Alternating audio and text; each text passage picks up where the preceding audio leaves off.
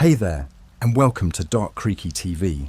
If you're new, hit that subscribe button for spine-tingling Reddit creepypasta stories that are perfect for a night of chilling thrills. Don't forget to share your thoughts in the comments below. Thanks for watching, and let's get into tonight's stories.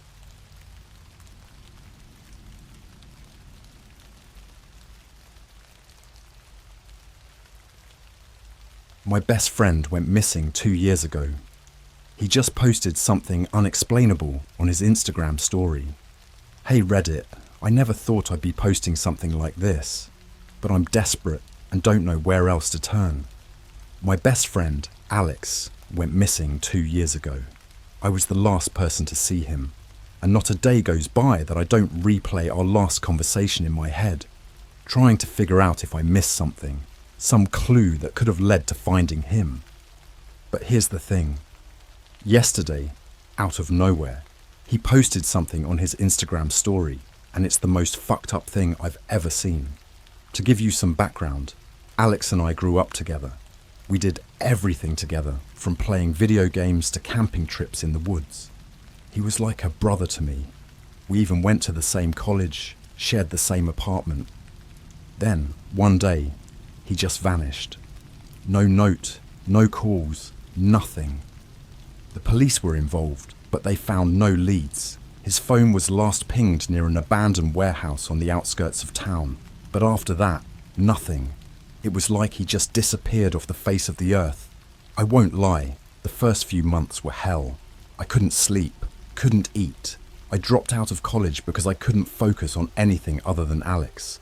His family was devastated, and I felt this immense guilt, like I should have done something more. But eventually, life forced me to move on. I got a job, moved to a different city, tried to start over, but I never stopped thinking about him. Then yesterday, as I was scrolling through Instagram, I saw a notification that made my heart stop. Alex has posted a new story. My hands were shaking so badly, I almost dropped my phone. I opened the story, expecting maybe some closure, a sign he was okay. But what I saw was something out of a nightmare. The story was a series of short video clips, and they were disturbing, to say the least. The first clip was of a dark room, lit only by a single flickering light bulb. The camera was shaky, like whoever was holding it had unsteady hands. The floor was covered in what looked like dirt and blood. My stomach turned, but I couldn't look away. The second clip showed a figure in the corner of the room. It was Alex. He was crouched down, his back to the camera, rocking back and forth. He looked wrong. His clothes were torn and dirty, and his hair was longer than I remembered, matted and greasy. But it was his face that sent chills down my spine. When he turned to look at the camera, his eyes were wide and bloodshot, and he had this manic grin that stretched way too far. His teeth were yellow and jagged, and there was dried blood caked around his mouth. He looked like he hadn't slept in days. He started whispering something, but I couldn't make out the words. I turned up the volume, but it was still just a low, guttural muttering. Then he started laughing, this high-pitched, hysterical laugh that sounded like it belonged to a lunatic. He was holding something in his hands, but I couldn't see what it was. The camera zoomed in, and I realized with horror that it was a piece of raw meat. He brought it to his mouth and started gnawing on it like a wild animal, blood dripping down his chin. I felt like I was going to be sick, but I forced myself to keep watching. The third clip was even worse. The camera was now focused on a small, dirty mattress on the floor. There were chains attached to the bedposts, and on the mattress was a woman. She looked emaciated, her skin pale and covered in bruises. Her eyes were hollow, and she had this vacant, defeated look on her face. I couldn't tell if she was dead or just unconscious, but either way, it was clear she had been through hell. Alex appeared in the frame again, holding a rusty knife. He looked directly into the camera and smiled that same twisted smile. He started talking, but his words were slurred like he was drunk or drugged. "Welcome to my little slice of paradise," he said, his voice dripping with malice. "I bet you never thought you'd see me again, did you? Well, here I am, and I'm not alone." He gestured to the woman on the mattress and laughed that insane laugh again. I've been busy, you see, making new friends, having fun. This is just the beginning. He leaned down and ran the knife along the woman's arm, leaving a thin trail of blood. She didn't even flinch. She used to scream, he said, almost wistfully. But they all stopped screaming eventually. I couldn't take it anymore. I closed the app and threw my phone across the room. I sat there, shaking, trying to process what I had just seen. It couldn't be real. Alex couldn't be capable of something like that. But the videos, they were real. And they were recent. I didn't sleep at all last night. Every time I closed my eyes, I saw Alex's face. That twisted grin. Heard his deranged laughter. I knew I had to do something, but I didn't know what. Should I go to the police? Show them the videos? But what if they thought I was crazy, or worse? What if they thought I was involved somehow? This morning, I decided to check his Instagram again. The story was still there, but there were new clips added. This time, it was a close-up of his face. He was whispering something again, but this time, I could make out the words. "I'm coming for you," he said, over and over. "I'm coming for you." I don't know what to do, Reddit. I feel like I'm losing my mind. Is this some kind of sick joke? Or has Alex really become some kind of monster? And if he has, what does he want with me? I'll keep you updated if anything else happens. For now, I just needed to get this off my chest. Please, if anyone has any advice or has experienced something similar, let me know. I'm scared, and I don't know who else to turn to. Hey Reddit, I'm back. I didn't expect to be posting again so soon, but things have taken a turn for the worse, and I need to get this out while I still can. After what happened yesterday, I couldn't stay in my apartment. Every creak, every shadow had me jumping out of my skin. I packed a bag and drove to my parents' house, thinking I'd be safer there. But safety is an illusion, and the nightmare followed me. When I got to my parents' place, they were worried sick. I must have looked like a ghost, pale and trembling. I tried to explain what was going on, but it sounded so insane coming out of my mouth. My mum wanted to call the police right away, but I convinced her to wait. I needed to make sense of things first. That night, I couldn't sleep. I kept hearing Alex's voice in my head. "I'm coming for you." Around 2 a.m, I got a notification on my phone. It was another Instagram story from Alex. My heart pounded as I opened it, dreading what I might see. This time, the video was different. It started with Alex standing in front of a mirror. His reflection was warped, almost demonic. His eyes were darker, and there was a shadowy figure standing behind him, barely visible in the dim light. He was grinning that same twisted grin. He lifted his hand and pointed directly at the camera, as if he could see me watching. Then the screen went black and text appeared. "Check your front porch." I felt a cold sweat break out on my forehead. I didn't want to look, but I had to. I crept downstairs, my heart thudding in my chest.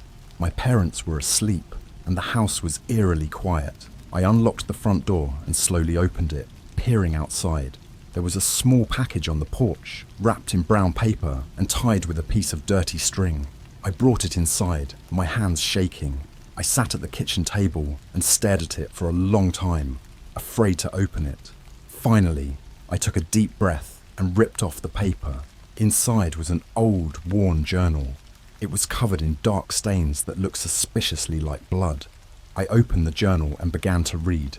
The handwriting was messy, frantic. It was Alex's journal, and what I read chilled me to the bone. Day 1, I don't know where I am. Everything is dark.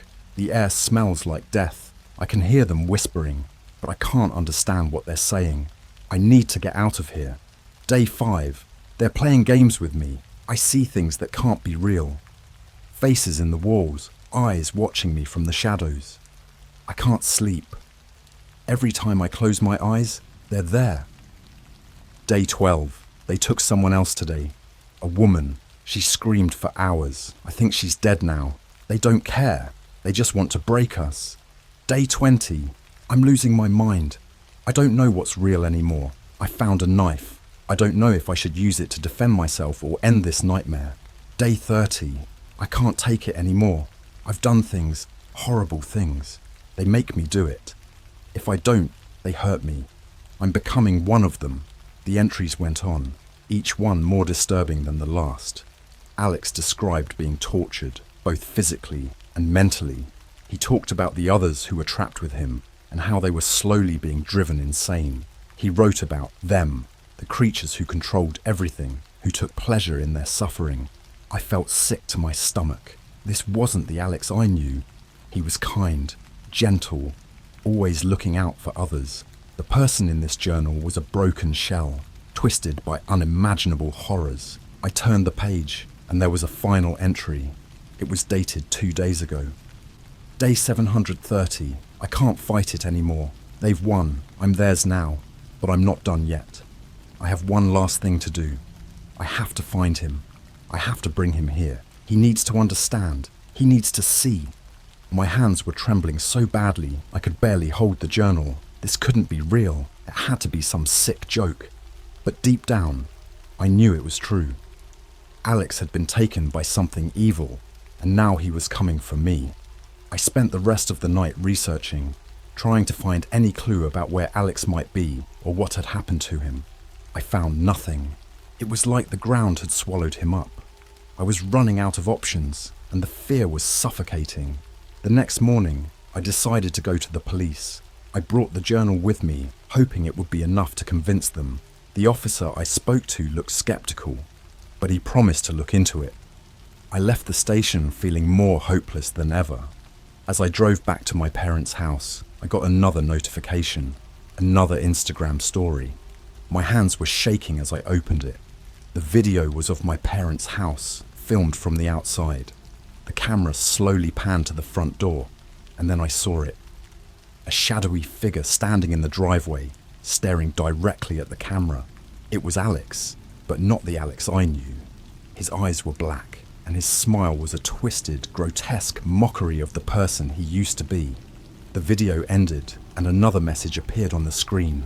"I'm here." I slammed on the brakes, my heart racing. I was only a few blocks away from home, but I couldn't go back. Not now. I turned the car around and drove to the nearest motel, where I locked myself in the room and tried to figure out what to do next. I don't know how much time I have left. Alex is coming for me, and I don't think I can stop him. If anyone has any advice or has been through something similar, please help. I'm scared, and I don't know how much longer I can keep running. Hey Reddit, I'm back again. I didn't sleep at all last night. Every time I closed my eyes, I saw Alex's face. That grotesque smile. Those empty black eyes. I stayed in the motel, trying to think of what to do next, but my mind kept going in circles. I felt like a rat in a maze, with no way out. In the morning, I checked my phone again. Another Instagram story from Alex. This time, it was just a still image. It was a picture of the woods near our hometown, a place where Alex and I used to hang out when we were kids. There was an old, abandoned cabin deep in the forest, a place we called the Hideout. We used to go there to escape, to feel like we were in our own world. Seeing that picture made my blood run cold. Was he there? Was he waiting for me? I knew I had to go. I had to find out what was going on, to end this nightmare. I packed a bag with some essentials, a flashlight, a knife, my phone, and drove back to my hometown. I parked my car at the edge of the woods and started walking towards the hideout. The woods were eerily quiet. The only sound was the crunching of leaves under my feet. As I got closer to the cabin, I noticed something strange. There were symbols carved into the trees. Strange, twisted symbols that looked like they were done with a knife. They seemed to glow faintly, and I felt a chill run down my spine. When I reached the cabin, I saw that the door was slightly ajar. I took a deep breath and pushed it open. The inside was dark and smelled of mold and decay. I turned on my flashlight and looked around. The cabin was just as we had left it years ago, but now it felt wrong, like it was tainted by something evil. I called out, "Alex, are you here?" My voice echoed in the empty cabin. There was no response. I stepped inside, my heart pounding in my chest. As I moved deeper into the cabin, I saw something that made my blood run cold.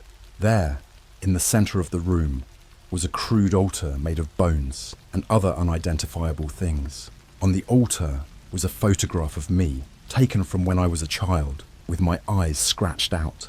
Suddenly the door slammed shut behind me. I spun around, my flashlight beam shaking. Alex was standing there, his face illuminated by the dim light. He looked even worse than before, his skin pale and sickly, his eyes sunken and dark. He smiled that same twisted smile and took a step towards me. "Hello, old friend," he said, his voice low and menacing. "I've been waiting for you." I backed away, my mind racing. "Alex, what happened to you? What is all this?" He laughed, a cold, hollow sound. "You wouldn't understand. They showed me things beyond your comprehension. I tried to fight it, but in the end, I embraced it. And now, I'm going to share it with you." He lunged at me, and I barely had time to react. I swung the flashlight at him, hitting him in the face. He stumbled back, snarling like a wild animal. I ran towards the door, but he was on me in an instant, dragging me to the ground. We struggled, rolling on the floor. I managed to get the knife from my bag and stabbed him in the arm. He screamed, a high-pitched, inhuman sound, and let go of me. I scrambled to my feet and ran out of the cabin, not looking back. I ran through the woods, branches whipping at my face, my breath coming in ragged gasps. I could hear him behind me, crashing through the underbrush, getting closer. I didn't stop until I reached my car. I jumped in, locked the doors, and sped away, my heart pounding in my chest. I drove to the nearest town and went straight to the police. I told them everything, showed them the videos, the journal. They looked at me like I was crazy, but they promised to send someone to check the cabin. I don't know if they believed me, but I couldn't stay there any longer. I had to keep moving. I'm in another motel now, far from home. I don't know where Alex is, but I know he's still out there, and he's not going to stop until he finds me. I don't know what to do, Reddit. I'm scared, and I feel like I'm running out of options. If anyone has any advice, please, I'm begging you, help me. Hey Reddit, I don't even know how to begin this. Things have gotten so much worse, and I don't know how much longer I can keep this up. After my last post, I thought I could just stay on the move, keep ahead of Alex. But it's like he's always one step ahead of me. I think he's toying with me, enjoying my fear. After leaving the police station, I drove for hours, not really knowing where I was going. I ended up in a small town a couple of states away. I checked into a cheap motel and tried to figure out my next move. I needed help, but I didn't know who to trust. I felt like I was losing my mind. That night, I got another Instagram notification. My hands were shaking so badly, I could barely unlock my phone. The story was different this time. It was a live feed. Alex was streaming from the hideout, and he wasn't alone. In the video, Alex was standing in the middle of the cabin, surrounded by candles. There were more of those strange symbols drawn on the walls, glowing faintly in the candlelight. He was holding the camera, his face filling the screen. He looked directly at me, as if he could see me watching.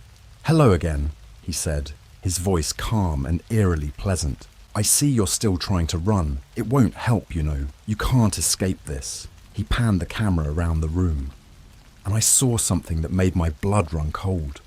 There were people in the cabin, tied to the walls. They were unconscious, their heads hanging limp. Their clothes were dirty and torn, their bodies covered in bruises and cuts. I recognized one of them immediately. It was the woman from the previous video, the one on the mattress. "We've been busy," Alex continued, "making new friends, preparing for your arrival. They all tried to run too, but in the end, they all came back." He moved the camera back to his face, and I could see the madness in his eyes. "You see, it's not just about you anymore. You've become part of something bigger, something you can't even begin to understand. But don't worry, you'll see soon enough." The screen went black, and a message appeared. "See you soon." I felt like I was going to be sick. I couldn't breathe. I didn't know what to do. I sat on the edge of the bed, my mind racing. I knew I couldn't go to the police again. They didn't believe me. And even if they did, they wouldn't be able to help. I was on my own. I decided to try and get some sleep, but every time I closed my eyes, I saw those people in the cabin, their lifeless bodies hanging from the walls. I couldn't shake the feeling that Alex was right, that there was no escape. Around 3 a.m, I heard a noise outside my motel room. I froze, my heart pounding. The sound was faint at first, but it got louder, closer. It was the sound of footsteps, slow and deliberate, moving down the hallway towards my room. I grabbed the knife from my bag and stood by the door, my hands shaking. The footsteps stopped right outside. There was a moment of silence, then a soft knock. "Who's there?" I called out, trying to keep my voice steady. There was no response, just another knock, louder this time. I held my breath, waiting. Then the doorknob started to turn, slowly, as if whoever was on the other side was taking their time, enjoying my fear. I didn't wait to see what would happen next. I threw open the door and lunged with the knife, but there was no one there. The hallway was empty, but I could feel eyes on me, watching, waiting. I slammed the door shut and locked it, my heart racing. I didn't sleep at all that night, just sat on the bed with the knife in my hand, waiting for something to happen. In the morning, I decided to leave. I packed my things and got in the car, not even sure where I was going. I just knew I had to keep moving, but as I pulled out of the parking lot, I saw something that made my blood run cold. There, standing at the edge of the woods, was Alex. He was watching me, that twisted grin on his face. He didn't move, didn't try to stop me. He just stood there, watching, as if to remind me that no matter where I went, he would always find me. I've been driving for hours now, and I don't know where I'm going. I'm running out of options, and I'm running out of time. If anyone has any idea what I should do, please, I'm begging you, help me. I can't do this alone. Hey Reddit, this will probably be my last update. Things have spiraled completely out of control, and I don't know how much longer I can keep this up. If you're reading this, thank you for sticking with me. Your support has been the only thing keeping me sane through this nightmare. After my last post, I drove non-stop for nearly 2 days, only stopping for gas and to grab some food. I tried to stay off the main roads, hoping to lose Alex, but no matter where I went, I couldn't shake the feeling that he was right behind me. Every time I checked my phone, there was another notification, another message from him, taunting me, reminding me that I couldn't escape.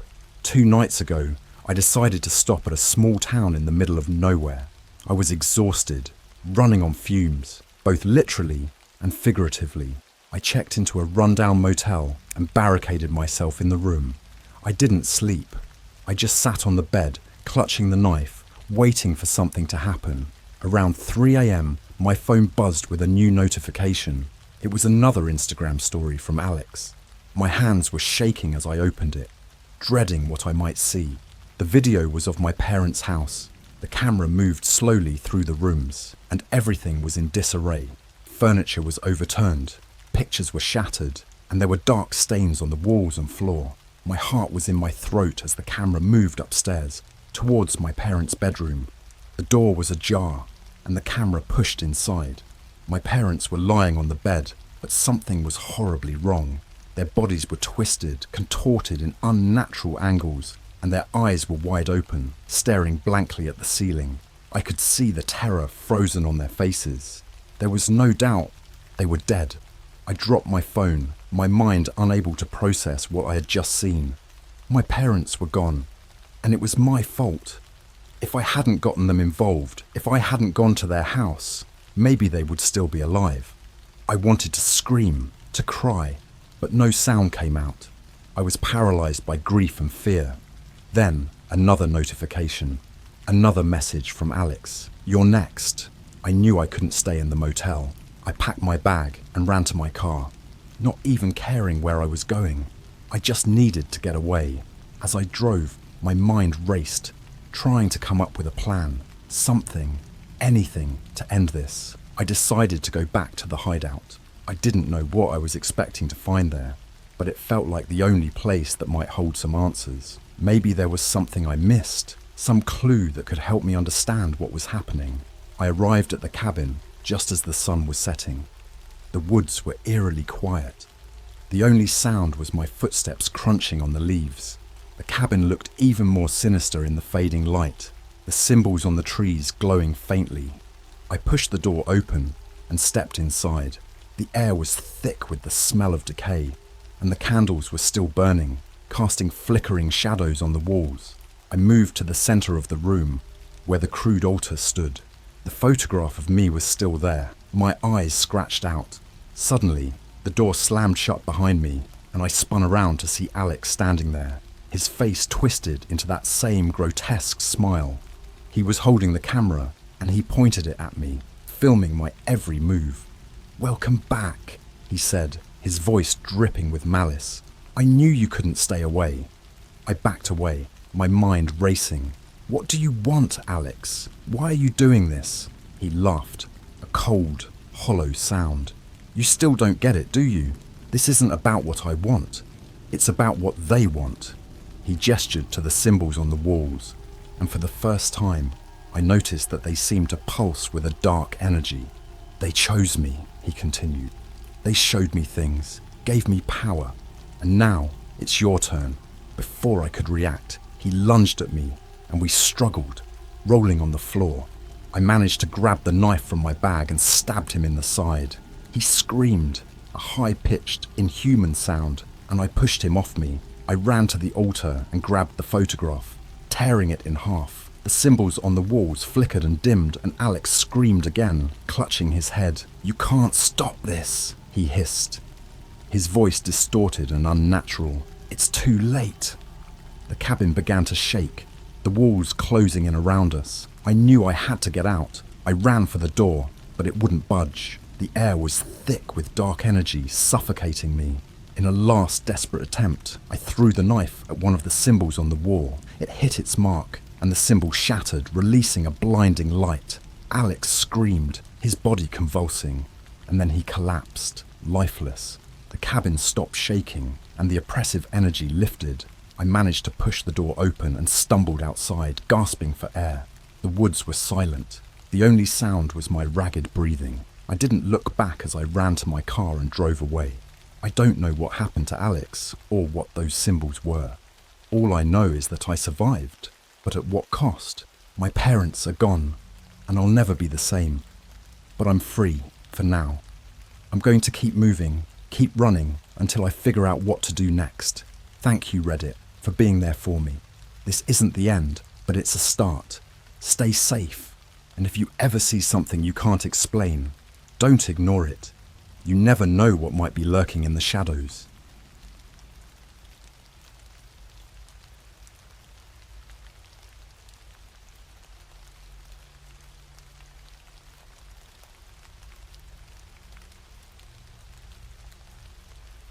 I think I'm being stalked by a smaller version of myself.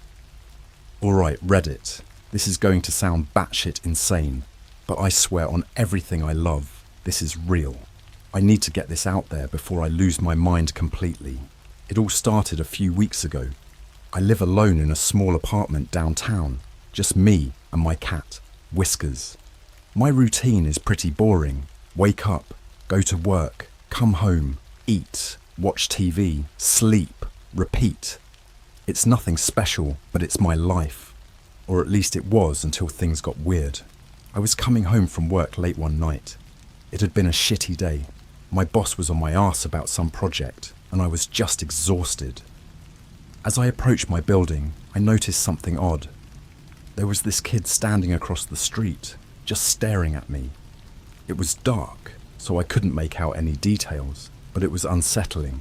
I brushed it off as my tired brain playing tricks on me and went inside. A few days later, I saw the kid again. This time, he was closer. I was walking to my car in the morning, and there he was, standing by the dumpster, watching me. I felt a chill run down my spine. The weirdest part, he looked familiar. Not in the "I've seen you around the neighborhood" way, but more like looking in a distorted mirror. It was like seeing a younger version of myself. I tried to shake it off, but I couldn't. The kid had the same brown hair, the same crooked smile I had in my old photos. It was fucking creepy. I told myself I was being paranoid and went to work. Over the next week, I saw him a few more times. Always from a distance, always watching. I started getting paranoid, looking over my shoulder, peeking through the blinds. One night, I swear I heard footsteps outside my apartment door. I rushed to check, but no one was there. Things escalated quickly after that. I started having these bizarre dreams where I was being chased through endless hallways by me. Only it wasn't exactly me. It was like a twisted, smaller version of myself, laughing maniacally, whispering my secrets, my fears. I'd wake up drenched in sweat, heart pounding, feeling like I was losing my grip on reality. One night, I woke up to whiskers hissing at something in the corner of my room. I turned on the light, and there he was, the kid. Only he wasn't a kid. He was me, but smaller, like a shrunken, twisted doppelganger. He was grinning at me, eyes glinting with a sinister light. I screamed, and he vanished, leaving me shaking and terrified. I called in sick to work the next day. I couldn't face anyone, couldn't explain what was happening. I spent the day searching online, trying to find anything that made sense. Doppelgangers, evil twins, hallucinations. Nothing fit. I was losing it, and I knew it. The final straw was when I found a note on my kitchen counter. It was written in my handwriting. "You can't escape me." I felt my blood run cold. I hadn't written that. I knew I hadn't. That's when I decided to set up cameras around my apartment. I needed proof. Something to show I wasn't going insane. I bought the best ones I could afford, set them up in every room, and waited. The first night, nothing. The second night, nothing. By the third night, I was starting to think I was imagining everything. But then I checked the footage. There I was, sleeping soundly in my bed. And there he was, standing over me, watching, the smaller version of myself, grinning that same twisted grin. He leaned in close, whispered something in my ear, and I jolted awake, staring right at the camera. But in the footage, there was no one there, just me, thrashing in my sleep. I felt a wave of nausea wash over me. This wasn't possible. It couldn't be real. But it was. I was being stalked by a smaller version of myself, and I had no idea what to do. That's why I'm posting this here. I need help. I need someone to tell me I'm not crazy, that there's an explanation. Because if there isn't, I don't know how much longer I can keep this up. I'm scared, Reddit. Really fucking scared. Thanks for the responses on my last post. Some of you suggested it might be stress, sleep paralysis, or some mental health issue. Trust me, I've thought about all of that. But the footage I have, it's undeniable. I decided to take a few days off work, try to figure this out. It didn't help. If anything, it made things worse. I spent hours watching the footage over and over, trying to find some logical explanation. I even showed it to a friend, Mark. He's a tech guy, always tinkering with cameras and gadgets. He didn't believe me at first, thought I was pranking him. But when he saw the footage, his face went pale. "Man, I don't know what this is. It's not a glitch. This is real," he said. That night, I asked Mark to stay over. I needed someone there to confirm I wasn't losing my mind. We set up the cameras again, double-checked everything, and tried to get some sleep. I don't think either of us really did. Around 3 a.m, I woke up to Mark shaking me. "Dude, get up! You need to see this!" We ran to the living room and pulled up the live feed. There it was, the smaller version of me, standing at the foot of my bed, just staring. Mark looked at me, eyes wide with fear. "What the fuck is that?" he whispered. We watched as it slowly turned its head, grinning at the camera before disappearing into thin air. I felt like I was going to throw up. "You see it too, right? I'm not crazy?" I asked, my voice trembling. Mark nodded, his face ashen. "Yeah, I see it. What the hell do we do?" The next day, Mark and I went through every piece of footage, trying to find some clue, some hint of what was happening. We even went to the police, but they didn't take us seriously. "You're probably just stressed. Try to get some rest," the officers said, looking at us like we were nuts. I was desperate. I started researching everything I could find about doppelgangers, supernatural entities, even cryptids. Nothing matched. The only thing I found were old folklore tales about shadow selves, twisted versions of people that would follow them, torment them. But those were just stories, right? A few nights later, I woke up to a noise in the kitchen. It sounded like someone was rifling through the drawers. Heart pounding, I grabbed a baseball bat and crept towards the noise. As I rounded the corner, I saw him, me, standing there, holding one of my knives, grinning that same horrifying grin. "What do you want?" I shouted, raising the bat. He didn't answer, just kept grinning, eyes glinting with malice. I swung the bat, but it passed right through him like he was made of smoke. He laughed, a high-pitched, eerie sound that sent shivers down my spine. "Leave me alone," I screamed, but he just shook his head, whispering, "You can't escape me." I stumbled back, dropping the bat, and ran to my bedroom, slamming the door behind me. I could hear him laughing, the sound echoing through the apartment. I didn't sleep at all that night. The next day, I noticed something even more disturbing. Whiskers, my cat, was acting strange. He wouldn't come near me, hissed and growled whenever I tried to pet him. It was like he saw something in me that wasn't right. I couldn't blame him. I felt it too, like there was a dark cloud hanging over me, something evil that was slowly taking over.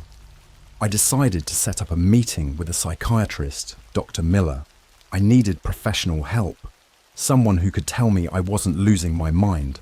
I brought the footage with me, hoping it would be enough to convince her that this was real. Dr. Miller listened patiently as I explained everything. She watched the footage, her face unreadable. "This is unusual," she said finally. "I've never seen anything like it. But I believe you believe it's real. We need to explore every possibility." She prescribed me some medication for anxiety and suggested I come in for regular sessions. I left her office feeling a tiny bit better, but I knew deep down that pills and therapy wouldn't fix this. Whatever was haunting me wasn't in my head. It was real, and it was getting bolder. That night, I took the medication and tried to sleep. I hoped for a dreamless night, but of course, that didn't happen. I woke up around 2 a.m. to the feeling of being watched. I opened my eyes, and there he was, sitting in the corner of my room, grinning at me. "You can't get rid of me," he whispered. "I'm part of you." I tried to scream, but no sound came out. He stood up, walking towards me, his eyes burning with a terrifying intensity. "I know all your secrets, all your fears," he said. "You can't hide from me."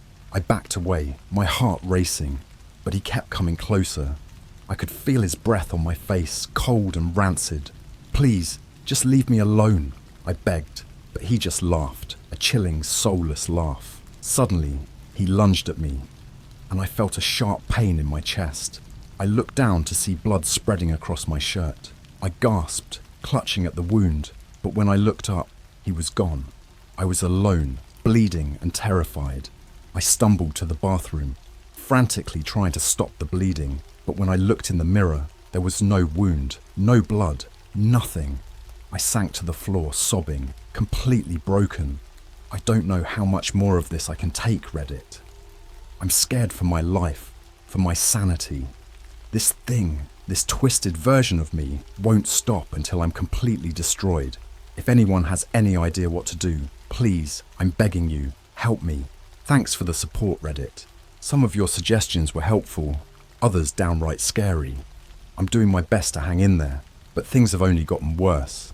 After the last incident, I moved the cameras around, trying to catch different angles, hoping to find some clue as to how this thing was getting in and out of my apartment. But it didn't help. The footage always showed the same thing, him appearing out of nowhere, tormenting me, and then vanishing. I decided to stay with Mark for a few days.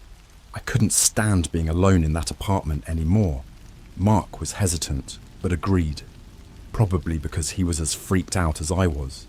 We set up the cameras in his house, and I crashed on his couch, hoping the change of scenery would help. The first night was quiet. I actually slept for a few hours, a minor miracle considering everything. But then, around 3 a.m, I woke up to that familiar feeling of being watched. I looked around, but the house was silent. I told myself it was just paranoia and tried to go back to sleep. The next morning, Mark and I reviewed the footage. There he was, standing in the hallway, staring right at the camera. His grin was even wider, more sinister. "This is fucked up, man," Mark said, shaking his head. "He's following you." I nodded, my stomach churning with fear. "I know. I don't know how to stop him." That day, we went to a local library to do some research. We dug through old books on folklore, hauntings, anything that might give us a clue. We found a few references to doppelgangers and shadow selves, but nothing concrete, nothing that explained why this was happening to me. Mark suggested we talk to a paranormal investigator. I was skeptical, but at this point, I was willing to try anything.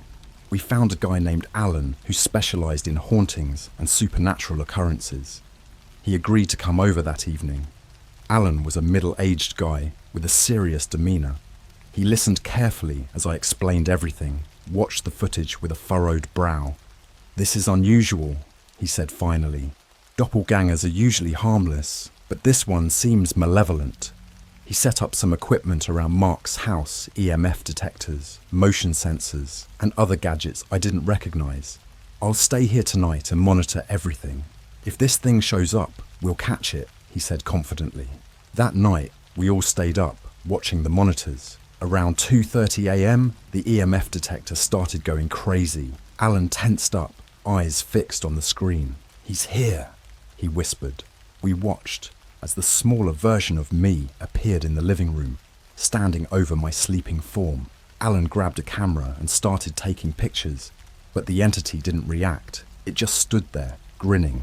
Suddenly, the lights flickered and the room grew cold. I could see my breath, feel the hairs on the back of my neck stand up. "What the hell is happening?" Mark muttered, looking around in fear. The entity turned its head slowly, fixing its gaze on Alan. "You can't stop me," it whispered, its voice like nails on a chalkboard. Alan took a step back, his face pale. "This isn't just a doppelganger. It's something else, something darker." I felt a surge of panic. "What do we do?" I asked, my voice shaking. Alan shook his head. "I don't know. This is beyond anything I've dealt with. We need to get out of here." But before we could move, the entity lunged at Alan, knocking him to the ground. He screamed, clutching his chest as if he were having a heart attack. I rushed to help him, but the entity blocked my path, its eyes burning with malevolence. "You can't escape me," it hissed, advancing on me. I stumbled back, feeling a sharp pain in my head. It was like my brain was being torn apart. I screamed, falling to the floor, clutching my head in agony. Mark grabbed a broom and swung it at the entity, but it passed right through.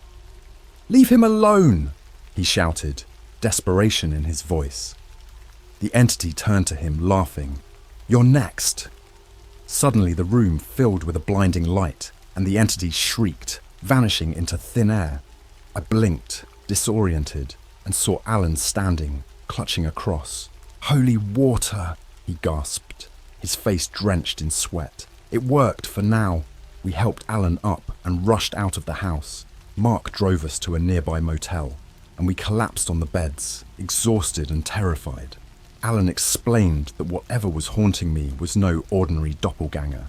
It's a malevolent spirit, feeding off your fear. We need to find out why it's targeting you. The next day, we did some digging into my past, looking for any clues.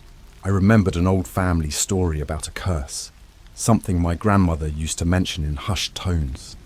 I always thought it was just a spooky tale, but now I wasn't so sure. We visited my parents and I asked them about the curse. They exchanged worried glances before my mum finally spoke. "It's true, our family has been haunted for generations. Your great-great-grandfather made a deal with something dark, and it's been following us ever since." I felt a cold dread settle in my stomach. Why didn't you tell me?" "We hoped it would skip your generation," my dad said quietly, "but it looks like it found you." Alan nodded. "That explains a lot. We need to break the curse, or it will keep coming after you." We spent the next few days researching ways to break the curse. We tried everything: rituals, prayers, even exorcisms. But nothing worked. The entity kept coming back, stronger each time. One night, I woke up to find it standing at the foot of my bed again, its eyes glowing with a sinister light. "You can't get rid of me," it whispered, its voice echoing in my head. "I'm part of you." I felt a surge of hopelessness. This thing wasn't just haunting me, it was inside me, a twisted reflection of my darkest fears and secrets. I didn't know how much longer I could fight it. "I'm back, Reddit. I'm barely holding it together, but I have to keep telling this story. Maybe someone out there has the answer. Maybe it's just a way to keep my sanity. Either way, here's what happened next. After the last encounter, I was at my breaking point. Every attempt to rid myself of this malevolent spirit had failed. It was clear that this thing wasn't going to leave me alone. Alan suggested that we try to contact a renowned paranormal expert, Dr. Evelyn Hart, who had dealt with similar cases. Desperation drove me to agree. We managed to get in touch with Dr. Hart, who agreed to meet us at my parents' house. The family history might hold the key to understanding the curse. She arrived with an air of authority, carrying an array of strange tools and books that looked centuries old. Dr. Hart listened intently as we recounted everything, from the initial sightings to the failed attempts at banishing the spirit. She examined the footage and took extensive notes. "This entity is not just a spirit. It's an echo of your family's past sins, bound to your bloodline," she explained. "What can we do to stop it?" I asked, my voice barely a whisper. "There might be a way," she said, her expression grave. "But it's dangerous. You'll need to confront the spirit directly, in its own realm. We need to perform a ritual that will allow you to enter its world. There, you might find a way to sever its connection to you." The plan sounded insane, but I had no other options. Dr. Hart instructed us to prepare a room for the ritual, covering it in protective symbols and lighting candles infused with herbs she claimed would ward off evil. That night, we began the ritual. Dr. Hart chanted in a language I didn't understand, while Alan and Mark stood by, ready to intervene if something went wrong. I lay on the floor, surrounded by candles, feeling my consciousness slip away as Dr. Hart's voice grew distant. Suddenly, I found myself in a dark, twisted version of my apartment. The walls were covered in grotesque, pulsing shadows, and the air was thick with a nauseating stench. I felt a presence behind me and turned to see the smaller version of myself grinning as always. "You've come to join me," it said, its voice dripping with malice. "No," I replied, trying to muster some courage. "I've come to end this." The entity laughed, a chilling sound that echoed through the twisted realm. "You can't end what you don't understand. This curse is part of you. It's been passed down for generations. You can't break it." "Then I'll fight you," I said, my voice trembling but resolute. The entity lunged at me, and I felt a searing pain as its cold hands gripped my shoulders. I struggled, trying to push it away, but it was like fighting a shadow. It whispered in my ear, recounting my deepest fears and insecurities, feeding off my terror. I closed my eyes, trying to remember Dr. Hart's instructions. She had said that the key to defeating the entity was to confront it with the truth, to show it that I wasn't afraid. Summoning every ounce of strength, I shouted, "You're not real. You're just a manifestation of a curse, and I won't let you control me." The entity recoiled, its grip loosening. I took the opportunity to push it away, feeling a surge of determination. "I'm not afraid of you," I said, more confidently this time. "You're nothing but a shadow, a remnant of a past I didn't choose." The entity screamed, its form flickering like a dying flame. I could feel the air around me grow lighter, the oppressive darkness beginning to lift. "This isn't over," it hissed, its voice fading. "I'll always be a part of you."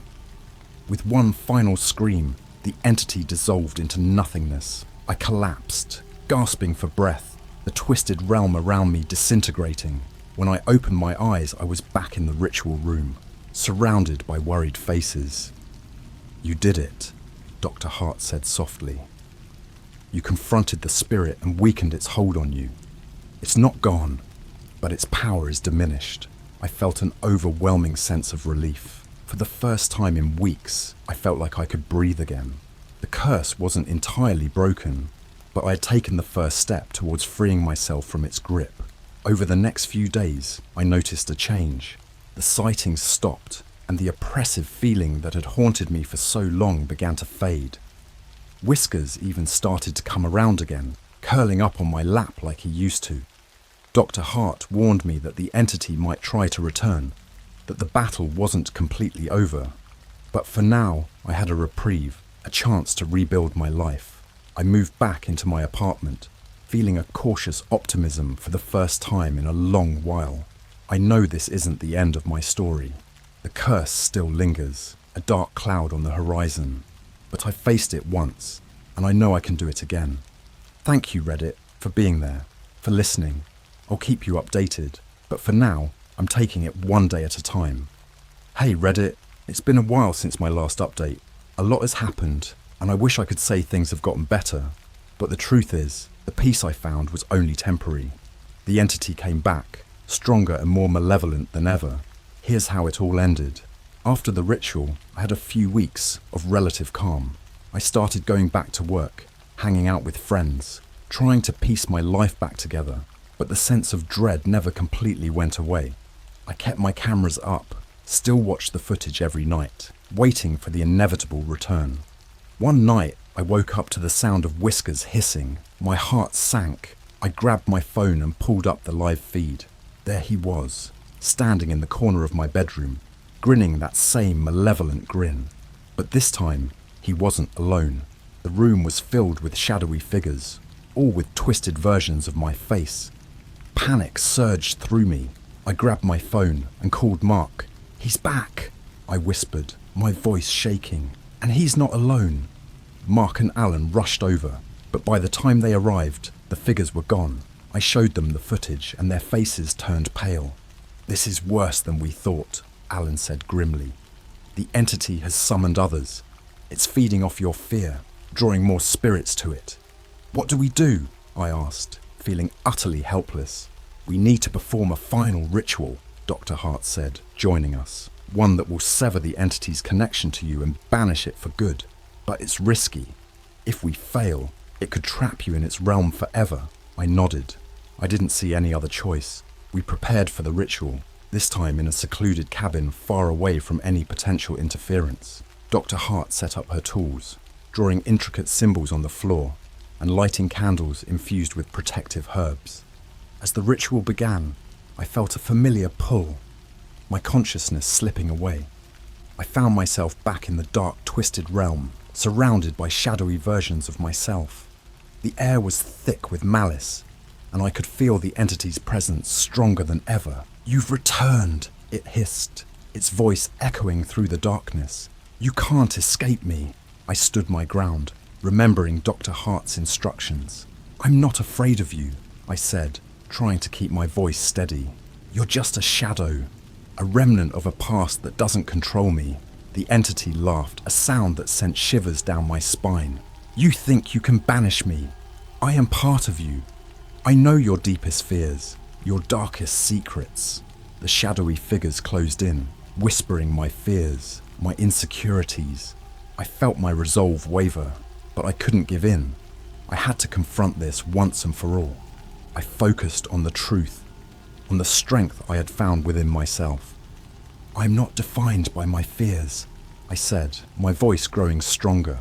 "I'm not controlled by my past. You have no power over me." The entity shrieked, its form flickering like a dying flame. The shadowy figures began to dissolve, their whispers fading into nothingness. I felt a surge of determination, stepping forward and facing the entity head on. "You can't scare me anymore," I said, my voice echoing with newfound confidence. "You're just a shadow, and shadows can't hurt me." The entity screamed, its form unraveling, the darkness around me dissipating. I felt a sudden rush of energy, a blinding light enveloping me. When I opened my eyes, I was back in the cabin, surrounded by Dr. Hart, Mark and Alan. "You did it," Dr. Hart said, her voice filled with relief. "You confronted your fears and severed the entity's connection to you." I felt a wave of exhaustion wash over me, but also a profound sense of peace. The oppressive feeling that had haunted me for so long was gone. The curse was broken. In the weeks that followed, I slowly rebuilt my life. The sightings stopped, the nightmares faded, and for the first time in what felt like forever, I felt free. Whiskers returned to his old self, no longer hissing at unseen threats. I still keep the cameras up, more out of habit than fear. The experience changed me, but it also made me stronger. I know the entity could return, but I also know that I have the strength to face it. I'm not afraid anymore. Thank you, Reddit, for being there, for listening, and for your support. This journey has been a nightmare, but I've come out the other side stronger. If you're facing your own demons, remember that you have the power to confront them. You are stronger than your fears. This is the end of my story, but also the beginning of a new chapter.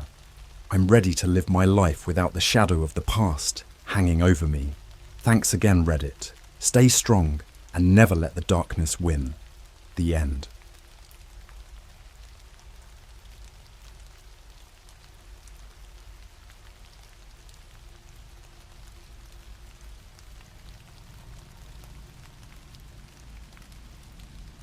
If your child ever comes across the hidden Disney show, do not let them watch it.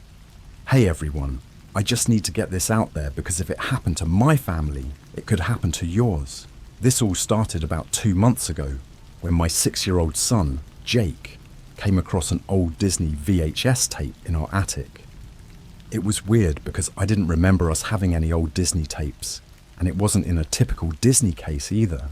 It was just a plain black VHS with hidden Disney shows scrawled on it in marker. Jake was excited, so I decided to humour him. We set up our old VCR, which we hadn't used in years, and popped in the tape.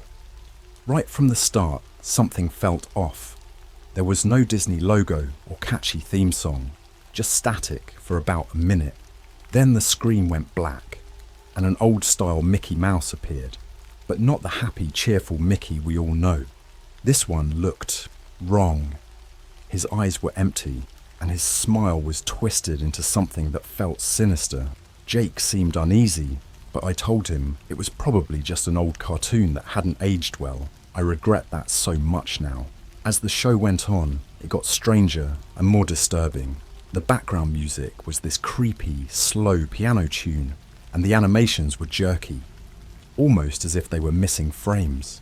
The first scene was of Mickey walking through what looked like a decrepit, abandoned amusement park. There were no bright colours, just dull, lifeless tones. As he walked, you could hear faint whispers and unsettling noises. I tried to make out what the whispers were saying, but it was all garbled, like they were speaking in tongues or something. Jake was clutching my arm by this point, and I asked if he wanted to turn it off. He shook his head, eyes wide, too scared to speak. Mickey kept walking until he came to a rundown carnival tent. He went inside, and the screen cut to black again. When it came back, there was this horrible, high-pitched scream, and the camera panned over to show Goofy. But it wasn't the Goofy we're used to. He was chained up, eyes wide with terror, and his body was covered in deep cuts and bruises. The camera lingered on him for what felt like an eternity before cutting to Mickey, who was just standing there grinning. I was about to turn it off when the scene changed again. Now it showed a room filled with cages. Inside each cage was a different Disney character, all of them beaten and bloodied. The camera zoomed in on Donald Duck, who was sobbing and muttering to himself. I couldn't understand what he was saying, but his despair was clear. Then the screen flickered and showed text that read, "The only way out is through the darkness." I had no idea what it meant, but it sent chills down my spine. Jake started crying, so I turned off the tape. I tried to comfort him, telling him it was just a bad cartoon and not to worry. But I was scared too. I couldn't shake the feeling that there was something truly evil about that tape. Over the next few days, Jake was different. He became withdrawn, barely spoke, and refused to sleep in his own room. He kept saying he could hear Mickey's voice at night, whispering things to him. I thought it was just his imagination, a result of the disturbing tape, so I let him sleep in our room. But then the nightmares started. He would wake up screaming, sweating, and babbling about the darkness and the characters from the tape. One night, I woke up to find Jake standing at the foot of our bed, staring at us with a blank expression. His eyes were wide open, but it was like he wasn't really there. He started talking, but it wasn't his voice. It was deeper, almost guttural. He kept repeating, "The darkness is coming. The darkness is here." I grabbed him, shook him, trying to wake him up, but it was like he was in a trance. My wife was freaking out, and we decided to take him to a child psychologist the next day. The psychologist said it was probably a trauma response to whatever he saw on that tape, and suggested we try to make him feel safe and secure. But things only got worse. Jake stopped eating, barely slept, and when he did, he would wake up screaming about Mickey and the darkness.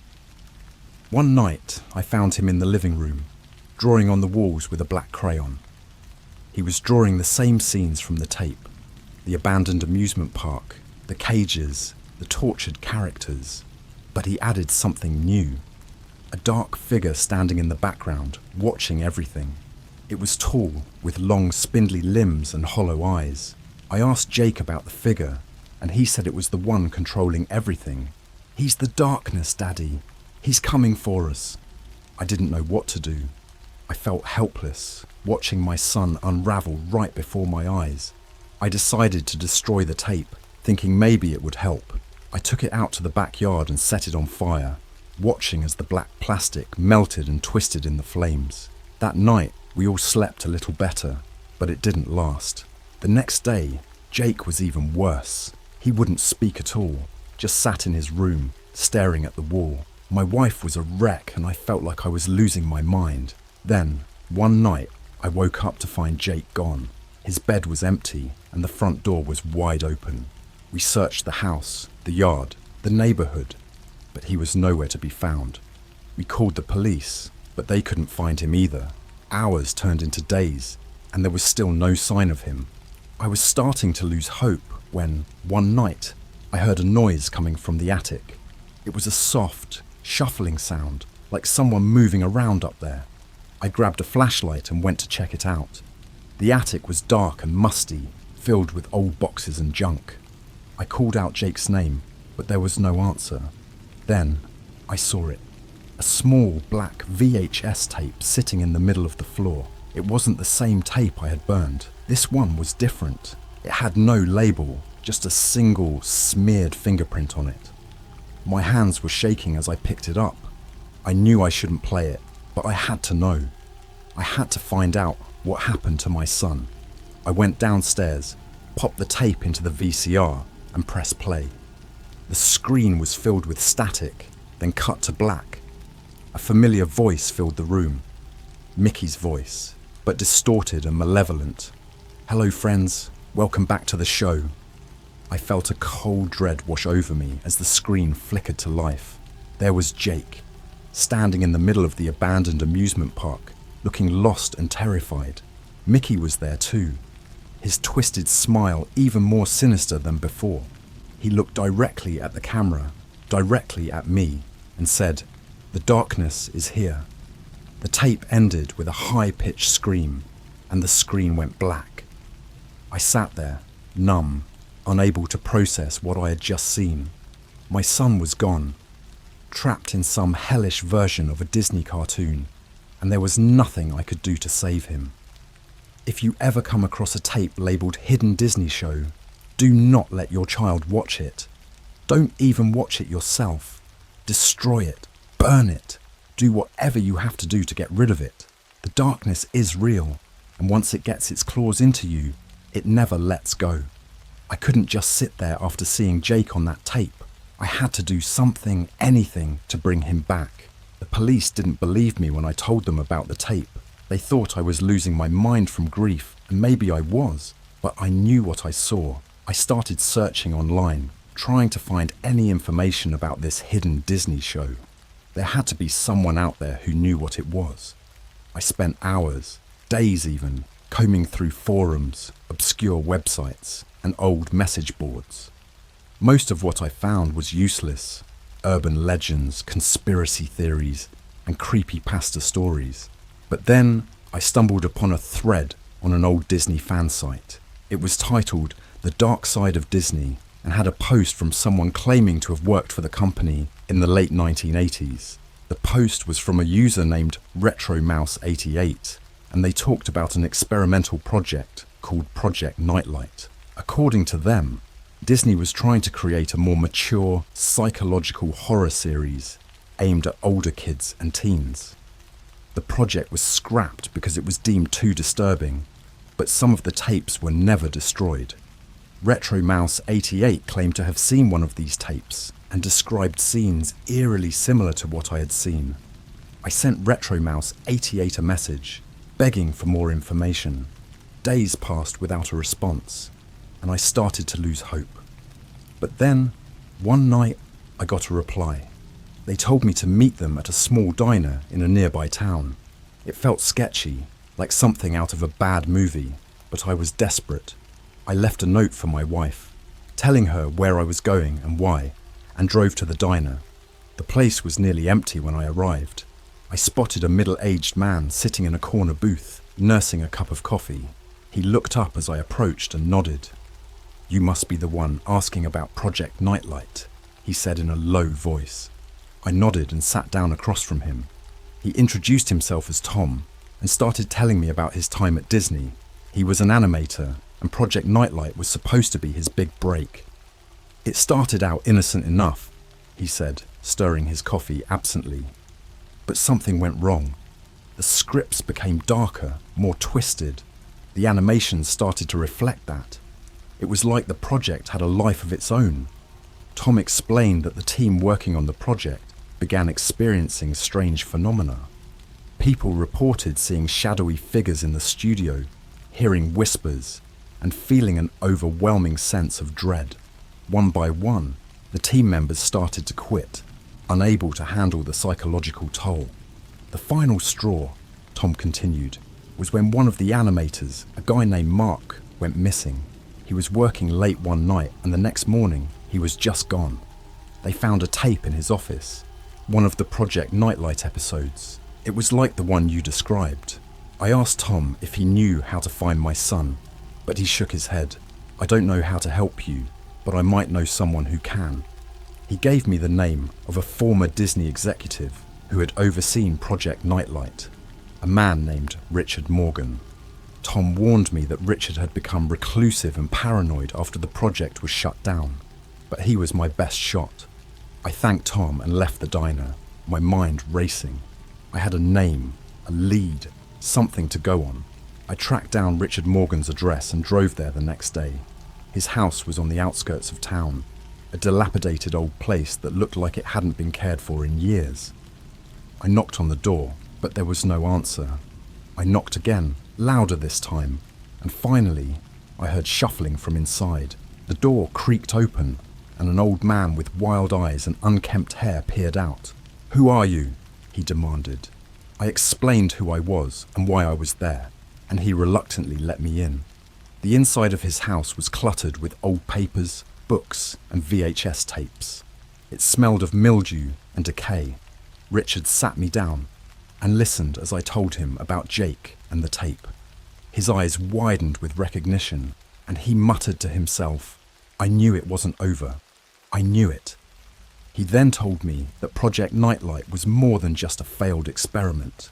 There was something evil about it, he said, his voice trembling. It was like the project was cursed. We thought we had destroyed all the tapes, but clearly some survived. I asked him how I could save my son, and he hesitated before answering. "There might be a way," he said slowly. "The tapes were made using a special process, a mix of animation and something else." I don't fully understand it, but there's a place, an old Disney facility, where they worked on Project Nightlight. If you can find the original equipment, maybe you can find a way to reverse it. Richard gave me directions to the facility, a long-abandoned studio hidden deep in the woods. He warned me to be careful, saying that the place was dangerous and that I should go prepared. I thanked him and left, determined to do whatever it took to bring Jake back. The drive to the facility was long and eerie. The road was narrow and winding, flanked by dense, dark trees. As I got closer, I felt an increasing sense of dread, like the darkness from the tape was reaching out to me. I finally arrived at the old studio, a crumbling building that looked like it hadn't been touched in decades.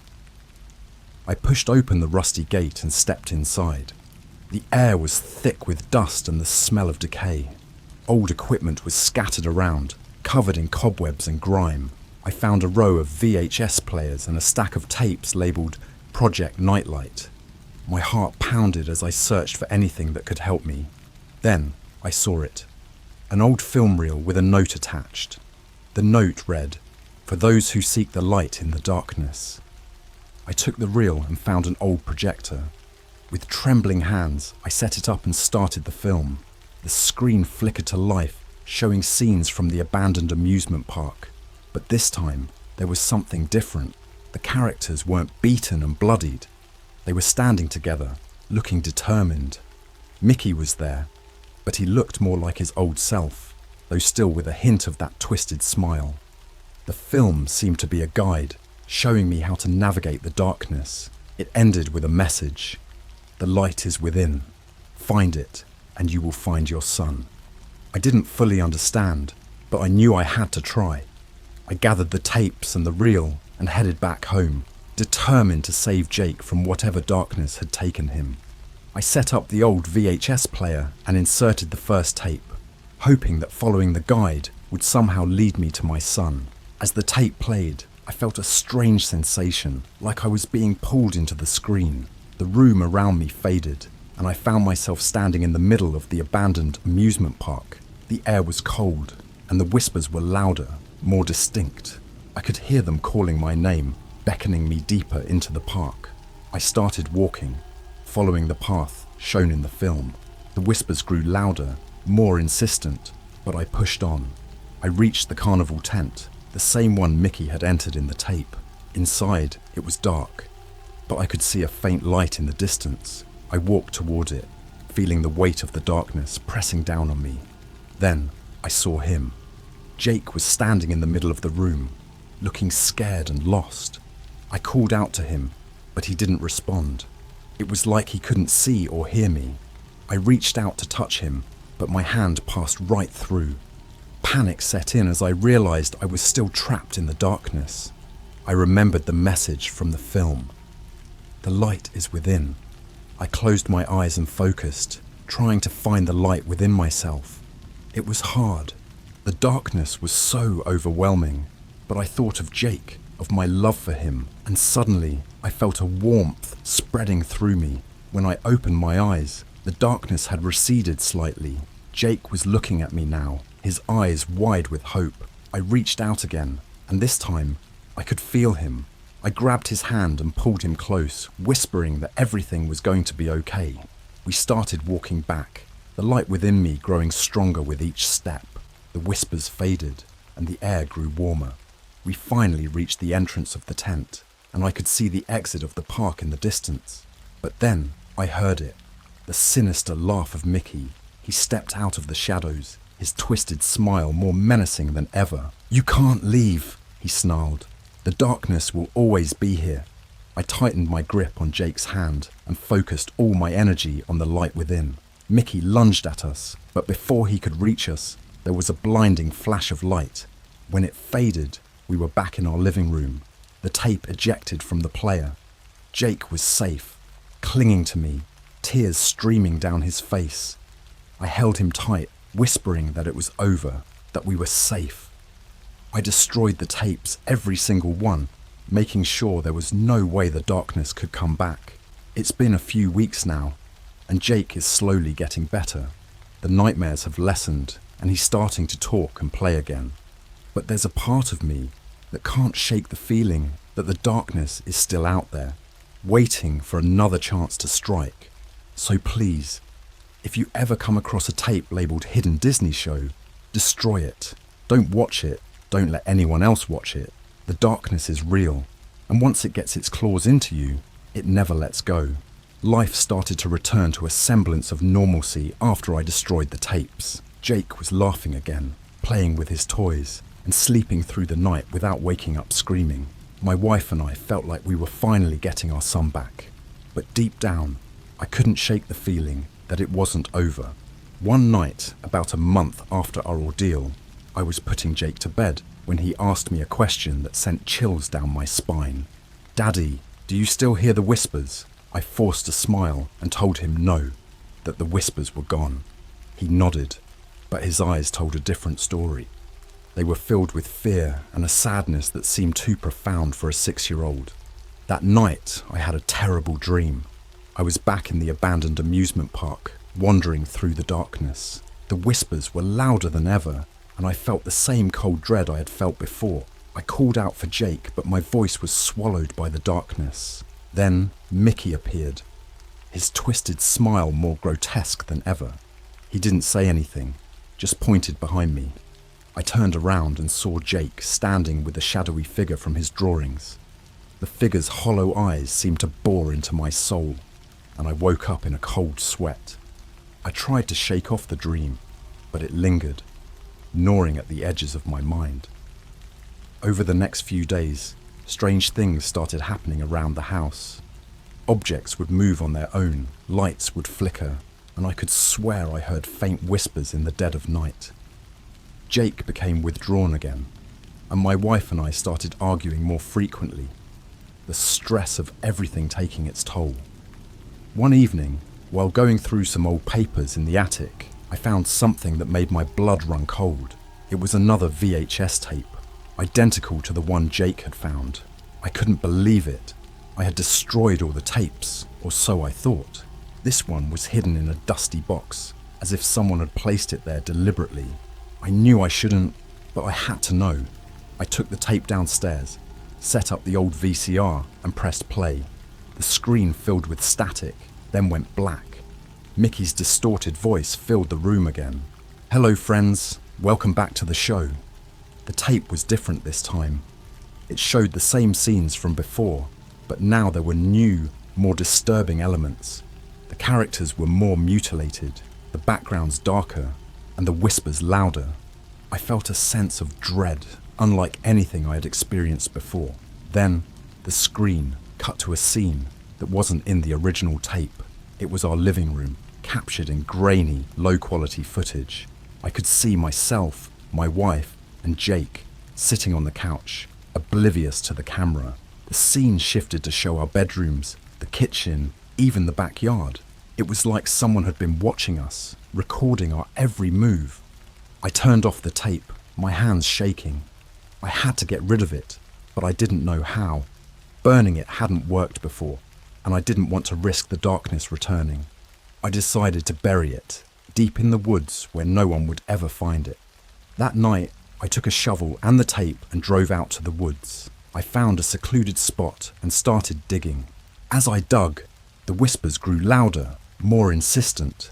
It was like they were trying to stop me. I ignored them, digging faster and deeper until I had a hole big enough to bury the tape. I threw the tape in the hole and covered it with dirt.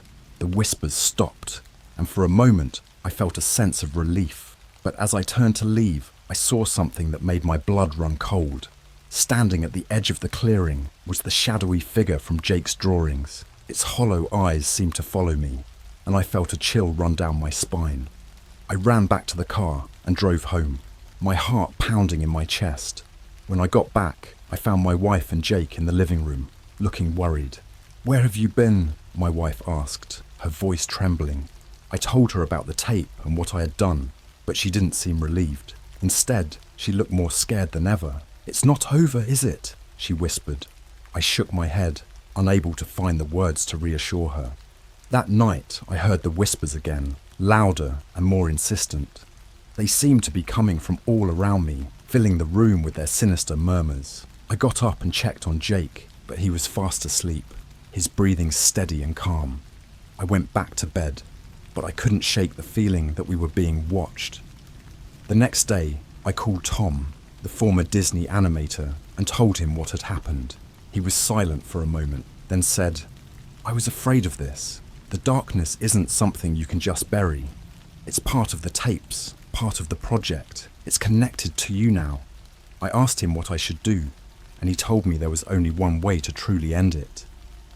"You have to go back to the source," he said, "to the place where the tapes were made. You have to destroy everything, every piece of equipment, every reel of film. Only then will you be free." I didn't want to go back, but I knew I had no choice. I had to protect my family, to end this nightmare once and for all. I packed some supplies, kissed my wife and Jake goodbye, and headed back to the old Disney facility. The drive was long and filled with a sense of dread. I arrived at the facility and forced myself to enter, despite the overwhelming feeling of fear. The inside was even more decrepit than before, filled with the same old equipment and tapes. I found the film reel with the note again and set it up on the projector. As the film played, I followed the guide, finding the hidden rooms and the old machines used for Project Nightlight. The whispers were louder now, almost deafening, but I pressed on, determined to end this once and for all. I gathered all the tapes, the reels, and the equipment and piled them in the center of the main room. I found some old gasoline in a storage closet and poured it over the pile. As I lit the match, the whispers reached a fever pitch, but I ignored them. I threw the match onto the pile and watched as the flames consumed everything. The whispers turned into screams, and the darkness seemed to writhe and thrash, as if in agony, but I stood my ground, watching as the flames grew higher, until finally they began to die down. The room was filled with smoke and the smell of burning plastic, but I felt a sense of relief wash over me.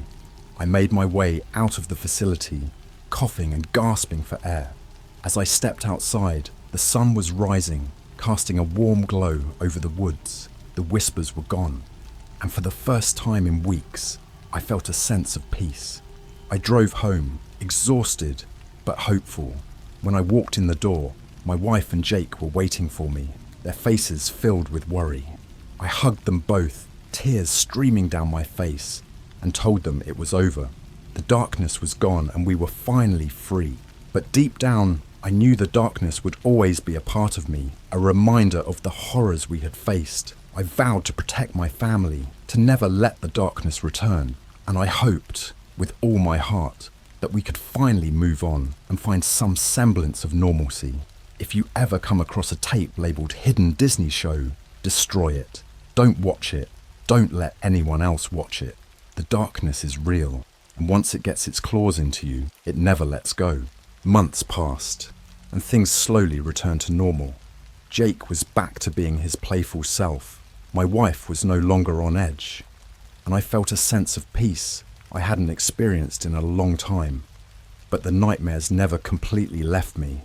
Every so often, I would dream about the abandoned amusement park, the shadowy figure, and that sinister version of Mickey Mouse. Each time, I woke up drenched in sweat, my heart pounding in my chest. One evening, after a particularly exhausting day at work, I decided to unwind with a few drinks. My wife and Jake were already asleep, so I sat in the living room, the soft glow of the TV casting eerie shadows across the room. I was flipping through channels when I came across an old cartoon. It wasn't Disney, just some harmless old show, but something about it made my skin crawl.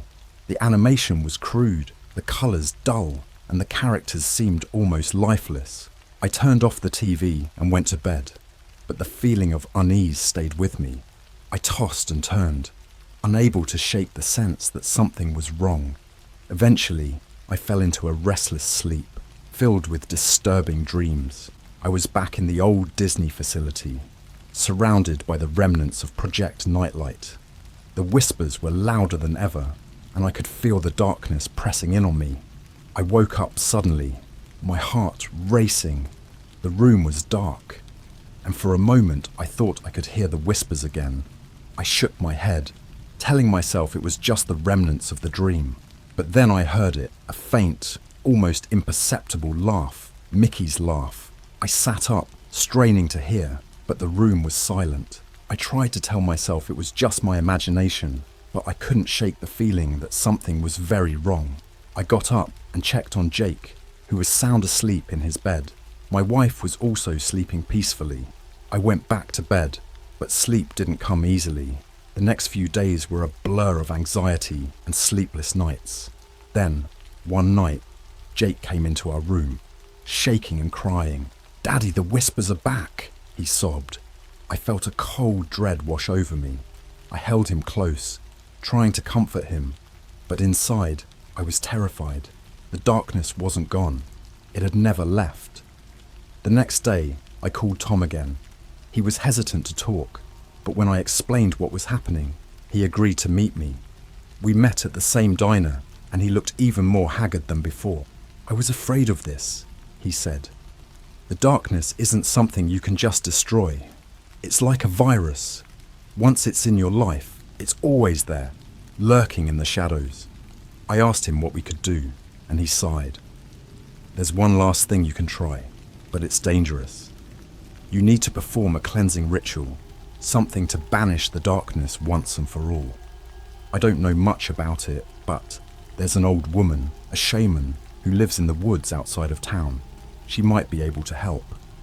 Desperate, I agreed. Tom gave me directions, and the next day I set out to find her. The drive was long and eerie, taking me deep into the forest. Eventually, I came to a small secluded cabin. Smoke rose from the chimney, and I could hear the sound of chanting coming from inside. I knocked on the door, and an old woman with piercing eyes and long grey hair opened it. She looked me up and down, then nodded. "I've been expecting you," she said. She invited me in, and the inside of her cabin was filled with herbs, candles, and strange symbols. She motioned for me to sit, and I told her everything that had happened. She listened intently, then nodded again. "The darkness you speak of is old, very old. It feeds on fear and despair. But it can be banished, though it will not be easy. You must confront it directly, face your deepest fears, and show it that you are not afraid." She gave me a small bundle of herbs and a vial of dark liquid. "Burn these herbs in your home and sprinkle the liquid around the entrances. It will weaken the darkness, make it manifest. When it does, you must stand your ground. Show it that you are not afraid, that you will not let it take you or your family." I thanked her and left, feeling a mix of hope and dread.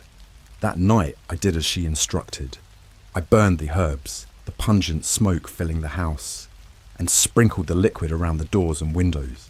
My wife and Jake watched, their faces pale with fear. As the smoke filled the house, the whispers grew louder, the air grew cold, and I could feel the darkness pressing in on us. Then, the shadowy figure appeared, its hollow eyes staring at me. I stood my ground, my heart pounding, and shouted, "I'm not afraid of you! You can't have us!" The figure recoiled, as if struck. The whispers turned into angry hisses, and the darkness seemed to swirl around us.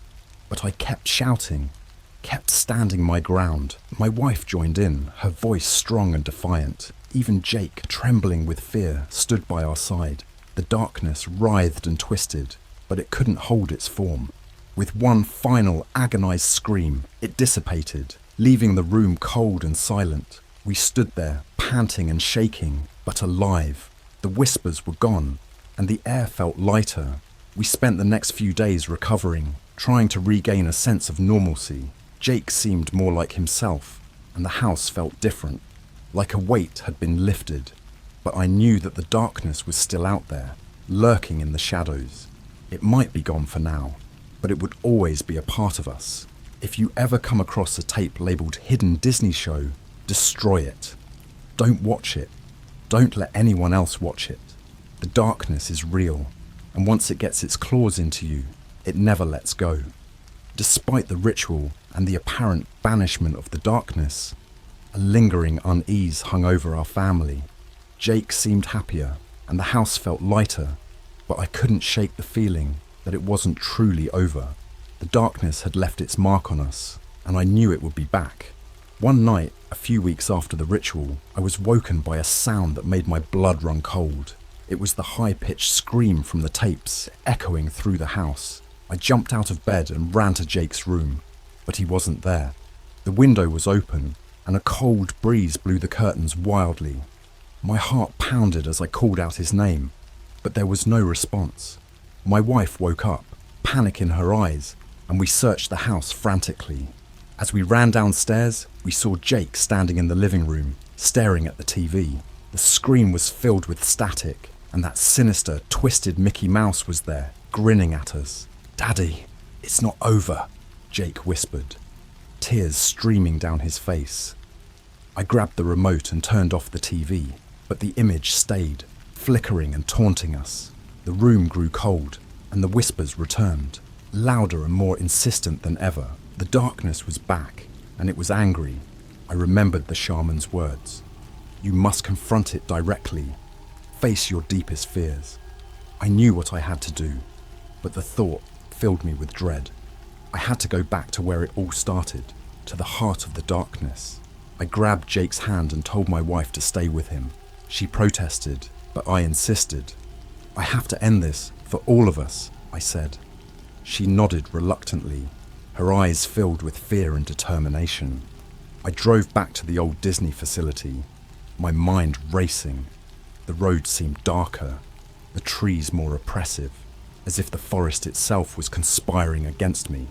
When I arrived, the building loomed like a malevolent presence, the whispers growing louder as I approached. I pushed open the door and stepped inside. The air was thick with the smell of decay and the sound of faint, distorted laughter. I made my way to the main room, where the remnants of Project Nightlight still lay scattered. The darkness seemed to pulse around me, alive and hungry. I set up the old projector and played the film reel one last time. As the images flickered on the screen, I could feel the darkness closing in, the whispers turning into screams. I stood my ground, remembering the shaman's words, and faced the screen. "Mickey!" I called out, my voice trembling but firm. "I'm not afraid of you. You can't have my family. This ends now." The image on the screen twisted, and Mickey's grin grew wider, more sinister. The darkness seemed to surge, pressing against me, but I stood my ground. I focused on the light within, the love for my family, and pushed back against the darkness. "You have no power here," I shouted. "You're nothing but a shadow, a nightmare. I banish you." The room shook, and the darkness writhed and twisted around me. The screams grew louder, more desperate, but I held my ground. The light within me grew stronger, pushing back against the darkness. I felt a warmth spreading through me, a sense of power and determination. With one final deafening scream, the darkness exploded, the whispers silenced, the room grew still, the air warm and light, the screen went blank, and the projector stopped. I stood there, panting and shaking, but victorious. I drove home, exhausted but filled with a sense of relief. When I walked in the door, my wife and Jake ran to me, tears of joy streaming down their faces. We hugged, holding each other tightly, knowing that we had finally defeated the darkness. In the days that followed, the nightmares stopped, and the whispers were gone.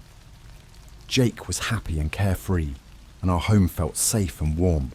We knew the darkness was still out there, lurking in the shadows, but we were no longer afraid.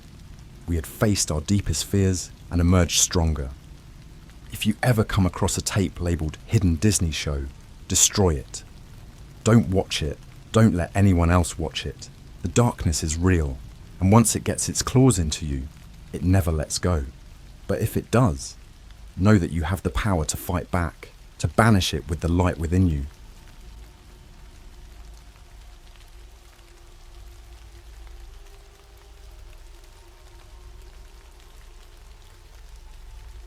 If you hear whistles at 3:33 AM, ignore them. This might just save your life. Alright, so this is going to sound completely insane, but I have to get this off my chest. I'm still trying to process it myself, and I just need to know if anyone else has experienced something similar. I don't know what to do anymore. Maybe sharing this will help. So, a bit of background. I live in a small town in the Midwest. You know the type, one of those places where everyone knows each other and there's not much to do. I've been here my whole life, and nothing out of the ordinary ever happens. That is, until about a month ago. It all started when I began waking up at exactly 3:33 a.m. every night. I know, it sounds cliché, but it's true. At first, I thought it was just some weird coincidence, or maybe my internal clock was off. But then, things started getting weird. The first night it happened, I woke up feeling a strange sense of dread. You know that feeling you get when you know something bad is about to happen? It was like that, but way more intense. I looked at the clock, 3:33 a.m. I tried to brush it off, telling myself it was just a nightmare or something, and eventually I managed to fall back asleep. The second night, the same thing happened. Woke up at 3:33 a.m, feeling that same sense of dread. But this time, I heard something. A faint, whistling sound coming from outside my window. It was so soft, I almost thought I was imagining it. But the longer I listened, the louder it got. It was this slow, haunting melody that sent chills down my spine. I was too scared to look outside, so I just pulled the covers over my head and waited for it to stop. Eventually, it did, and I fell back asleep. By the third night, I was starting to get really freaked out. Again, I woke up at 3:33 a.m, and again I heard the whistling. This time, it was louder, more insistent. It felt like it was right outside my window. I finally mustered up the courage to peek through the curtains, and what I saw made my blood run cold. There was a figure standing in my yard, just beyond the reach of the streetlight. It was tall and thin, with long, spindly arms and legs. Its face was obscured by shadows, but I could see its eyes. Two glowing red orbs staring straight at me, and it was the one whistling. I don't know how I knew that, but I just did. I couldn't look away, even though every instinct was screaming at me to run. I don't know how long I stood there, frozen in fear, but eventually the figure turned and walked away, disappearing into the darkness. The whistling stopped, and I finally managed to move. I closed the curtains and tried to convince myself that I was just seeing things. But deep down, I knew it was real. The next few nights were the same. Waking up at 3:33 a.m, hearing the whistling, and seeing that figure standing in my yard. Each time, it got closer to my house. By the end of the week, it was standing right outside my window, its face just inches from the glass. I still couldn't make out its features, but those glowing red eyes were burned into my mind. I started dreading going to sleep, knowing I would wake up to that thing outside my window. I tried staying awake, but no matter how hard I fought it, I would always drift off, only to wake up at 3:33 a.m. The sense of dread grew stronger each night, and I felt like I was losing my mind. I couldn't take it anymore. I decided to talk to my neighbour, Mr. Thompson. He's lived here for decades and knows all the local legends and ghost stories. Maybe he could help me make sense of what was happening. When I told him about the whistling and the figure, his face went pale. He looked genuinely scared, which only made me feel worse. He told me there was an old legend in our town about a spirit called the Whistler. According to the legend, the Whistler was a restless soul who roamed the town at night, looking for victims. It would whistle outside their windows at 3:33 a.m, and if they acknowledged it, by looking outside or responding in any way, it would come for them. Mr. Thompson told me that ignoring the whistles was the only way to stay safe. He said the Whistler thrived on fear and attention, and if I could resist the urge to look outside, it would eventually go away. I didn't want to believe him, but I was desperate. I decided to follow his advice and ignore the whistles, no matter how hard it was. That night, I woke up at 3:33 a.m. again, but this time I stayed in bed. I heard the whistling, louder than ever, and felt the presence of the figure outside my window. Every fibre of my being wanted to look, but I forced myself to stay still, repeating Mr. Thompson's words in my head. The whistling continued for what felt like hours, but eventually it stopped. I didn't hear it for the rest of the night. The next morning, I felt a glimmer of hope. Maybe this nightmare was finally over, but I was wrong. So very wrong. The following night, I went to bed feeling somewhat relieved. Mr. Thompson's advice seemed to work, and I hoped it would continue to keep the Whistler at bay. I fell asleep more easily than I had in days, thinking I might finally get a good night's rest. But then, 3:33 a.m. came, and with it, the familiar sense of dread. I woke up, my heart pounding, and lay there listening. At first, there was nothing but silence. I dared to hope that maybe, just maybe, the Whistler had moved on. Then, the whistling started again.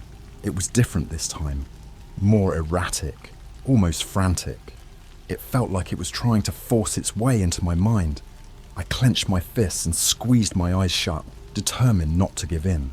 I kept telling myself that it was just a noise, just a figment of my imagination. But then I heard something else, a soft tapping, like fingernails against glass. My window.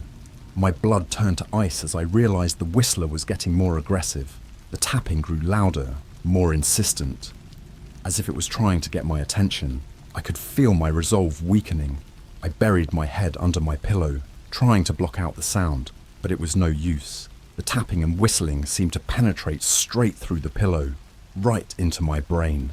I could feel my sanity slipping away, the edges of my mind fraying under the relentless assault.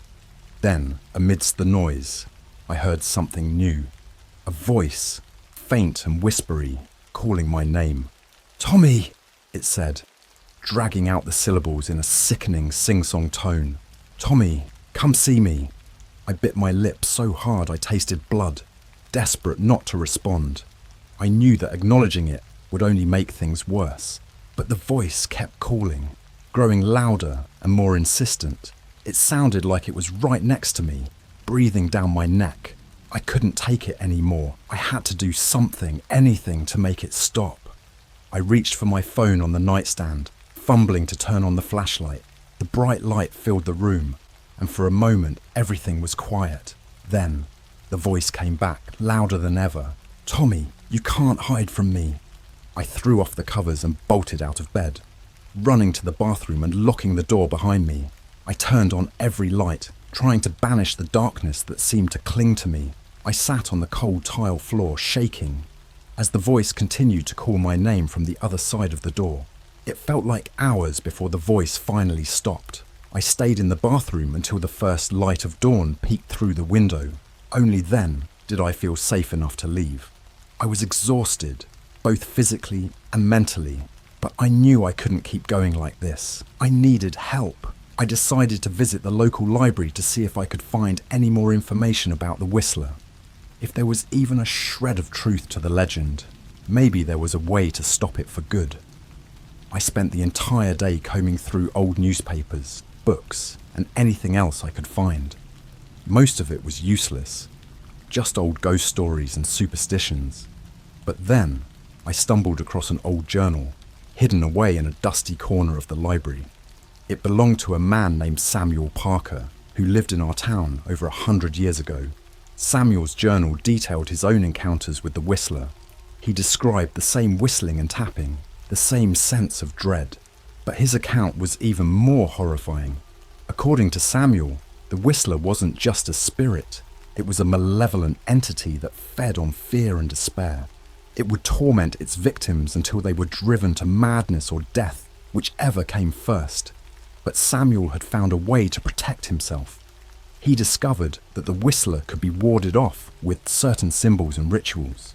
He described drawing intricate patterns with salt around his bed and placing protective charms on his windows and doors. It sounded like something out of a bad horror movie, but I was desperate enough to try anything. I gathered the materials I needed and spent the evening setting up my defences. I felt a bit ridiculous, but as night fell, I started to feel a glimmer of hope. Maybe this would work. Maybe I could finally get a good night's sleep. I went to bed, exhausted, but hopeful. As I drifted off, I told myself that I was safe, that the Whistler couldn't get to me. For the first time in weeks, I felt a sense of peace. But then, 3:33 a.m. came, and with it, the whistling, louder and more frantic than ever. I woke up, heart pounding, and saw that the salt lines around my bed were undisturbed. The protective charms hung where I'd placed them. But still, the whistling continued. Then, I heard the tapping on my window again, and this time, it was accompanied by a new sound, a low, guttural growl. My blood ran cold as I realized the whistler was angry. My attempts to protect myself had only made it more determined to get to me. I lay there, paralyzed with fear. As the growling grew louder and the tapping more insistent, the voice came back too, more menacing than ever. "Tommy, you can't hide from me!" I wanted to scream, to run, to do anything to escape, but I knew that acknowledging it would only make things worse. So I lay there trembling, praying for the dawn to come. Eventually, the noise stopped, the growling, the tapping, the whistling. All of it ceased as the first light of morning crept into my room. I was exhausted, my nerves frayed to the breaking point, but I had survived another night. I knew I couldn't keep going like this. I needed to find a permanent solution, something to banish the whistler for good, and I had a feeling that Samuel Parker's journal held the key. I just had to figure out what it was. I spent the next day obsessively studying Samuel Parker's journal. Every detail, every scribble in the margins seemed crucial. The more I read, the more I felt a connection to this man who had faced the same nightmare. He wrote about the whistler with a chilling familiarity, describing encounters that mirrored mine almost exactly. But there was one entry that stood out. It was near the end of the journal, and Samuel's writing was frantic, almost illegible. He described a final ritual, something he believed would banish the whistler forever. The instructions were complex, involving a combination of symbols, chants, and specific ingredients. It was risky, but I didn't have any other options. The first step was to gather the ingredients: a black candle, sage, salt, and a vial of my own blood. I cringed at the last part, but I was determined to see this through. I visited an old occult shop on the outskirts of town, the kind of place that reeked of incense and mystery. The shopkeeper, an elderly woman with piercing blue eyes, seemed to know exactly what I needed without me even asking. She handed me the items and whispered, "Be careful, the whistler is not easily defeated." That night, I prepared everything meticulously. I drew the symbols from Samuel's journal on the floor with chalk, placed the black candle at the center, and surrounded it with a ring of salt. The sage was for purification, and the vial of blood was to be mixed with the wax of the candle as it burned. I felt a knot in my stomach, a mix of fear and determination. As the clock approached 3:33 a.m., I lit the black candle and began the chant from Samuel's journal. The words felt strange on my tongue, ancient and powerful. I could feel the air around me grow heavy, charged with a strange energy. Then, the whistling began. It was louder than ever, a piercing, shrill sound that made my skin crawl. I forced myself to keep chanting. Even as the noise grew almost unbearable, I could hear the tapping on my window, more frantic this time, as if the whistler knew what I was trying to do. "Tommy, you can't hide from me," the voice hissed, closer than ever. I could feel its presence, cold and malevolent, just beyond the salt circle. The black candle flickered, and I watched in horror as the flame turned a sickly green. The air was thick with the scent of burning sage and something else, something foul and decayed. My vision blurred, and for a moment I thought I saw a figure standing just outside the circle of light. It was tall and thin, with glowing red eyes and a twisted, snarling face. I kept chanting, my voice trembling but unwavering. The ritual had to work. It had to. The candle burned down quickly, the wax mixing with the vial of blood as it dripped onto the symbols. The whistler's voice grew louder, more insistent, but I could feel a shift in the air. The presence was pulling away, retreating. Suddenly, there was a loud bang, like a door slamming shut, and the whistling stopped. The candle flame sputtered and went out, plunging the room into darkness. I sat there, heart pounding, waiting for something, anything to happen. But there was only silence. I cautiously got up, turning on the lights and checking the salt circle. It was undisturbed, the symbols still intact. I glanced at the clock, 3:45 a.m. Had it really worked? Had I finally banished the Whistler? The rest of the night passed in an uneasy calm. I stayed awake, too wired to sleep, but there were no more noises, no more whispers. When the first light of dawn crept into my room, I felt a tentative hope. Maybe, just maybe, the nightmare was over. I spent the next day in a daze, trying to process everything that had happened. I couldn't shake the feeling that it wasn't truly over, that the Whistler was still out there, waiting for another chance. But as days turned into weeks, the fear gradually faded.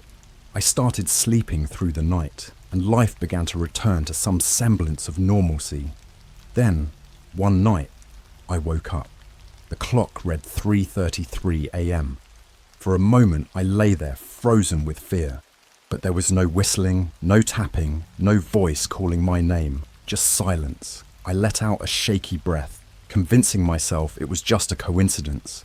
But as I rolled over to go back to sleep, I saw it. A single, small symbol drawn in the dust on my nightstand.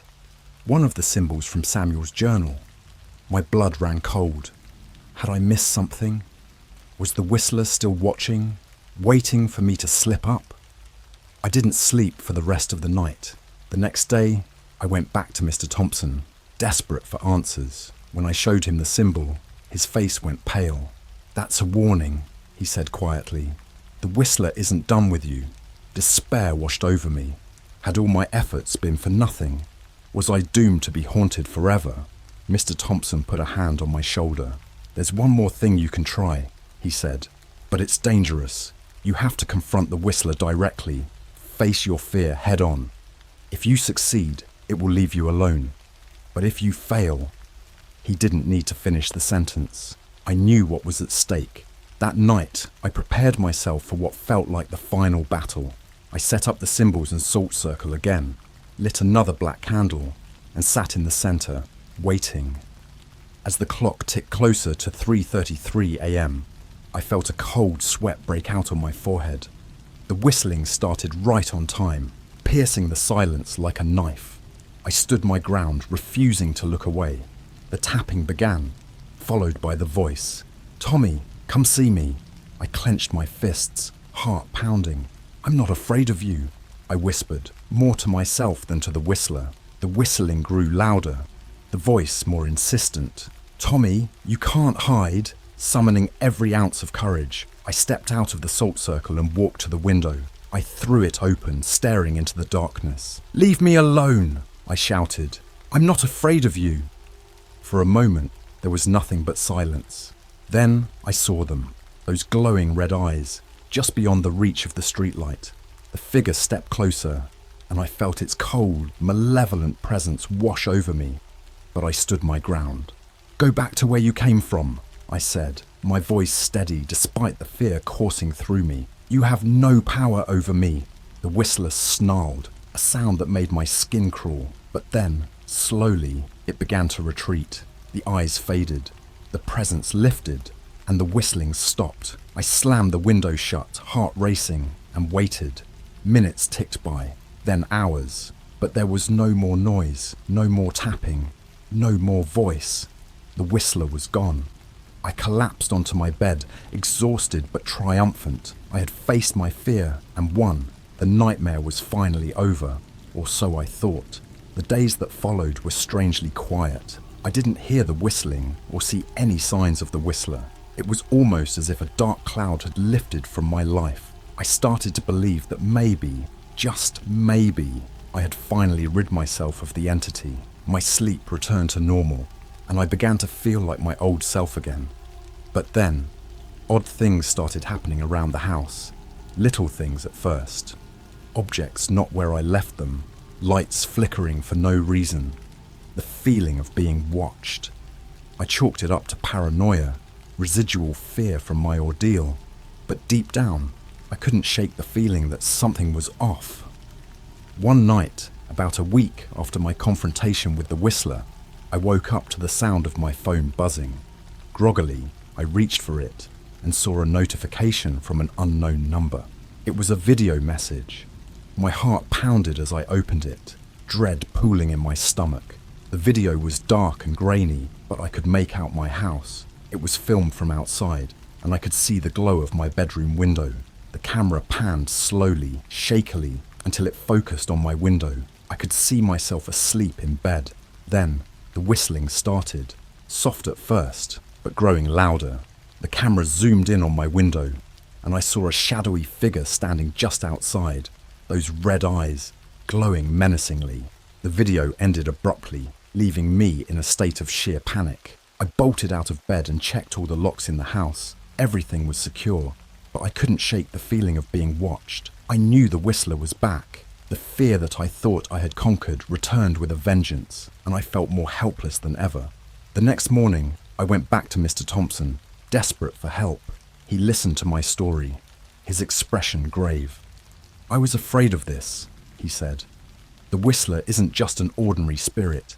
It's a manifestation of fear and despair, and it feeds on your terror.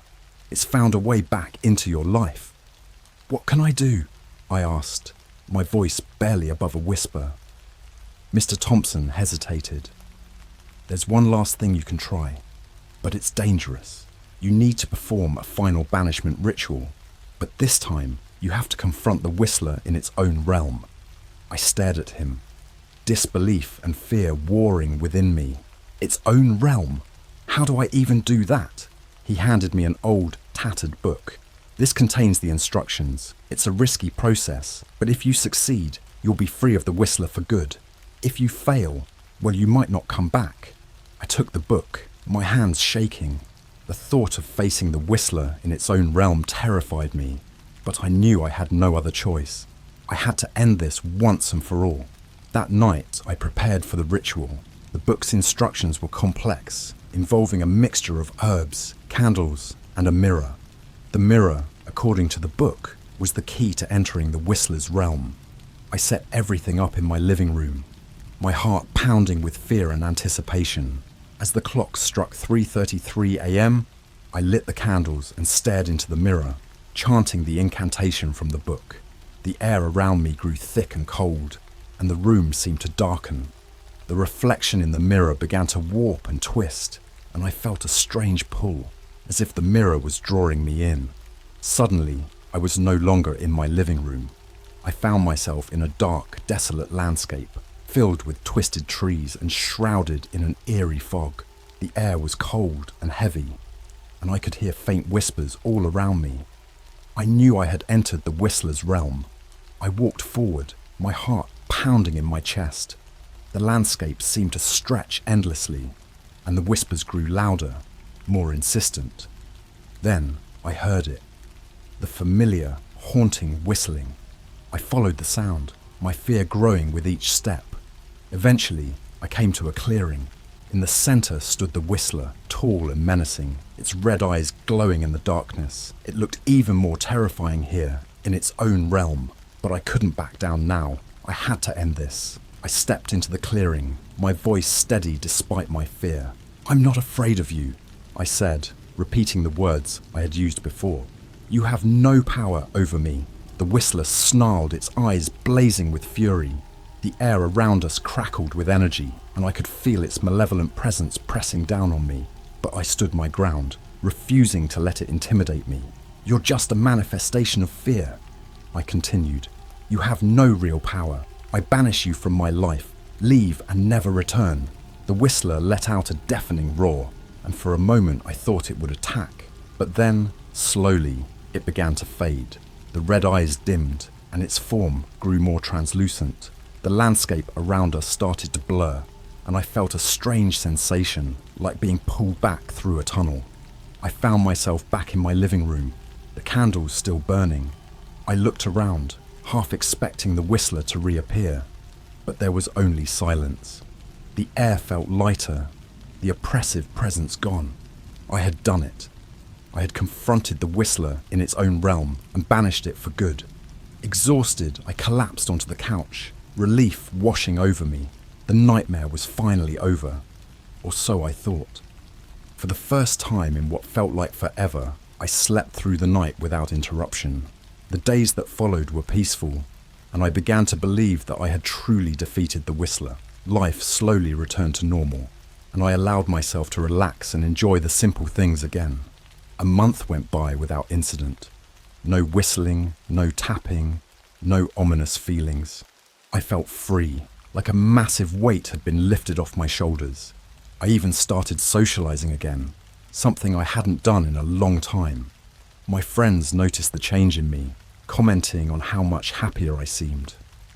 One evening, I decided to invite a few friends over for a small gathering.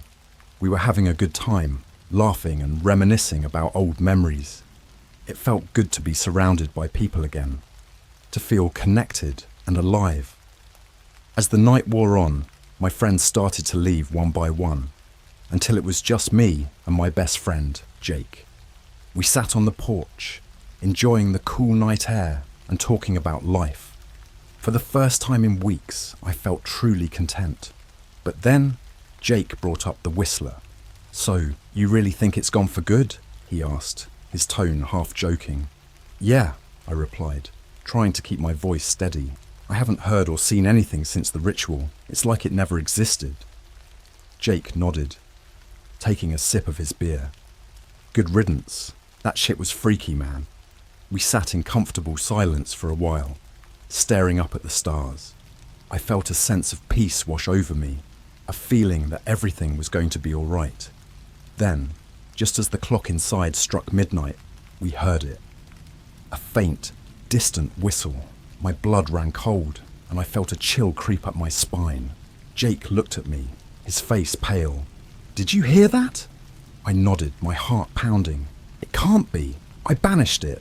I know I did." The whistling grew louder, more insistent, and I felt the familiar sense of dread wash over me. I stood up, my mind racing. "We need to go inside." We rushed back into the house, locking the doors and closing the windows. The whistling followed us, echoing through the night. It was as if the Whistler was taunting me, reminding me that it was never truly gone. "Tommy, what do we do?" Jake's voice was trembling, his fear palpable. I took a deep breath, trying to steady myself. "I don't know." I thought I had banished it for good. The whistling was now accompanied by the familiar tapping on the windows, growing more frantic with each passing second. I felt a surge of anger and frustration. I had done everything right. I had faced my fear, confronted the Whistler in its own realm. How could it still be here? "Tommy," the voice hissed, louder than ever. "You can't hide from me." I grabbed the old book from Mr. Thompson and frantically flipped through the pages, searching for something I might have missed. My hands were shaking, my vision blurry with panic. Then I saw it, a small, almost invisible note scribbled in the margin of the last page. "True banishment requires sacrifice." My blood turned to ice. Sacrifice? What did that mean? I scanned the text for more information, but there was nothing else. Just those 3 words. "Jake," I said, my voice barely above a whisper. "I think I know what we have to do." He looked at me, fear and confusion in his eyes. "What do you mean?" "There's something I missed in the ritual. It says true banishment requires sacrifice." Jake's eyes widened. "Sacrifice? What kind of sacrifice?" Before I could answer, the front door burst open and a gust of icy wind blew through the house. The Whistler's presence was overwhelming, filling the room with a suffocating darkness. The whistling grew louder, more piercing, and I felt my knees buckle under the weight of it. "Tommy," the voice hissed, "it's time." I knew what I had to do. I grabbed the black candle and lit it, drawing the symbols from the book in the air with the flame. The Whistler's red eyes glowed menacingly in the darkness, but I didn't waver. "I offer myself as a sacrifice," I whispered, my voice steady despite the terror coursing through me. "Take me and leave everyone else alone." The Whistler snarled, and for a moment I thought it would attack, but then it stopped, as if considering my offer. The red eyes flickered, and the whistling ceased. The darkness began to recede, and I felt the air grow lighter. "Tommy, no!" Jake shouted, trying to pull me back. but I shook my head. "It's the only way," I said. "I have to end this." The Whistler's presence loomed over me, cold and oppressive. I closed my eyes, bracing myself for what was to come. I felt a sharp pain, like icy claws digging into my chest, and then everything went black. When I opened my eyes, I was standing in the same desolate landscape from before. The Whistler was there, watching me with its glowing red eyes. I felt a strange calm wash over me. I had faced my fear, and I had made the ultimate sacrifice. "Tommy," the Whistler hissed, "you are mine." I nodded, accepting my fate. I had done what I had to do to protect my friends, my town. The Whistler would no longer torment anyone else. As the darkness closed in around me, I felt a sense of peace. I had finally ended the nightmare. Back in the real world, Jake stood alone in the living room, the candles still burning. The Whistler's presence was gone, the house filled with an eerie silence. He looked at the spot where I had stood, a single tear rolling down his cheek. "Thank you, Tommy," he whispered. "You saved us all." And with that, the nightmare was finally over. Or so I hope. The end.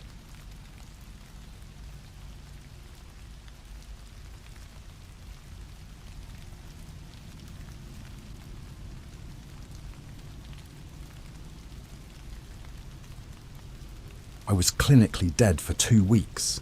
The afterlife is not what you think. All right, so I've never posted anything like this before, but I need to get this out. I'm not even sure anyone will believe me, but here it goes. My name is Jake, and I was clinically dead for 2 weeks. Yep, you read that right.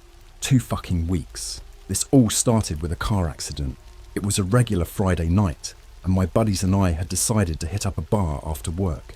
We had a few beers, maybe one too many, but I felt fine. I had driven drunk before, not proud of it, but I always got home without a hitch. This time was different. I was on my way back, and it was raining pretty hard. I remember the sound of tyres screeching, the harsh flash of headlights, and then nothing, just blackness. The next thing I knew, I woke up in a hospital bed. At least I thought it was a hospital bed at first. Everything around me was dark, not pitch black, but like that kind of darkness where you can just make out shapes and shadows. I could hear a faint beeping sound, like a heart monitor, but it was distant, almost muted. I tried to move, but my body felt heavy, like it was made of lead. My eyes started to adjust to the darkness, and I saw figures moving around me. They weren't nurses or doctors though. They looked wrong. Their skin was pale and stretched tight over their bones, and their eyes were hollow pits. They moved in jerky, unnatural motions, like puppets on strings. One of them leaned over me, its breath hot and rancid on my face. It whispered something in a language I didn't understand, and a shiver ran down my spine. Then the pain hit. It was like nothing I had ever felt before. My chest felt like it was being ripped open from the inside, my lungs burning with every breath. I tried to scream, but no sound came out. The figures started to chant, their voices rising and falling in a sickening rhythm. The beeping grew louder, faster, matching the pounding in my head. I don't know how long I was in that hellish state. Time didn't seem to exist there. Minutes felt like hours, hours like days. The pain never stopped, and the figures never left. They just kept whispering and chanting, their hollow eyes boring into me. I wanted to die, to end the suffering, but something kept me tethered to that place. Eventually, the darkness started to lift, and the pain began to fade. I found myself in a different room, one that looked more like a traditional hospital.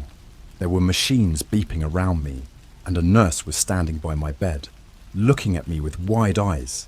She called for a doctor, and within minutes, a team of medical staff was surrounding me, poking and prodding, asking me questions I couldn't answer. It took a while for me to piece together what had happened. According to the doctors, I had been in a coma for 2 weeks. My heart had stopped multiple times, and they had almost given up hope. They called it a miracle that I had come back, but I knew better. It wasn't a miracle. It was something far darker, something that had clawed its way out of the depths of whatever that place was. I tried to tell the doctors and nurses about the figures, about the pain, but they just chalked it up to hallucinations from the trauma. No one believed me, not even my family. They were just happy I was alive, but I couldn't shake the feeling that something was terribly wrong. The memories of that dark place haunted me, seeping into my dreams and turning them into nightmares. I started to notice changes in myself too. My reflection looked off, like it wasn't quite me. My eyes seemed darker, my skin paler. I began to hear whispers in the silence, echoes of the chants from that place, and sometimes, just out of the corner of my eye, I would see them, the figures lurking in the shadows watching me. I knew I had to find out what happened to me, where I had gone during those 2 weeks. But the more I searched for answers, the more questions I found. I started reaching out to others who had near-death experiences, hoping someone might have seen what I saw. Most of them talked about light and peace, the typical heavenly experiences. But a very few, described something similar to what I went through. They called it the in-between, a place between life and death where lost souls wander. One night, after hours of reading through forums and articles, I found a post that sent chills down my spine. It was from a guy named Tom, who claimed to have spent time in the in-between. He described the figures, the pain, the chanting, everything I had experienced. I reached out to him, desperate for any information. We started talking, and he told me things that made my blood run cold.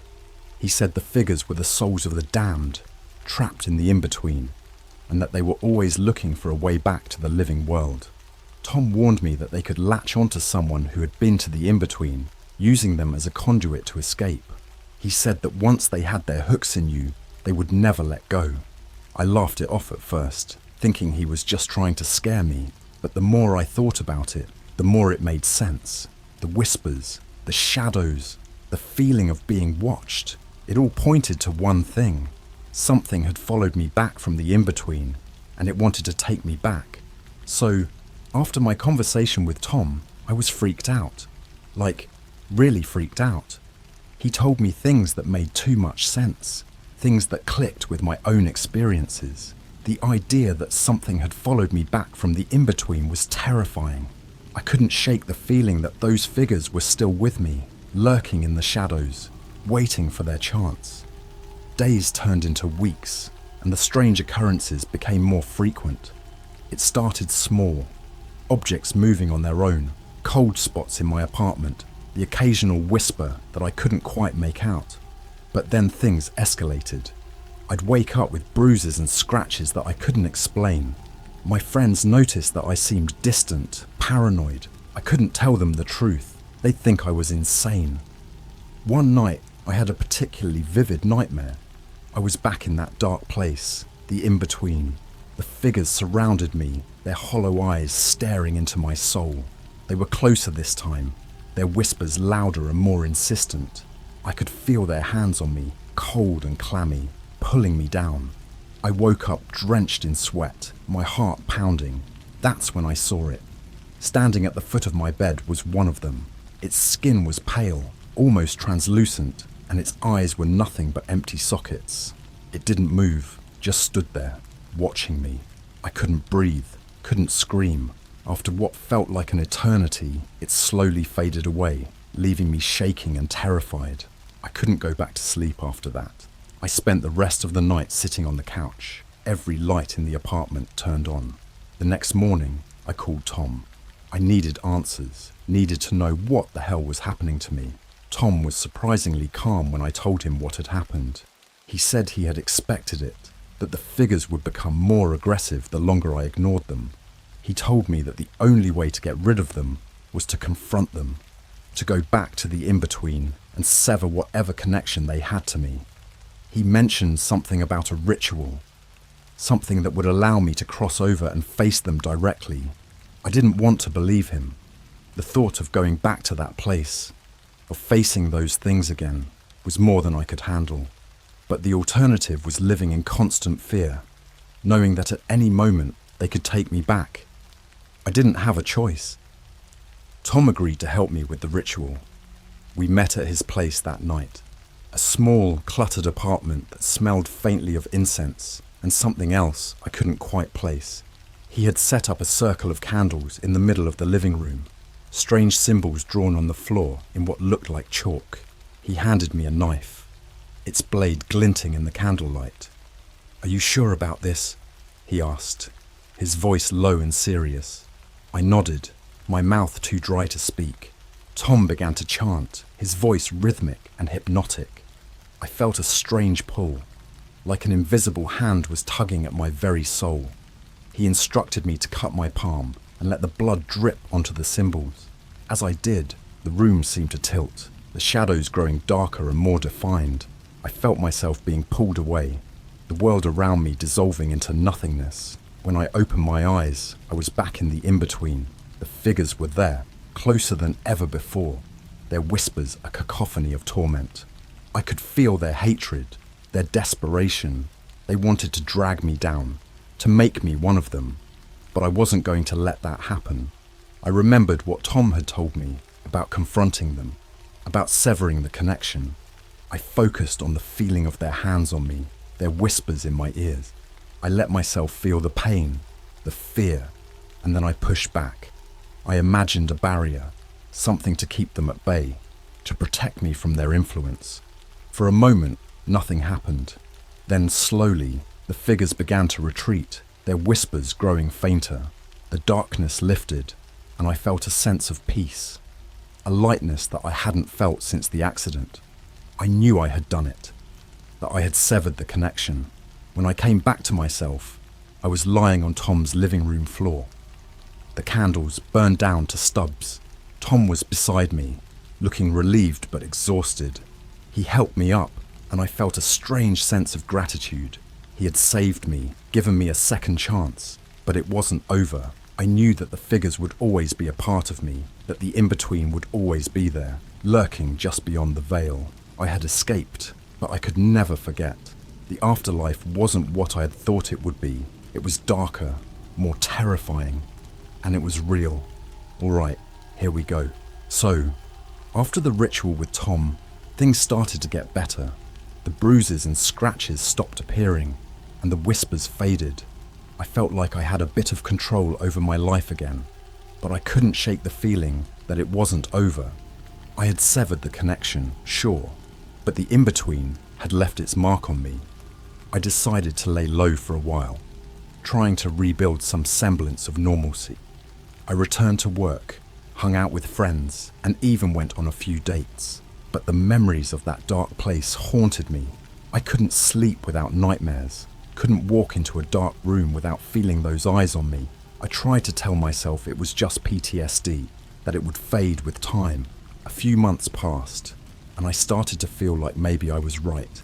The nightmares became less frequent, and I could actually go a whole day without thinking about the in-between. But then, the warnings started.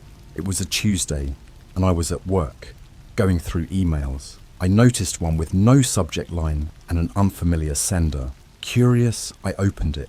The email was blank except for an attachment. Against my better judgment, I clicked on it. It was a photo of me standing in front of my apartment.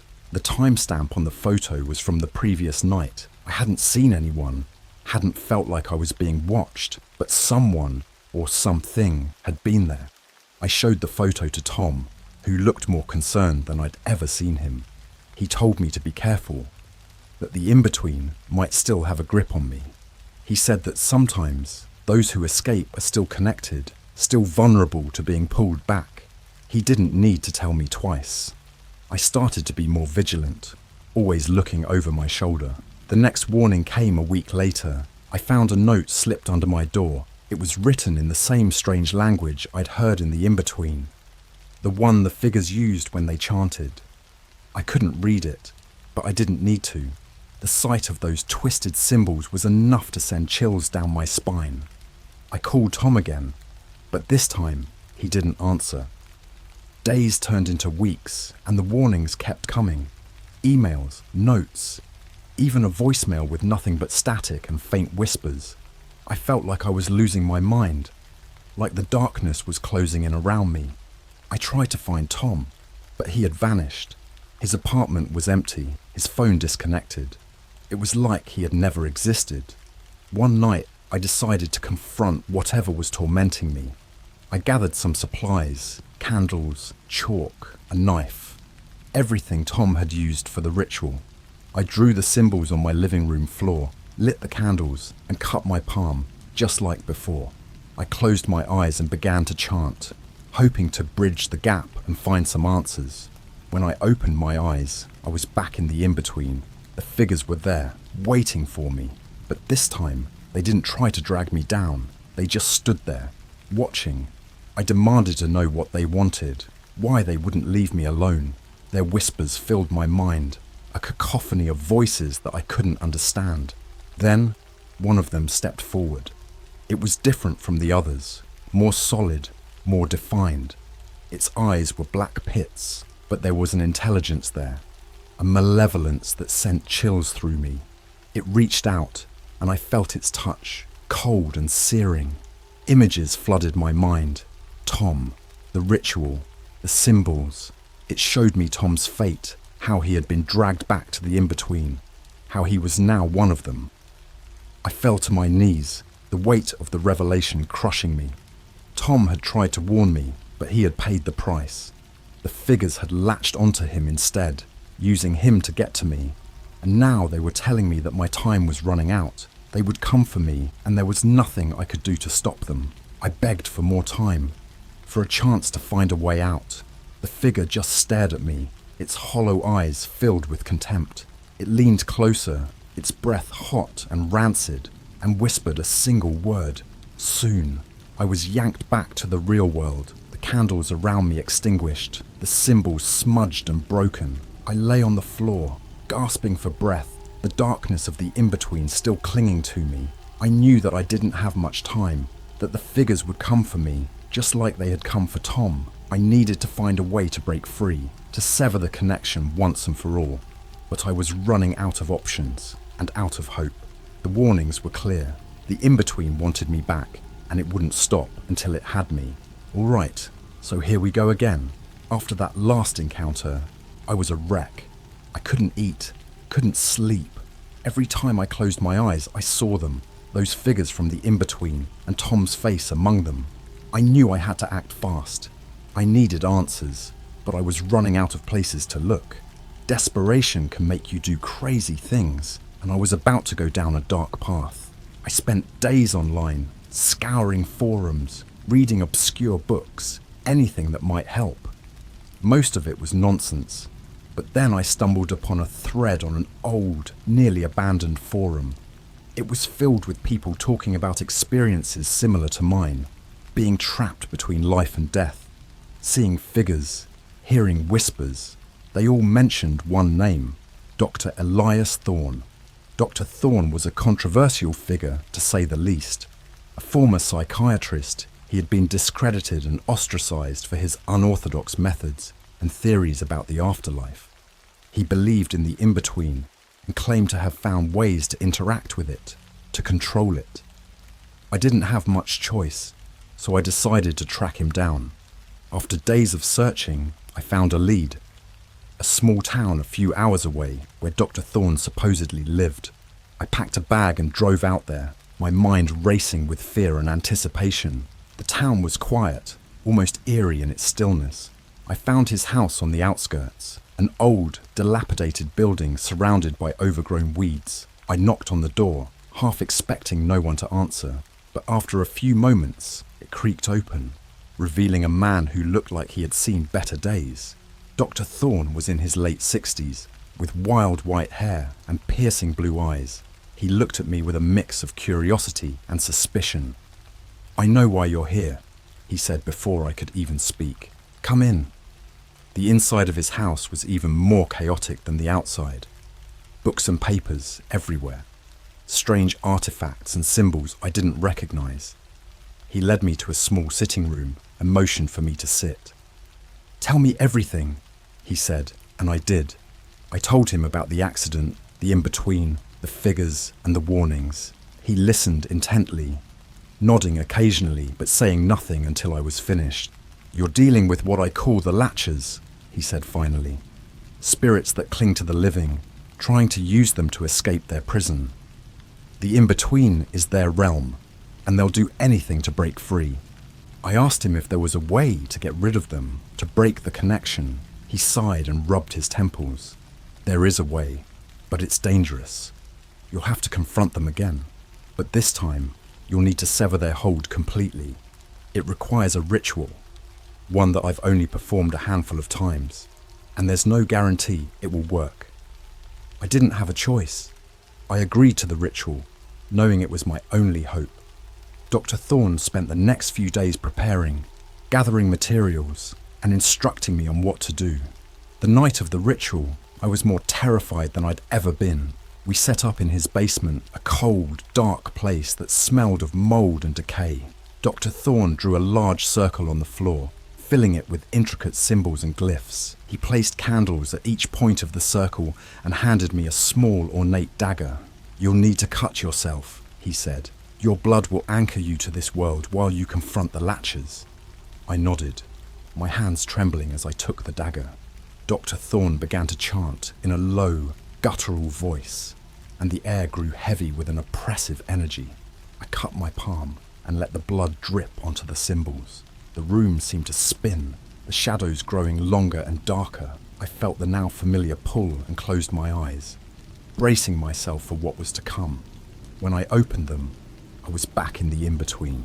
The figures were waiting, more numerous and menacing than before. I could feel their anger, their desperation. This time, I didn't hesitate. I stepped forward, holding the dagger tightly. The Latchers closed in, their whispers deafening. I could feel their hands on me, their cold breath on my skin. I raised the dagger and slashed at the nearest figure. It let out a wail that shook me to my core, but I didn't stop. I kept fighting, kept slashing, pushing them back. Dr. Thorne's voice echoed in my mind, guiding me. He instructed me to focus on the connection, to visualize it as a chain binding me to the Latchers. I saw it then, a dark, twisted chain linking me to the figures. I raised the dagger one last time and brought it down with all my strength, severing the chain. The Latchers screamed, a sound that seemed to pierce through my very soul. They began to dissolve, their forms melting into the darkness. The in-between started to crumble, the shadows receding. I felt a pull, a tug back to the real world. I woke up on the floor of Dr. Thorne's basement, the symbols on the ground smudged and faded. Dr. Thorne was beside me, looking exhausted but relieved. "You did it," he said, helping me to my feet. "You're free." I could hardly believe it. The connection was gone, the whispers silenced. For the first time in months, I felt truly alone in my own mind. I thanked Dr. Thorne, not knowing how to repay him for what he had done. I left his house that night, feeling a strange sense of peace. The nightmares stopped and the bruises and scratches never returned.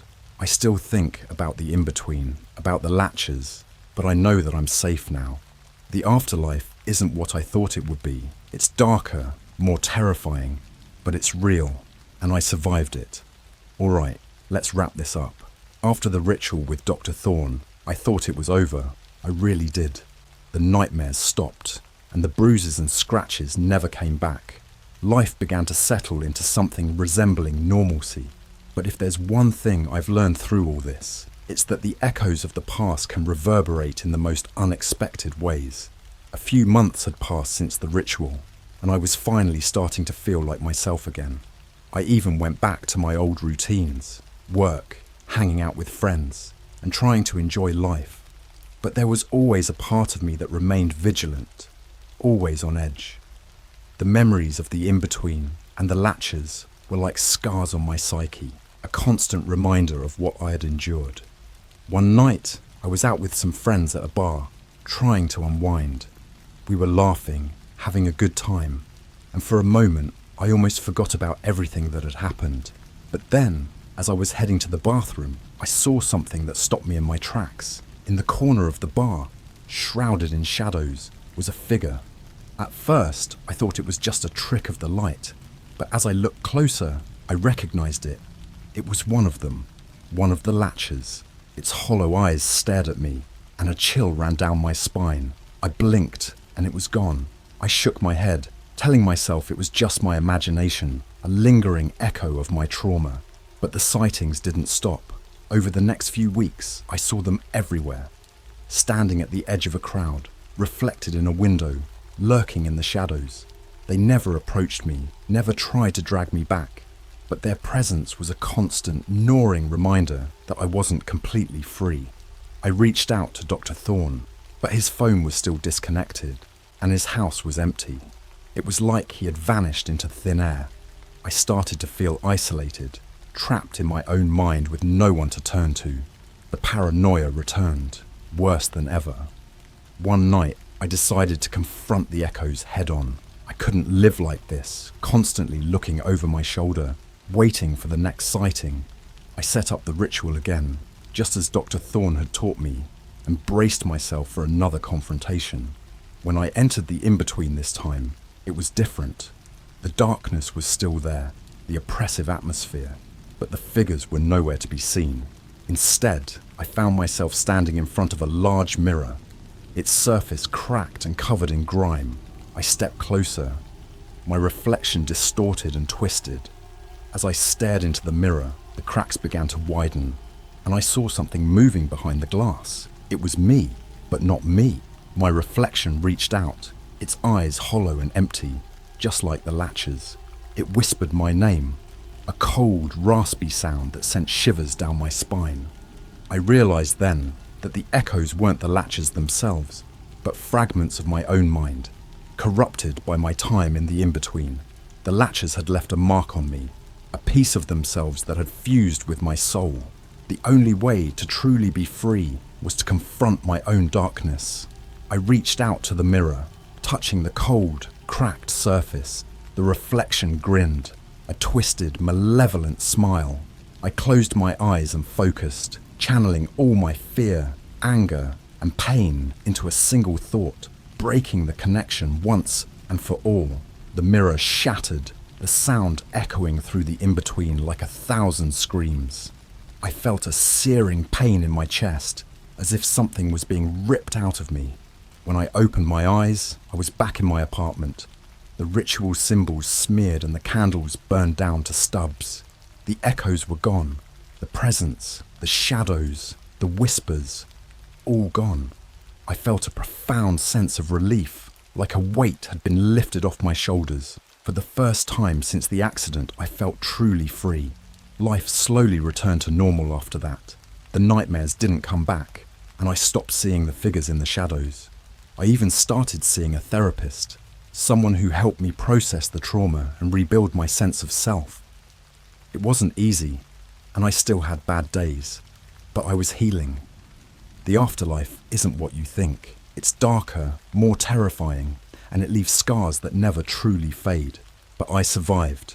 I came back from the brink, from the in-between, and I fought my way back to the living. And now, I'm telling my story, hoping that maybe, just maybe, it will help someone else out there who's been touched by the darkness. Because if there's one thing I've learned, it's that we're never truly alone. Even in the darkest places, there's always a way back to the light.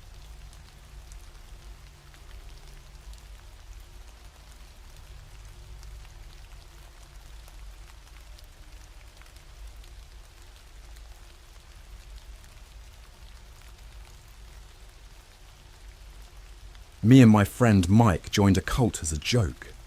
Alright, so this is a story I've been sitting on for a while.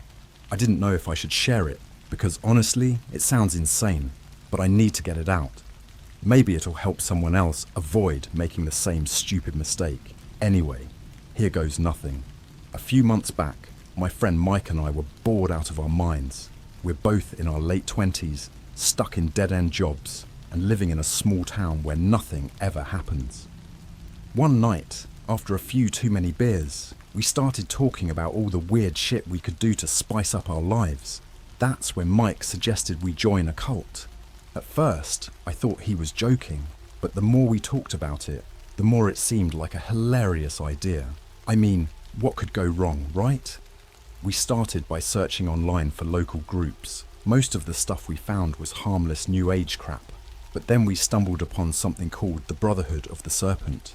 Their website was basic, just a few pages with some cryptic text about enlightenment and inner power. There was a contact form, so Mike filled it out with a fake name and email. We didn't expect a response, but a few days later, we got an invite to one of their meetings. The meeting was held at this old, abandoned warehouse on the outskirts of town. We decided to check it out, figuring we'd get a good laugh and maybe a story to tell our friends. When we arrived, there were about 20 people there, all wearing these dark hooded robes. The leader, a tall guy with piercing blue eyes and a shaved head, introduced himself as Master Orion. He welcomed us like we were long-lost friends and invited us to sit in a circle. The first thing that struck me was the smell. It was a mix of incense and something metallic, like blood. I brushed it off, thinking it was just part of the show. Orion started talking about the power of the serpent and how we could unlock our true potential by embracing its teachings. It was all pretty standard cult stuff, but then things got weird. They brought out this big, ornate chest and opened it to reveal a live snake. Orion told us that in order to join, we had to let the snake bite us. Mike and I exchanged glances, half expecting someone to jump out and yell, "Gotcha!" But everyone else in the circle looked dead serious. I wanted to back out, but Mike nudged me and whispered, "Come on, dude, it's just a snake. We'll get our laugh and get out." So, like an idiot, I let the snake bite me. The pain was immediate and intense, but I gritted my teeth and stayed put. Mike did the same. After the initiation, we were given our own robes and told to come back the next night for the real ceremony. That night, I couldn't sleep. My arm was throbbing where the snake had bitten me, and I kept having these vivid, disturbing dreams. In one of them, I was standing in a dark room with walls covered in writhing snakes. Their eyes glowed red, and their hissing filled my ears until I woke up in a cold sweat. I wanted to tell Mike I was out, but when I called him the next day, he sounded excited. He thought it was all just part of the experience. The next night, we returned to the warehouse. This time, the atmosphere was even more intense. The smell was stronger, and there were more people, all chanting in a language I didn't recognize. Orion led us to a back room where a large, wooden altar stood. On the altar was a bound and gagged man. His eyes were wide with terror, and he was struggling against his restraints. Orion raised a ceremonial dagger and started chanting. The whole room was vibrating with energy, and I felt like I was going to pass out.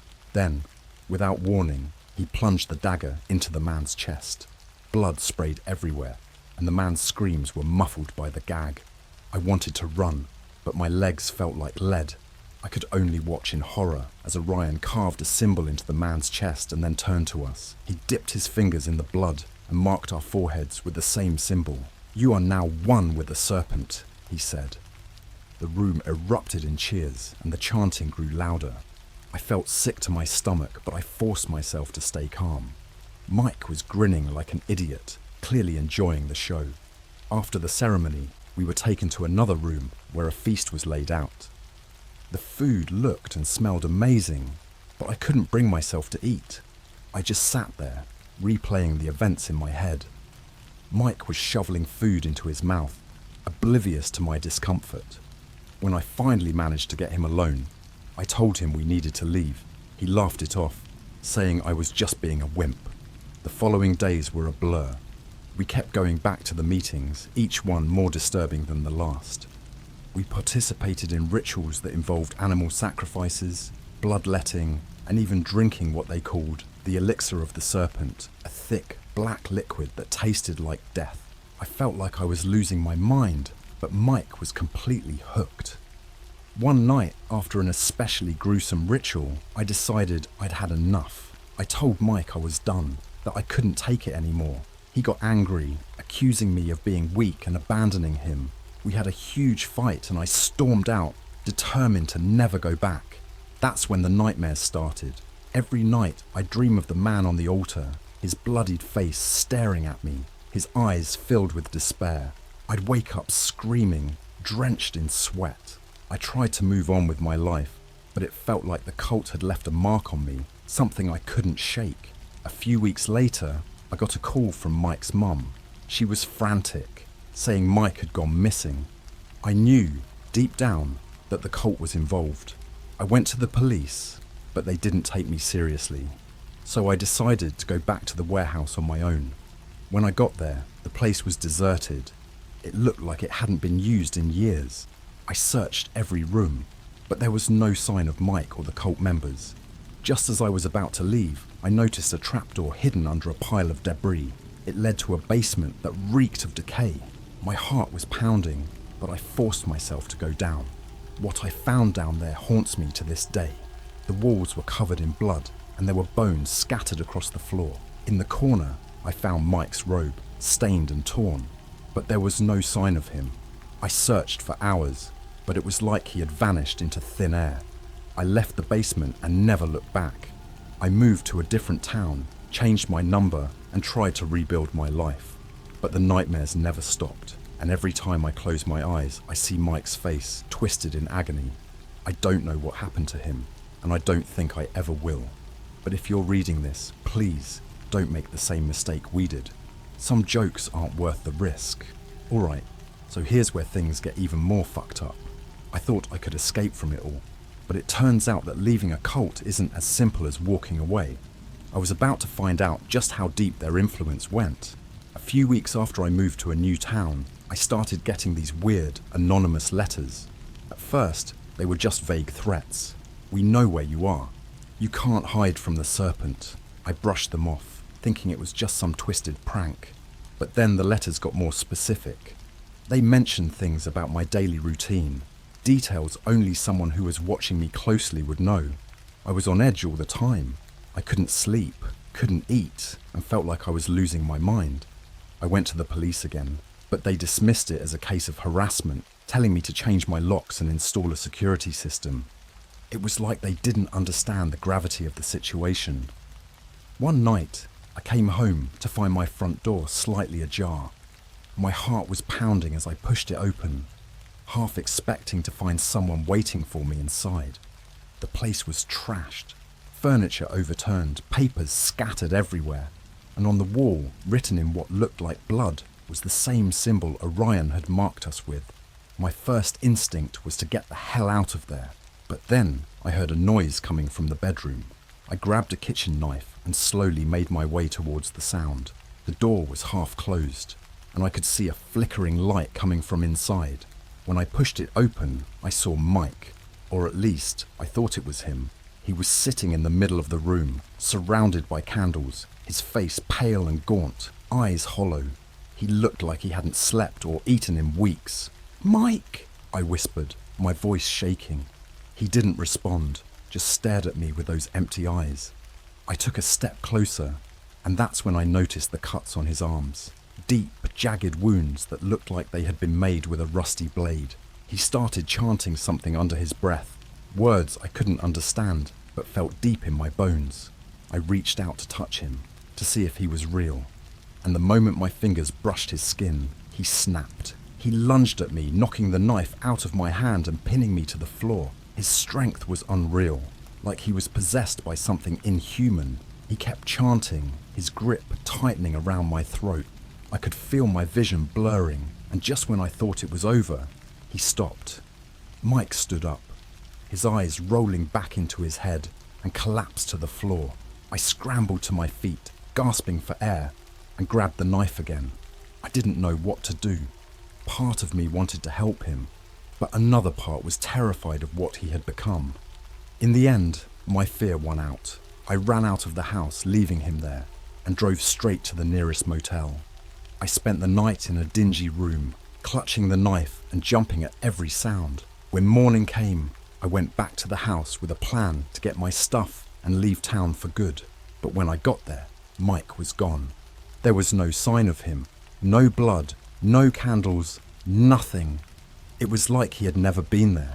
I packed my things in a frenzy, constantly looking over my shoulder, expecting him to jump out at any moment. As I was leaving, I found another letter on the doorstep. This one wasn't a threat. It was an invitation.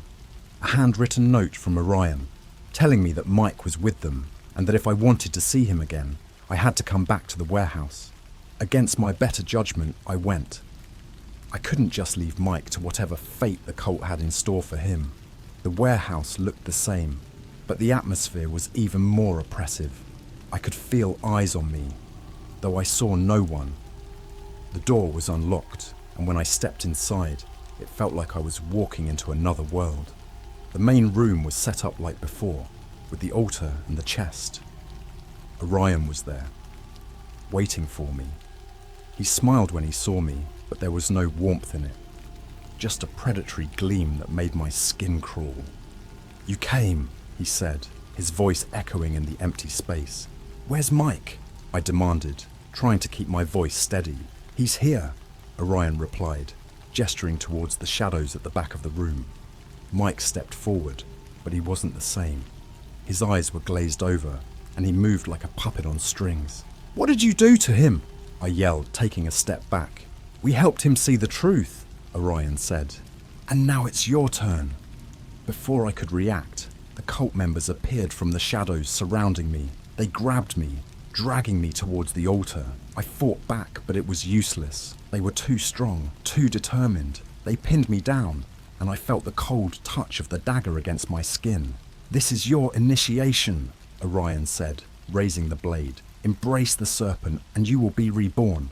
I closed my eyes, bracing for the pain, but instead of the sharp sting of the knife, I felt a burning sensation, like my blood was on fire. I opened my eyes to see Orion pouring the black liquid down my throat. It tasted like death, like everything I had ever feared and more. The world around me started to spin, and I could hear the chanting again, louder and more insistent. My vision blurred and I felt myself slipping away. The last thing I saw before darkness consumed me was Mike's face, twisted into a grotesque smile. When I woke up, I was alone in the warehouse. The altar, the chest, everything was gone. My body ached and I felt a deep, gnawing hunger that I couldn't explain. I stumbled outside, disoriented and weak. The sun was just starting to rise, casting long shadows across the empty parking lot. I had no idea how long I'd been out, but I knew one thing for sure. I wasn't the same. The cult had changed me, and I could feel its influence creeping into my mind, whispering dark thoughts that I couldn't shake. I don't know what they did to me or what they want, but I'm scared. Scared of what I've become and what I might do. If you're reading this, please, for the love of God, stay away from the Brotherhood of the Serpent. They're not just a joke, they're real, and they're dangerous. And once they have their hooks in you, they never let go. I tried to return to my normal life, but it was impossible. The hunger was always there, gnawing at my insides, and the whispers in my mind grew louder with each passing day. I couldn't shake the feeling that I was being watched, that at any moment someone from the cult would come for me. I couldn't sleep, couldn't eat, and every shadow seemed to hide a threat. One night, about a week after my last encounter with the cult, I woke up with an intense craving. My whole body felt like it was on fire, and the only thing that seemed to dull the pain was the thought of blood. I tried to ignore it, to focus on anything else, but it was like a primal urge that I couldn't control. I found myself outside, wandering the streets in a daze. It was late, and the town was quiet. I walked for hours, my mind a blur, until I ended up in front of a 24-hour convenience store. The clerk behind the counter looked bored, barely glancing up as I entered. I moved through the aisles, pretending to browse, but all I could think about was the pulsing of his veins, the rhythmic beat of his heart. I don't know what came over me. One moment I was standing in the aisle, and the next I was behind the counter, my hands around the clerk's throat. His eyes widened in shock and he struggled, but I was too strong. I could feel the warmth of his blood under my fingers, and it was like a switch flipped in my brain. I bit down hard, tearing into his flesh, drinking deeply. The taste was intoxicating, and for a moment, the hunger was sated. When I finally came to my senses, I was horrified. The clerk was dead, his body crumpled on the floor, blood pooling around him. I stumbled back, my hands and mouth stained red, my mind reeling. What had I done? What was I becoming? I fled the store, running blindly through the night. I knew I couldn't go back to my old life. The cult had changed me, turned me into something monstrous. I had to find a way to stop it, to break free from their influence. but I didn't know where to start. The next few days were a blur. I moved from place to place, always looking over my shoulder, trying to stay one step ahead of the whispers in my mind. I knew I needed help, but who could I turn to? The police wouldn't believe me, and I couldn't risk going to a hospital. The cult had too many connections, and I didn't know who I could trust. Desperation led me to an old library on the edge of town. It was the kind of place no one went to anymore, filled with dusty books and forgotten knowledge. I spent hours combing through texts on the occult, looking for anything that could explain what was happening to me, anything that could help me break the cult's hold. That's when I found a book on ancient rituals and dark magic. It described a process called soul binding, where a person's essence could be fused with a dark entity, giving them unnatural powers, but at a terrible cost. The symptoms matched what I was experiencing: the hunger, the whispers, the loss of control. The book mentioned a ritual that could sever the bond, but it was dangerous and required a significant sacrifice. I had no choice. I couldn't live like this, a slave to the cult's dark magic. I gathered the necessary materials, candles, herbs, and a ceremonial dagger, and set up the ritual in an abandoned church on the outskirts of town. The place had a heavy, oppressive atmosphere, like it had been soaked in years of despair and suffering. It was the perfect setting for what I needed to do. As I began the ritual, I felt the presence of the dark entity inside me, writhing and fighting against my efforts. The whispers grew louder, and my vision blurred. I could feel the cult's influence trying to stop me, but I pressed on, reciting the ancient incantations and pouring all my willpower into breaking the bond. The pain was unbearable, like my soul was being ripped apart. I could see flashes of memories: the man on the altar, Mike's hollow eyes, Orion's twisted smile, all blending together in a nightmarish swirl. I screamed, feeling my body convulse, but I didn't stop. I couldn't stop. Finally, there was a blinding flash of light, and everything went silent. I collapsed to the floor, gasping for breath, my body trembling. The whispers were gone, and the hunger had faded to a dull ache. I had done it. I had severed the bond. But as I lay there, trying to catch my breath, I realized the cost. The ritual had worked, but it had also taken a piece of me with it. I felt hollow, like a part of my soul had been stripped away. I was free from the cult's influence, but I was forever changed. I left the church, feeling like a shadow of my former self. I didn't know what the future held, but I knew I had to keep moving, to stay ahead of the darkness that still lingered at the edges of my mind. The cult was still out there, and I had a feeling they wouldn't give up so easily. I needed to find Mike, to save him from whatever fate the cult had in store. I couldn't let them win. The Brotherhood of the Serpent had taken enough from me, and it was time to fight back. After the ritual, I tried to put my life back together, but it felt like trying to piece together a shattered mirror. The hunger was gone, and the whispers had stopped, but the memories haunted me. Every night I dreamt of the man on the altar, Mike's hollow eyes, and the cold, calculating smile of Orion. I knew I had to find Mike, to free him from the cult's grip, but I didn't know where to start. I spent weeks researching the Brotherhood of the Serpent, digging through old records, newspaper articles, and online forums. The cult was like a ghost, leaving behind only traces of its existence. I found stories of disappearances, strange rituals, and mysterious deaths, but nothing concrete. It was as if they were always one step ahead, hiding in the shadows. One night, while I was poring over my notes in a dingy motel room, there was a knock on the door. My heart raced as I approached, knife in hand, ready for anything. I opened the door to find a woman standing there, her eyes wide with fear. She looked like she hadn't slept in days, and her clothes were dirty and torn. "Are you Alex?" she asked, her voice trembling. "Who are you?" I demanded, keeping the knife hidden behind my back. "My name is Sarah. I think you can help me. They took my brother." Her words hit me like a punch to the gut. Another victim of the cult. I let her in and locked the door behind her. She sat on the edge of the bed, clutching a worn photograph of a young man who looked eerily familiar. "I've been following your posts online," she said, her voice barely above a whisper. "I know you've been looking for them too. My brother David joined the Brotherhood a few months ago. He thought it was just a joke, but then he disappeared. I've been searching for him ever since." I felt a pang of guilt. It was my fault that people like David and Mike had fallen into the cult's trap. I had to make things right. "I'll help you," I said, my voice steady. "But we have to be careful. The Brotherhood is dangerous." Sarah nodded. Her eyes filled with a mixture of hope and fear. Over the next few days, we worked together, pooling our resources and following every lead. It wasn't long before we discovered a pattern. The cult seemed to move in a specific cycle, performing their rituals in different locations before disappearing again. We tracked them to an old mansion on the outskirts of a nearby town. The place was abandoned, its windows boarded up, and its garden overgrown with weeds. It looked like something out of a horror movie, but we had no choice.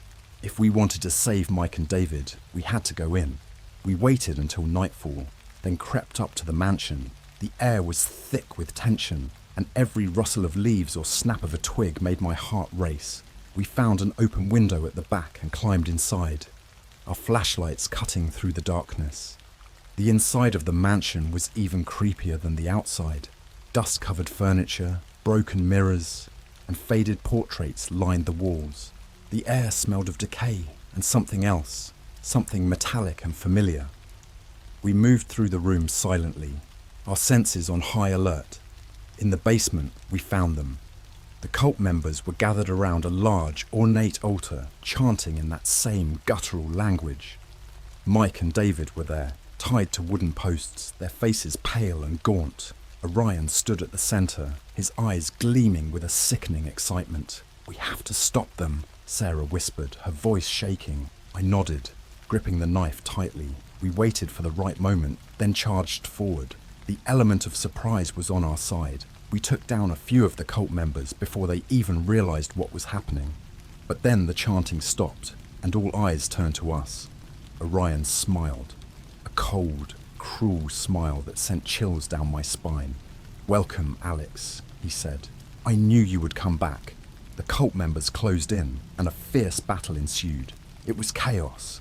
I fought with everything I had, slashing and stabbing, trying to reach Mike. Sarah was a force to be reckoned with, her fear replaced by a fierce determination. Together, we managed to free Mike and David, but the cult members kept coming.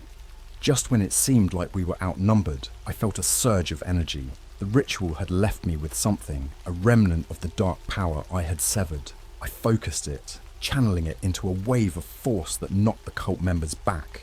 Orion's smile faltered, and for the first time, I saw fear in his eyes. "We have to go, now!" I shouted, grabbing Mike's arm. We ran, fighting our way through the mansion and out into the night. The cult members didn't follow. They stood at the entrance, watching us with a mixture of anger and fear. Orion's voice echoed through the darkness. "This isn't over, Alex. We will find you." We didn't stop running until we were far away from the mansion, hidden in the safety of the forest. Mike and David were weak, but they were alive. Sarah hugged her brother tightly, tears streaming down her face. "We did it," she whispered. "We really did it." But I knew better. This was only the beginning. The cult wouldn't stop, and neither would I. They had taken too much from us, and it was time to fight back. We had to find a way to end the Brotherhood of the Serpent once and for all, before they could destroy any more lives. The hunt was on. The days that followed were a blur of preparation and planning. We knew the Brotherhood of the Serpent wouldn't give up easily. Mike and David were weak, still recovering from their ordeal, but their resolve was stronger than ever. Sarah and I spent hours poring over every piece of information we could find, determined to find a way to bring the cult down for good. We knew we couldn't do it alone. We needed help, and we needed it fast. Using the connections we had built online, we reached out to other survivors, people who had lost loved ones to the cult or had narrowly escaped their grasp. It was a ragtag group, but they were united by a common goal: to end the Brotherhood's reign of terror. Our first objective was to find their main base of operations. The mansion had been a temporary hideout, but we knew they had a central location where they conducted their most important rituals. It took weeks of searching and piecing together clues, but we finally found it. A sprawling estate hidden deep in the woods, far from prying eyes. We made our way there under the cover of darkness, our hearts pounding with a mix of fear and determination. The estate was massive, surrounded by a tall, wrought iron fence and guarded by cult members patrolling the perimeter. We couldn't afford to be seen, so we moved silently, sticking to the shadows. We split into two groups. Sarah, David, and a few others would create a diversion, drawing the guards away, while Mike and I, along with a handful of the strongest fighters, would infiltrate the main building. It was a risky plan, but it was the best chance we had. The diversion worked like a charm. As the guards rushed to investigate the commotion, we slipped through a gap in the fence and made our way to the main house. Inside, the air was thick with the scent of incense and decay. The halls were dimly lit by flickering torches, casting eerie shadows on the walls. We moved quickly, knowing we had little time before the guards returned. The deeper we went, the more oppressive the atmosphere became. We could hear chanting echoing through the halls, growing louder with each step. It led us to a large chamber at the heart of the estate, where we found Orion and his inner circle performing a dark ritual. They were gathered around a massive stone altar, chanting in that same guttural language. The altar was stained with blood, and the air was heavy with the stench of death. Orion's eyes gleamed with malevolent delight as he saw us enter. "Welcome back, Alex," he said, his voice dripping with malice. "I see you've brought friends." The cult members moved to intercept us, but we fought back with a ferocity born of desperation. It was a brutal battle, but we had the element of surprise and the strength of our combined resolve. One by one, we took down Orion's followers, their blood mixing with the already stained floor. Orion himself was a different story. He was powerful, fueled by the dark magic of the serpent. He fought with a supernatural strength, his eyes glowing with an otherworldly light. But we didn't back down. We couldn't. We fought with everything we had, knowing this was our only chance. Finally, with a surge of adrenaline, I managed to tackle Orion to the ground. We grappled, his hands clawing at my throat as I struggled to keep him pinned. Mike and the others rushed to help, and together we managed to overpower him. I raised the ceremonial dagger, the same one he had used in so many of his twisted rituals, and plunged it into his chest. Orion let out a scream that echoed through the chamber, a sound filled with agony and rage. His body convulsed, and for a moment I thought he might get back up, but then his eyes rolled back and he went limp. The chanting stopped, and an eerie silence fell over the room. It was over. Orion was dead, and with him, the Brotherhood of the Serpent had lost its leader. We stood there panting and covered in blood, trying to process what had just happened. The sense of relief was overwhelming, but it was tempered by the knowledge of what we had lost, of the lives the cult had destroyed. In the aftermath, we destroyed everything. The altar, the symbols, every trace of the Brotherhood's dark magic. We didn't want any part of it left behind. No chance for someone else to pick up where Orion had left off. The estate burned to the ground, a cleansing fire that consumed the darkness. We left the woods, weary but victorious. The fight had taken its toll on all of us, but we knew it was worth it. We had stopped the Brotherhood, freed Mike and David, and hopefully prevented anyone else from falling victim to their twisted rituals. In the days that followed, we went our separate ways, each of us trying to rebuild our lives. The scars, both physical and emotional, would always be there, but we had a newfound sense of hope. We had faced the darkness and won, and that gave us the strength to move forward. As for me, I still have nightmares. The memories of what I did, of what I became, will haunt me forever, but I'm learning to live with it, to find peace in the knowledge that we made a difference. The Brotherhood of the Serpent is gone, and we made sure they would never rise again. If you're reading this, remember, some jokes aren't worth the risk. The darkness is real, and it's always lurking, waiting for a chance to take hold. But as long as we stand together, as long as we fight, we can keep it at bay. We can survive.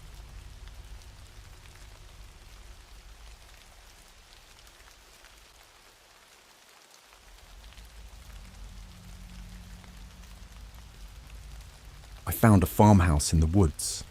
I wish I never entered at first place. I'm not really sure where to start with this. It's hard to even think about it without getting chills, but I feel like I need to get it out there. Maybe it'll help someone else. So here it goes. I've always been a bit of an explorer. Ever since I was a kid, I loved going off the beaten path, finding hidden places and uncovering secrets. It was usually harmless fun, just a way to pass the time and satisfy my curiosity. But this time, it was different. This time, I found something I wish I'd never seen. It started about 3 months ago. I had just moved to a small town in the middle of nowhere, trying to escape the chaos of city life. I found a cheap place to rent, a little cabin near the woods. It was peaceful, quiet, and exactly what I needed, or so I thought. One evening, I decided to go for a hike. I had explored most of the trails near my cabin, but there was one path I hadn't taken yet. It wasn't marked, just a narrow trail that disappeared into the thick forest. It looked like it hadn't been used in years. Naturally, I was intrigued. I packed a small bag with some water and snacks, grabbed my flashlight just in case, and headed down the path. The further I went, the more overgrown it became. Branches scratched at my arms and face, and the underbrush was so thick I had to push my way through. But I kept going. I don't know why, but something about that path pulled me in. After about an hour, I stumbled upon a clearing. In the middle of it stood an old farmhouse. It was like something out of a horror movie, 2 stories tall, with peeling paint, broken windows, and a sagging roof. It looked abandoned, but I could see faint light flickering inside. Curiosity got the better of me. I crept closer, trying to be as quiet as possible. The closer I got, the stronger the sense of dread became. My instincts screamed at me to turn back, but I ignored them. I had to know what was inside. The front door was slightly ajar, creaking as I pushed it open. The smell hit me first, a mix of rot, mold, and something metallic. Blood, maybe. The air was thick with it, making it hard to breathe. I covered my nose and stepped inside. The interior was even worse than the exterior. The floorboards creaked under my weight, and the walls were covered in strange symbols. Some looked like letters, others like twisted, deformed figures. They were drawn in a dark, reddish-brown substance that I really didn't want to think about. I moved through the house, my flashlight beam cutting through the darkness. The living room was filled with old, dusty furniture, all covered in more of those symbols. There were candles everywhere, most of them burned down to nubs. In the corner, I saw something that made my stomach turn. A pile of bones. Some were small, like they came from animals, but others were definitely human. I should have left right then and there, but I couldn't. I felt like I was in a trance, like something was compelling me to go further. I made my way to the staircase and started climbing. Each step felt like it took an eternity, the creaking wood echoing through the empty house. At the top of the stairs, I found a hallway with several doors. Most of them were closed, but one at the end was slightly open. Light spilled out from the crack, casting eerie shadows on the walls. I moved towards it, my heart pounding in my chest. I pushed the door open and stepped inside. The room was small, with a single window covered by tattered curtains. In the center of the room was a table, and on it was something I can never unsee. A woman lay there, or what was left of her. She was naked, her body covered in deep, jagged cuts. Her eyes were open, staring blankly at the ceiling, and her mouth was twisted in a silent scream. Her limbs were contorted in unnatural angles, and her skin was pale and lifeless. But that wasn't the worst part. Surrounding her were several figures in dark robes, their faces hidden by hoods. They were chanting in a language I didn't recognize, their voices low and guttural. In their hands, they held knives, covered in that same dark substance that adorned the walls. I must have made a sound, because they all turned to look at me. For a moment, everything was silent. Then, one of them stepped forward, pulling back his hood. His face was gaunt, with hollow eyes and a twisted smile. He said something to the others, and they started moving towards me. Panic took over. I turned and ran, nearly tripping over my own feet as I fled down the stairs. I could hear them behind me, their footsteps pounding on the wood. I didn't dare look back. I just ran. Out of the house and into the woods. I don't know how long I ran for, but I didn't stop until I was back at my cabin. I locked the door, pulled the curtains shut, and sat in the corner, shaking. I didn't sleep that night. I couldn't. Every time I closed my eyes, I saw that woman's face, those dark figures, that twisted smile. I don't know what I stumbled upon in that farmhouse, but I do know one thing. It wasn't just a group of crazies playing dress-up. It was something far more sinister, something I can't explain, and I have a feeling they're not done with me yet. I wish I'd never found that path. I wish I'd never gone into those woods, because now I can't shake the feeling that they're watching me, waiting for the right moment to strike, and I don't know how much longer I can hold out. There's more to this story, but I need to gather my thoughts. I'll post part 2 soon. Just be careful if you're ever in the woods. You never know what you might find. It's been a few days since I shared what happened at the farmhouse. I haven't slept much since then. Every little noise sets me on edge, and I keep seeing things out of the corner of my eye. I know it sounds crazy, but I swear I'm being watched. The day after I posted part 1, I decided to go back to the woods. Not to the farmhouse. I'm not that stupid. But to the path leading up to it. I needed to see if it was real, if any of it was real. Maybe I was just losing my mind, imagining things that weren't there. I set out in the early afternoon, hoping the daylight would make things seem less terrifying. The path was exactly where I remembered it, overgrown and nearly hidden by the forest. I stood there for a long time, just staring at it, before I finally worked up the courage to go in. The forest was eerily quiet as I made my way down the trail. No birds, no rustling leaves, just the sound of my own footsteps. The deeper I went, the more uneasy I felt. It was like the trees were closing in on me, the shadows growing longer and darker. After about an hour, I reached the clearing. The farmhouse was still there, looking as decrepit and ominous as ever. But something was different this time. The light inside was gone, and the door was closed. It looked like it hadn't been touched in years, like the whole place was just a figment of my imagination. I approached cautiously, my heart pounding in my chest. I reached out and pushed the door open, half expecting it to be locked. It wasn't. It swung open with a creak, revealing the same dark interior I had seen before. The smell was still there, that sickening mix of rot and blood, but the symbols on the walls were faded, barely visible. The furniture was covered in a thick layer of dust, and the candles were nothing more than puddles of wax. It was like time had stood still in that house, like it was frozen in the moment I had left it. I made my way upstairs, each step echoing through the empty house. The hallway was just as I remembered it, with the door at the end slightly open. I hesitated for a moment, then pushed it open and stepped inside. The room was empty. The table was still there, but the woman's body was gone. The figures in dark robes were nowhere to be seen. It was like they had never been there at all. I felt a wave of relief wash over me. Maybe it was all in my head. Maybe I was just imagining things. I turned to leave, but then I saw it. In the corner of the room, something caught my eye. I walked over and picked it up. It was a small black book, covered in dust. I opened it and flipped through the pages. They were filled with strange symbols and diagrams, like some kind of ritual or spell book. My hands shook as I read through it, feeling a growing sense of dread. I don't know why I took it with me, but I did. I shoved it into my bag and got out of there as fast as I could. I ran back through the woods, not stopping until I was back at my cabin. I locked the door behind me and collapsed on the floor, trying to catch my breath. That night, I couldn't sleep. Every time I closed my eyes, I saw those symbols, those dark figures, that twisted smile. I felt like I was being watched, like they were waiting for me to let my guard down.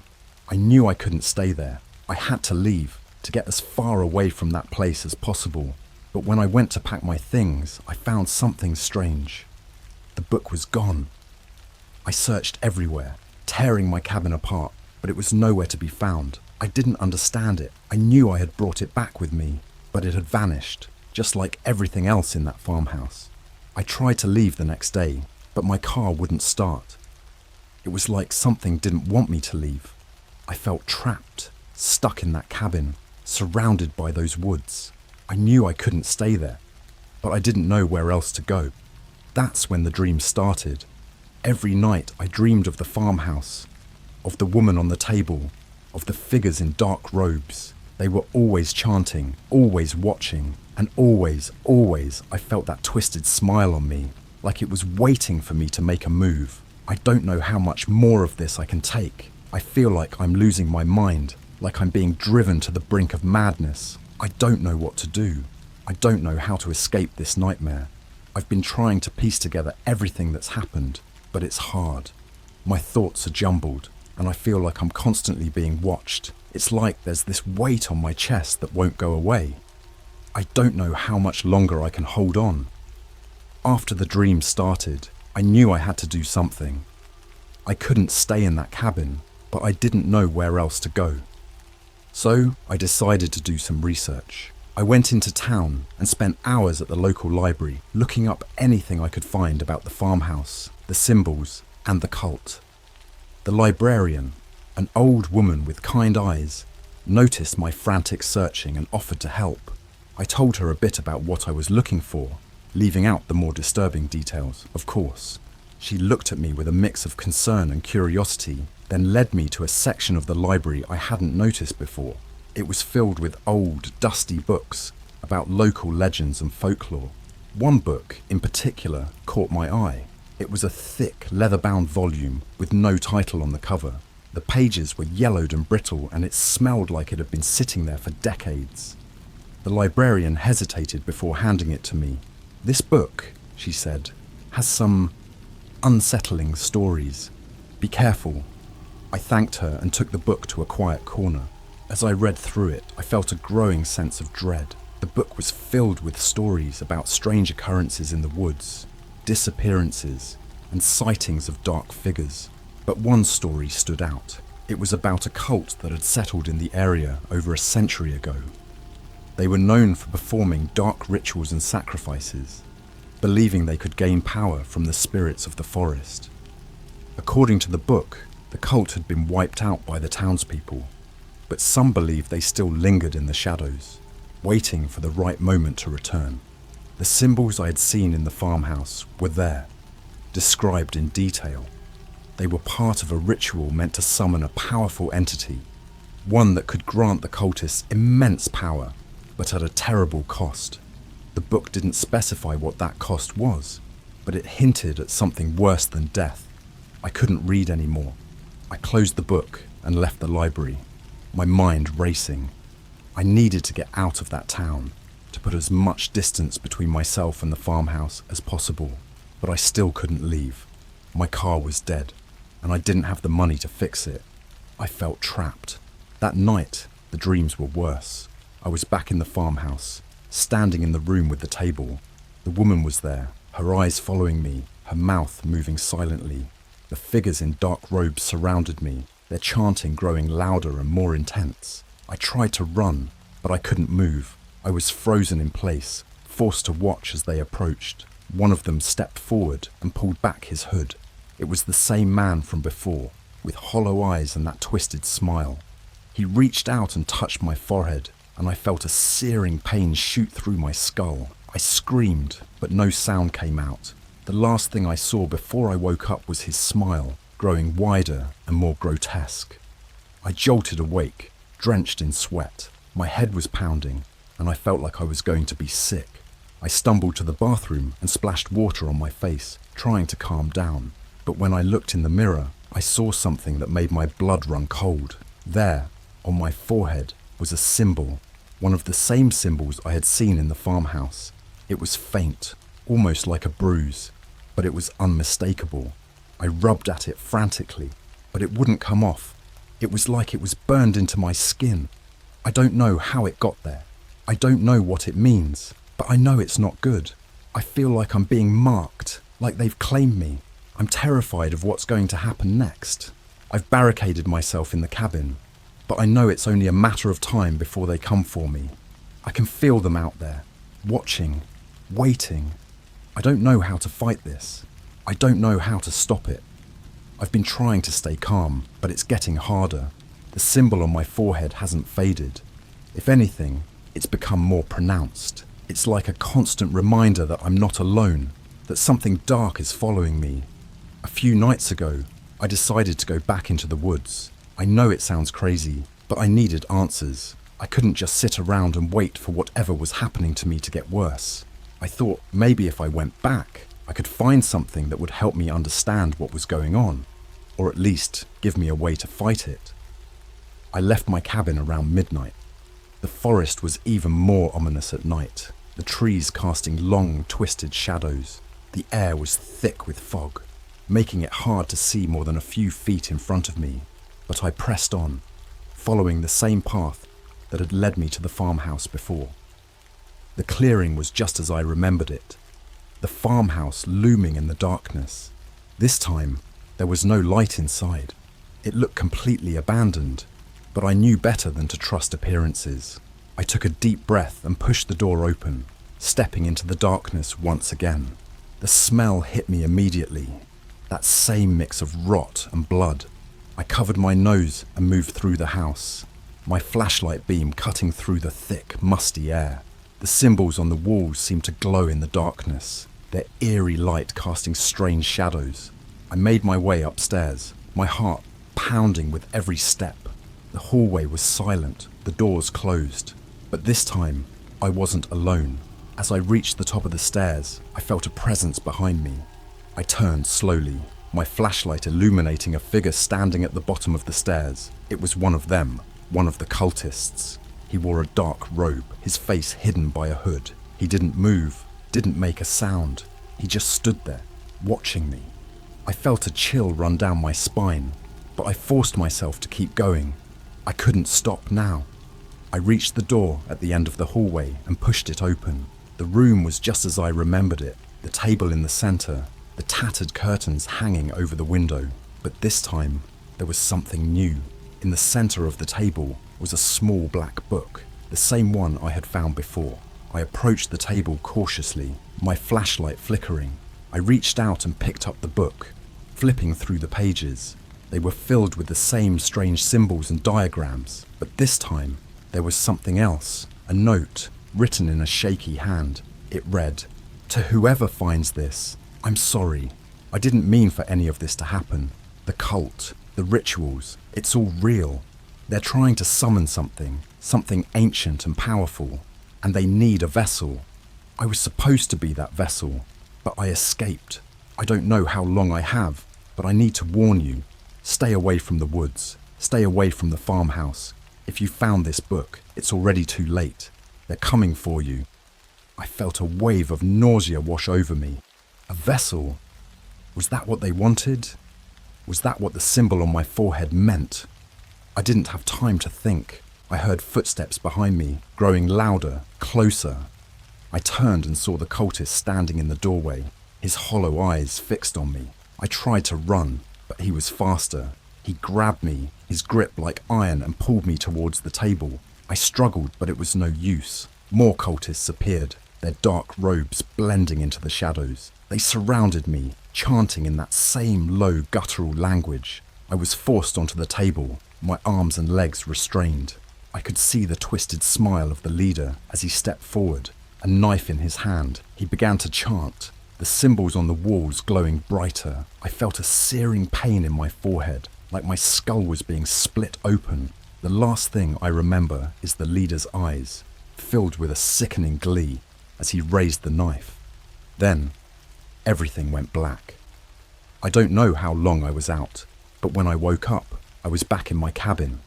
The symbol on my forehead was burning, and I felt a deep, overwhelming fear. I don't know what they did to me, but I know it's not over. They've marked me. They're coming for me. I've been putting off writing this final part, hoping that somehow everything would make sense, or that I would wake up and find out it was all just a nightmare. But it's not. And it's time to finish this. After I woke up in my cabin, I felt different. It wasn't just the fear or the constant feeling of being watched. It was something deeper, something I couldn't quite put my finger on. The symbol on my forehead pulsed with a dull ache, a constant reminder of what had happened. I tried to go about my daily life, but it was impossible. The dreams were getting worse. Every night I found myself back in the farmhouse, surrounded by those chanting figures. The leader's twisted smile haunted me, and I could feel their presence, even when I was awake. I knew I couldn't stay in the cabin any longer. I had to leave, but my car was still dead, and I was too afraid to ask anyone for help. The townspeople were friendly enough, but I couldn't shake the feeling that they knew more than they were letting on. Maybe they were in on it. Maybe they were just waiting for the right moment to turn me over to the cult. One night, as I was lying in bed, I heard a noise outside. It was a soft, rhythmic tapping, like someone was knocking on my window. My heart skipped a beat, and I grabbed my flashlight, slowly making my way to the window. I pulled back the curtain, and my blood ran cold. There, standing just outside the window, was one of the cultists. His hood was up, hiding his face, but I could see his eyes, those hollow, soulless eyes staring right at me. I stumbled back, dropping the flashlight. The tapping continued, growing louder and more insistent. I had to get out of there. I grabbed my bag, threw on my shoes, and bolted out the back door. I didn't care where I went, as long as it was far away from that cabin. I ran through the woods, the branches clawing at my skin, the darkness closing in around me. I could hear footsteps behind me, growing closer. The chanting started again, low and guttural, filling my ears, drowning out my thoughts. I don't know how long I ran, but eventually I stumbled upon a road. There was a car coming towards me, and I waved it down frantically. The driver, an older man with a kind face, stopped and let me in. I told him I needed to get as far away from the town as possible, and he didn't ask any questions. He just drove. I don't know how far we went, but eventually we reached another town. The man dropped me off at a motel and wished me luck. I thanked him and checked into a room, collapsing onto the bed, exhausted.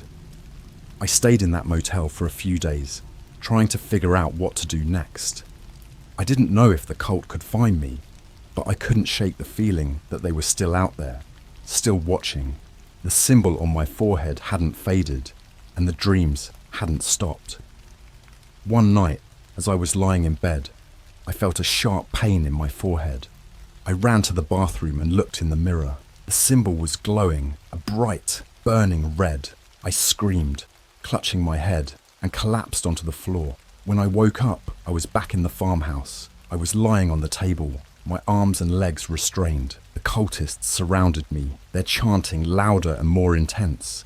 The leader stood over me, his eyes filled with that sickening glee. "You cannot escape," he said, his voice echoing in my head.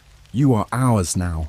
I struggled against the restraints, but it was no use. The leader raised his knife and I felt a searing pain as he carved the symbol into my forehead. The pain was unbearable and I felt myself slipping away.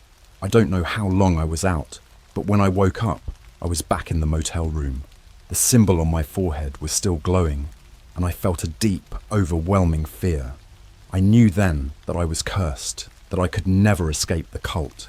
I've been running ever since, moving from town to town, trying to stay one step ahead of them. But it's no use.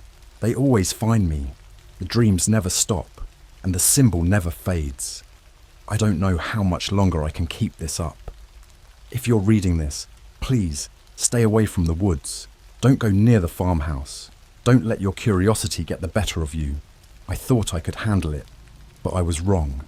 And now I'm paying the price. I don't know how much longer I have, but I can feel them closing in. The chanting is getting louder, and the shadows are getting darker. I don't know what they want from me, but I know it's not good. This is the end of my story. I don't know if anyone will believe me, but I had to get it out there. Maybe it will help someone else. Maybe it will serve as a warning. Just be careful. You never know what you might find in the woods.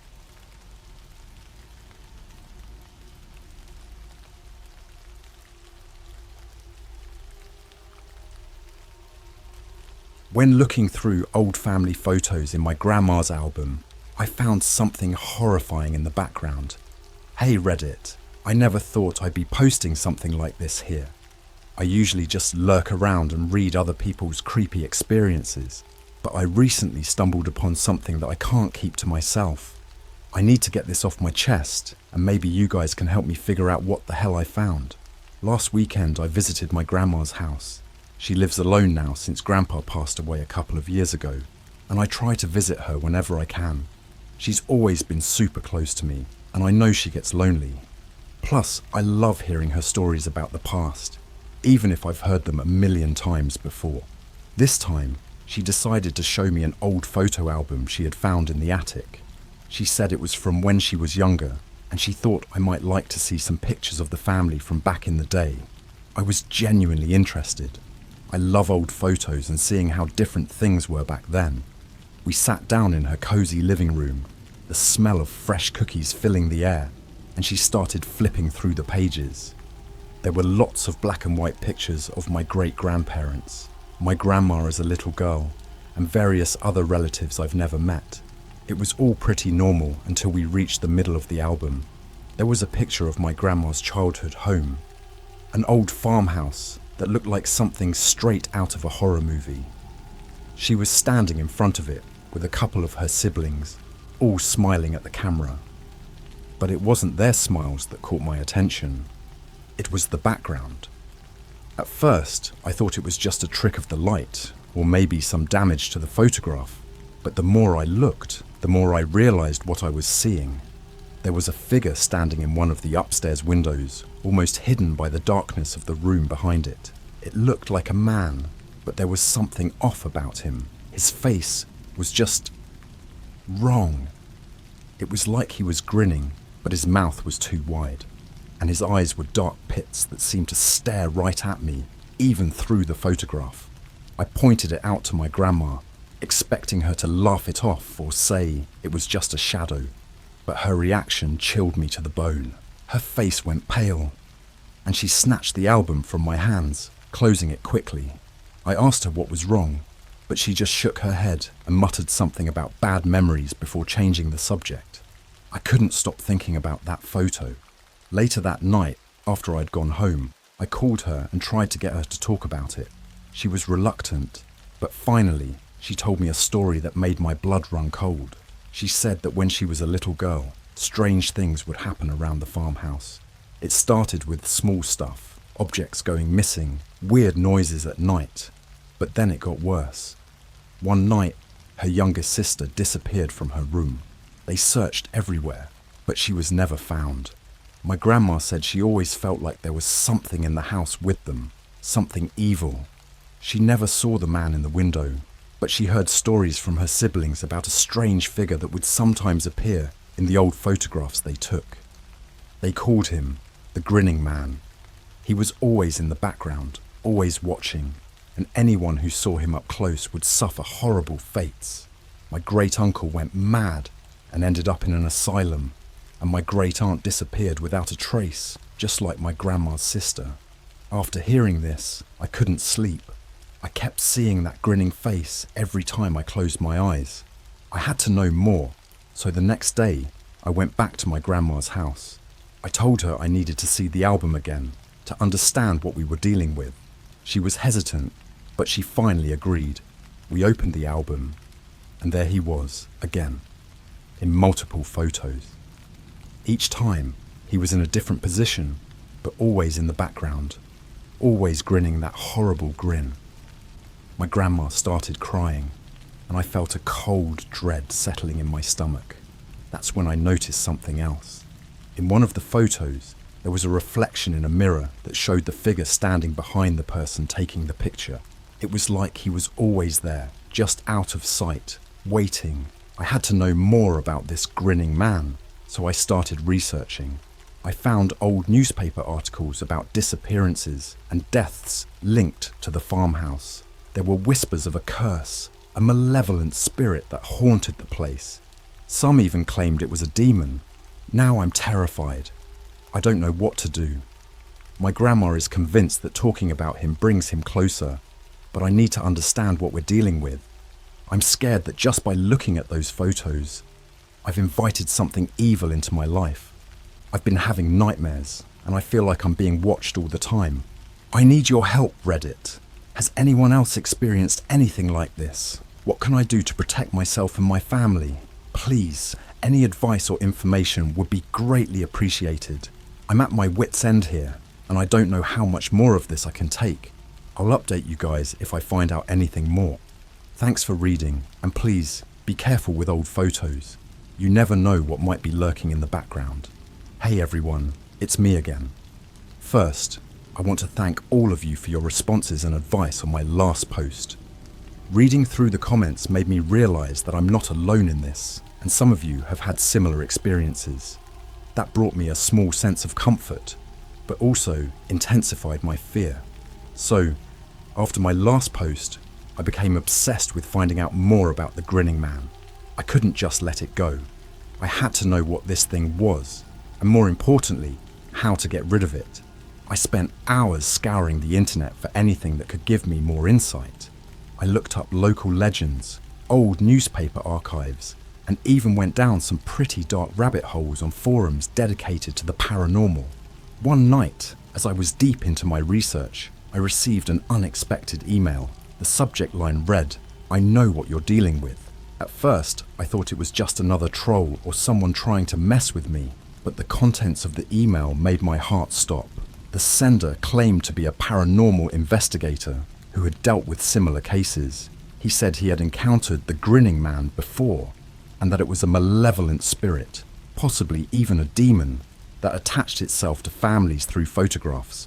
He warned that once you see it, it's already too late. The entity feeds on fear and chaos, and the more you acknowledge it, the stronger it becomes. He included a link to an old online archive of a newspaper from the 1950s. There, I found an article about a family who had lived in my grandma's farmhouse before she did. The article described a series of mysterious disappearances and deaths within the family. It ended with the remaining family members abandoning the house, claiming it was cursed.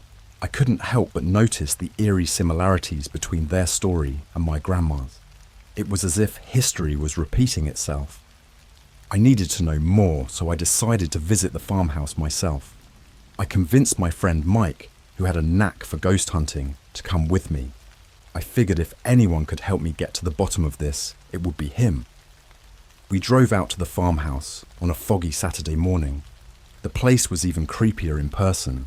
The air around it felt heavy, like it was charged with some kind of malevolent energy. As we approached the front door, I could feel my heart pounding in my chest. Inside, the house was in a state of disrepair. Dust and cobwebs covered everything, and the floorboards creaked with every step. We made our way upstairs to the room where I had seen the grinning man in the photograph. The window was broken, and the room had an eerie stillness to it. Mike set up his equipment, EMF detectors, thermal cameras, and an audio recorder, and we started our investigation. At first, there was nothing, just the sound of the wind outside and our footsteps on the old wooden floor. But then, the temperature in the room started to drop. Mike's thermal camera showed cold spots moving around us, and the EMF detector began to spike. That's when we heard it, a faint, almost imperceptible whisper. It was like someone was speaking right next to us, but we couldn't make out the words. The whispering grew louder, more urgent, and then we saw him. In the corner of the room, partially obscured by shadows, stood the grinning man. His face was exactly as I remembered it from the photographs.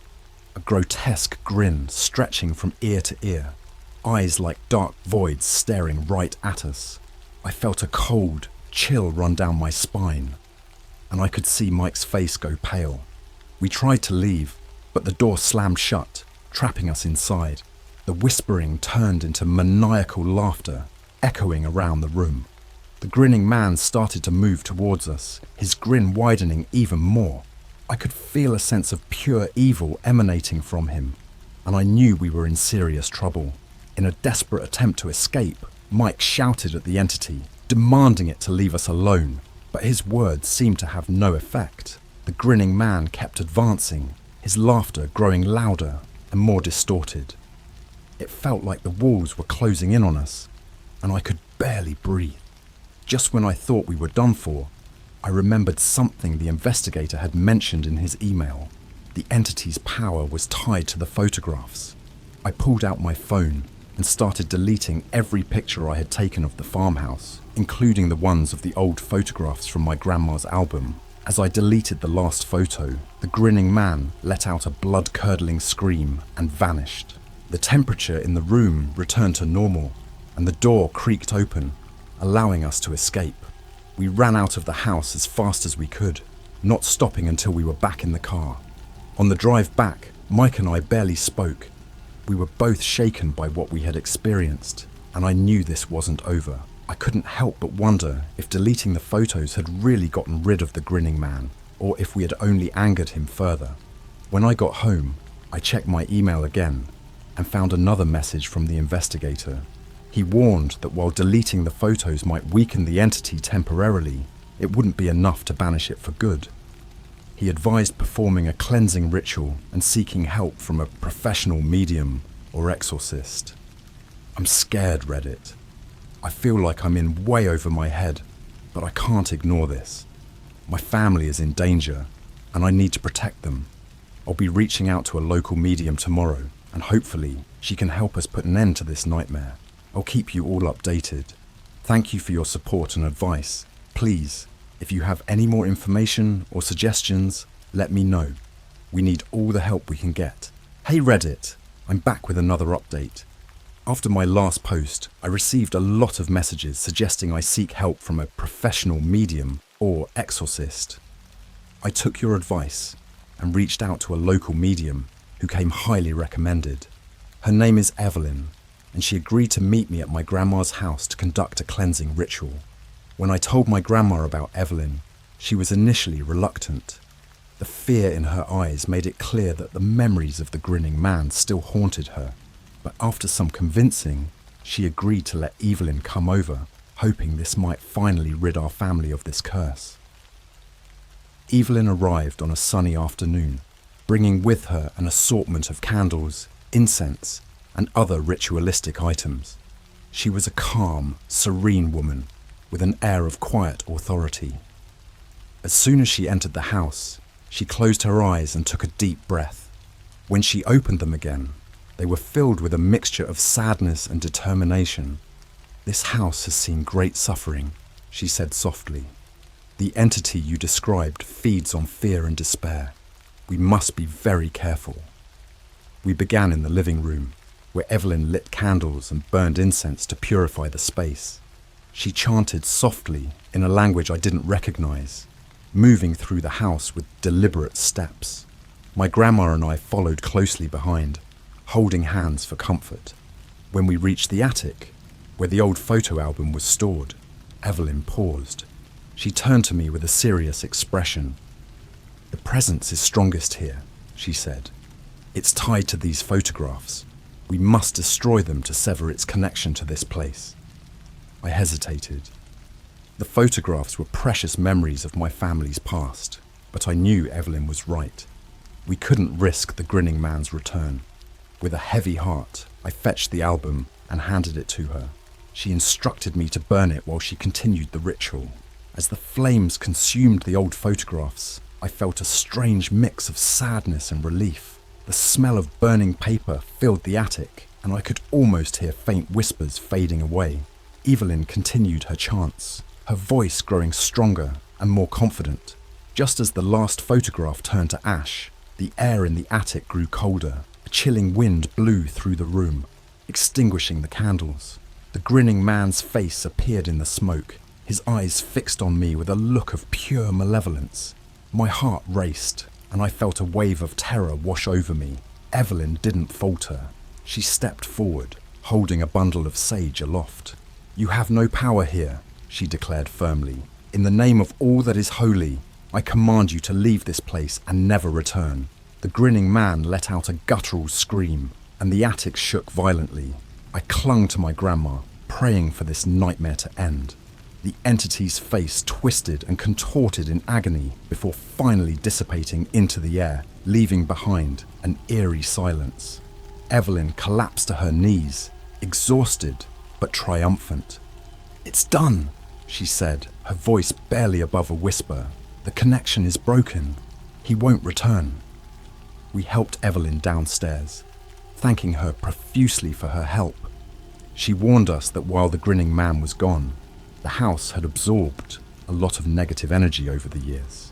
She recommended we continue to cleanse the space regularly and keep positive energy flowing through it. That night, for the first time in weeks, I slept peacefully. The nightmares were gone, and I no longer felt the oppressive weight of being watched. My grandma, too, seemed more at ease, her eyes no longer filled with fear. The next day, I received another email from the paranormal investigator. He had read my updates and was relieved to hear that the cleansing ritual had worked. He offered some additional advice on keeping our home protected, including using protective symbols and regularly blessing the space. Life began to return to normal. My grandma and I started to rebuild our relationship, free from the shadow of the grinning man. However, the experience left me with a deep sense of caution and respect for the unknown. I couldn't shake the feeling that while we had won this battle, the war against such malevolent entities was far from over. I want to thank all of you for your support and advice throughout this ordeal. Your encouragement gave me the strength to face this head-on, and for that I'm eternally grateful. If anything else happens, I'll be sure to update you all. But for now, it seems like the nightmare is finally over. Hey everyone, it's been a while since my last update. I wish I could say everything went back to normal, but I've learned that sometimes evil has a way of lingering even after you think it's gone. After the cleansing ritual, things were peaceful for a while. My grandma seemed happier, the house felt lighter, and I finally started to relax. But a few weeks ago, something happened that shook me to my core. I was going through some old boxes in my garage, trying to declutter. One box caught my eye. It was filled with old family memorabilia that my grandma had given me years ago. Among the old letters and trinkets, I found another photo album. My heart skipped a beat. How had I forgotten about this one? With trembling hands, I opened the album. The first few pages were filled with innocent snapshots of family gatherings, birthday parties, and holidays. But as I turned the pages, my unease grew. There, hidden among the happy memories, was another photograph of the farmhouse, and in the background, standing in the window, was the grinning man. I slammed the album shut, my mind racing. How was this possible? We had burned all the photos, hadn't we? I felt a cold sweat break out on my forehead. I needed to talk to Evelyn. I called her immediately, explaining what I had found. She listened quietly, then told me to bring the album to her. When I arrived at her home, she was already preparing for another ritual. "Evil like this can be persistent," she said, examining the photograph. "It might not be completely gone. We need to cleanse this album and your home again." This time, we performed the ritual at my place. Evelyn set up her candles and incense, chanting softly. As she worked, I couldn't shake the feeling of being watched. The air felt heavy, and shadows seemed to flicker at the edge of my vision. When we reached the garage where I had found the album, Evelyn paused. "There's something here," she said, her voice tense. "Something hidden." We searched the garage, and behind a stack of old boxes we found a small, dusty trunk. I didn't remember seeing it before. With a sense of dread, I opened the trunk. Inside were more photographs, all featuring the grinning man. In some, he was closer, his face more detailed and terrifying. Evelyn gasped. "These must be the source of his power. We need to destroy them." We took the photos outside and set them on fire. As they burned, I felt a strange sensation, like a weight lifting off my shoulders. The flames seemed to flicker with unnatural intensity, and I could almost hear faint screams. After the photos were reduced to ash, Evelyn continued the cleansing ritual throughout my home. She placed protective symbols and blessed every room. By the time she was done, I felt exhausted but hopeful. That night, I slept better than I had in weeks. The nightmares were gone, and the oppressive feeling had lifted. But my relief was short-lived. The next morning, I found a note on my kitchen table. It was written in a shaky, unfamiliar hand. "I see you." I stared at the note, my heart pounding. How had it gotten there? I hadn't let anyone into my house. Fear gripped me, and I called Evelyn immediately. She rushed over, her face pale when she saw the note. "This isn't good," she said. "The entity is trying to re-establish its connection. We need to be vigilant." We performed another cleansing ritual, this time focusing on warding off any future attempts by the grinning man to return. Evelyn placed additional protective symbols around my home and gave me a talisman to wear at all times. Despite our efforts, the feeling of unease lingered. I started hearing faint whispers at night and seeing fleeting shadows out of the corner of my eye. My paranoia grew, and I felt like I was slowly losing my mind. One evening, while I was sitting in my living room, I heard a loud crash from the garage. I grabbed a flashlight and cautiously made my way out there. The door creaked open, and my heart raced as I shone the light around. There, in the corner, was the old trunk. It had somehow returned, and the lid was ajar. I approached it slowly, every instinct screaming at me to run. Inside the trunk were more photographs, freshly developed. My hands trembled as I flipped through them. Each one showed my house, taken from various angles, all featuring the grinning man, grinning wider than ever before. In a panic, I called Evelyn again. She arrived quickly, and her face was a mask of concern. "This is worse than I thought," she said. "We need to perform a more powerful ritual, but I might need some help."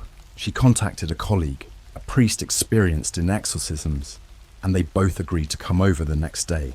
That night, I barely slept, haunted by the thought that the grinning man was watching me, waiting for his chance to strike. When they arrived, they immediately began setting up for the ritual. Candles were placed in a circle, and they began chanting in unison. The air grew thick with tension, and I felt a presence in the room with us. As the ritual reached its peak, the candles flickered wildly, and the shadows on the walls seemed to come to life. The grinning man appeared, his face more menacing than ever. He let out a bone-chilling laugh that echoed through the house.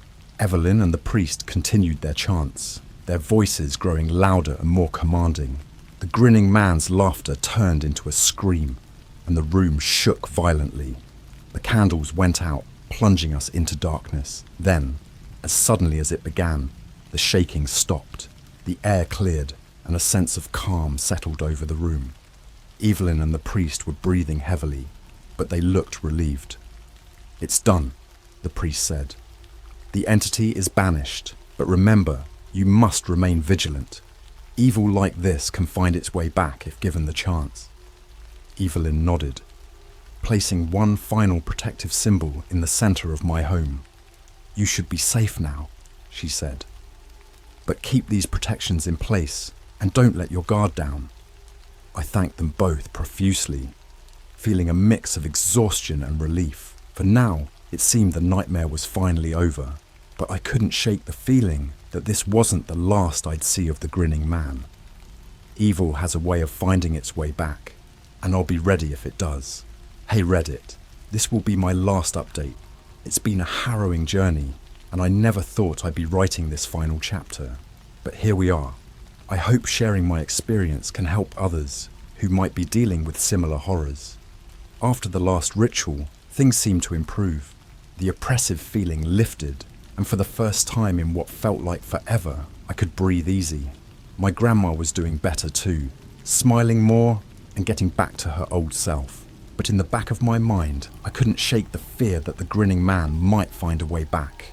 For weeks, everything was calm. No whispers, no shadows, no terrifying faces in the background of photos. I started to believe that the rituals had finally worked and that we were safe. But then, one night, everything changed. I was having dinner with my grandma when the lights flickered. We both froze, the memory of past horrors rushing back. My phone buzzed on the table, and when I picked it up, I saw a message from an unknown number. It was a picture of me and my grandma sitting at the table, taken from outside the window. In the background, I could see the faint outline of the grinning man, his grin wider than ever. Panic set in. How had he returned? I immediately called Evelyn, but there was no answer. I tried the priest, but he didn't pick up either. It was as if we were alone in this. My grandma was visibly shaken, clutching her rosary and muttering prayers under her breath. That night, I stayed awake, keeping a watchful eye on every corner of the house. Around midnight, I heard a faint scratching sound coming from the garage. I grabbed a flashlight and a kitchen knife, my heart pounding in my chest, and made my way to the source of the noise.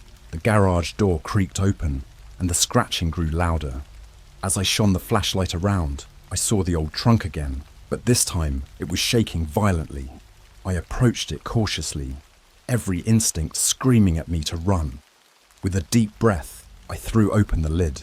Inside was a single photograph, freshly developed. It was a picture of my grandma and me, taken earlier that day. But in the background, the grinning man was closer, his eyes fixed on me, his grin stretching impossibly wide. I could feel his presence, a malevolent force that seemed to suffocate the air around me. Desperation took over. I grabbed the photograph and set it on fire, hoping it would weaken his hold. But as the flames consumed the picture, the grinning man's laughter echoed through the garage, a sound so chilling it felt like ice running through my veins. I ran back into the house, finding my grandma praying fervently. She looked up at me with fear in her eyes. "We need to finish this," I said, my voice shaking. "We need to confront him." With no other options, I decided to perform one final ritual. I gathered all the protective symbols, candles, and sage that Evelyn had left. My grandma and I set up a circle in the living room, and we began to pray, calling upon any and all higher powers to aid us. The temperature in the room plummeted, and the shadows on the walls began to twist and writhe. The grinning man appeared, his presence more overwhelming than ever. His eyes were black pits, and his grin seemed to stretch across his entire face. "You have no power here," I shouted, holding the talisman tightly. "In the name of all that is holy, leave this place and never return." My grandma joined in, her voice strong and unwavering. Together, we chanted and prayed, the words blending into a powerful incantation. The grinning man screamed, his form flickering and distorting as if he was being torn apart. The house shook, and the candles flickered wildly. I felt a force pushing against us, trying to break our circle, but we held firm. The grinning man's screams grew louder, more desperate, until finally, with one last blood-curdling shriek, he vanished. The room went silent. The oppressive weight lifted, and the air felt clear again. My grandma and I collapsed, exhausted but relieved. It was over. The grinning man was gone, banished for good. In the days that followed, we continued to cleanse the house and keep the protective symbols in place. Life slowly returned to normal, and the sense of dread that had haunted us for so long was finally gone. I learned a lot from this experience. I learned about the strength of family, the power of faith, and the importance of confronting your fears head-on. The grinning man had terrorized us, but in the end, we prevailed. We stood together and faced the darkness, and we won. Thank you, Reddit, for your support and advice throughout this ordeal. Your encouragement gave me the strength to keep fighting, and for that, I'm eternally grateful. If you ever find yourself facing something similar, remember that you are not alone. Stand strong, seek help, and never give up. This is the end of my story. I hope it helps others who might be dealing with their own demons. Stay safe, everyone, and always keep an eye on the shadows. The end.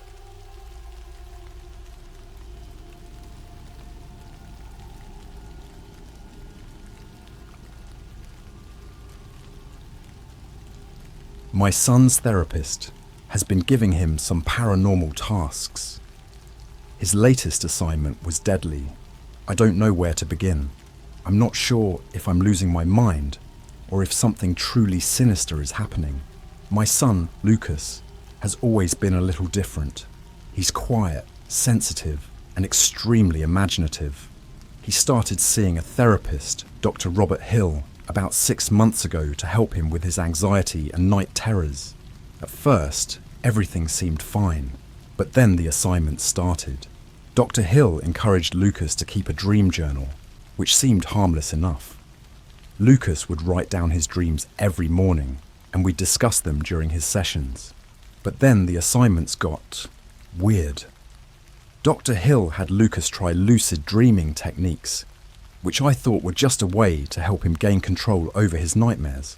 Lucas would come home with instructions to repeat certain phrases before bed, or to place specific objects under his pillow. The first time I felt truly uneasy was when Lucas came home with a small, old-looking key. Dr. Hill told him to hold the key before falling asleep, and to imagine it opening a door in his dreams. Lucas seemed excited about it, but the whole thing gave me the creeps. I mean, what kind of therapist gives a kid an old key and tells him to dream about opening doors? I shrugged it off as unconventional therapy, but then Lucas started waking up with scratches on his arms and legs. He'd have no memory of how they got there. I asked him if he was hurting himself in his sleep, but he insisted he wasn't. His nightmares became more vivid and terrifying, and he started talking about the man with no eyes who was following him in his dreams. Then, about a month ago, Lucas came home with a new assignment. Dr. Hill had given him a small ornate box. It looked like an antique, with intricate carvings and a heavy brass latch. Lucas was supposed to place the box under his bed and write down any dreams or thoughts that came to him in the night. The first night, nothing happened. But by the second night, Lucas started sleepwalking. I found him standing in the hallway, muttering to himself in the middle of the night. His eyes were open, but they were blank, like he wasn't really there. When I tried to wake him, he just turned and walked back to his room. The next morning, he had no memory of it. He told me about a dream he had, where he was in a dark forest following the sound of someone crying. He said the crying was coming from inside a well, and when he looked down, he saw a face staring back at him. I was starting to get really worried, so I decided to confront Dr. Hill. I called him and demanded an explanation. He was calm, almost too calm, and assured me that it was all part of the process. He said Lucas was opening doors to his subconscious, and that it was normal for things to get worse before they got better. I didn't buy it, but I didn't know what else to do. Lucas seemed to trust Dr. Hill, and I didn't want to undermine that. The next week, Lucas came home with another assignment. This time, it was a black candle. Dr. Hill told him to light it before bed and to concentrate on the flame until he fell asleep. That night, I stayed up to keep an eye on Lucas. Around midnight, I heard him whispering. I went to his room and found him sitting on his bed, staring at the candle. He was whispering something over and over, but I couldn't make out the words. His eyes were wide and he looked terrified. I tried to snap him out of it, but he didn't respond. It was like he was in a trance.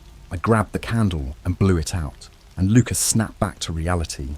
He looked at me with a mix of confusion and fear. He didn't remember lighting the candle or whispering. All he remembered was a dream about a dark figure standing at the foot of his bed, watching him.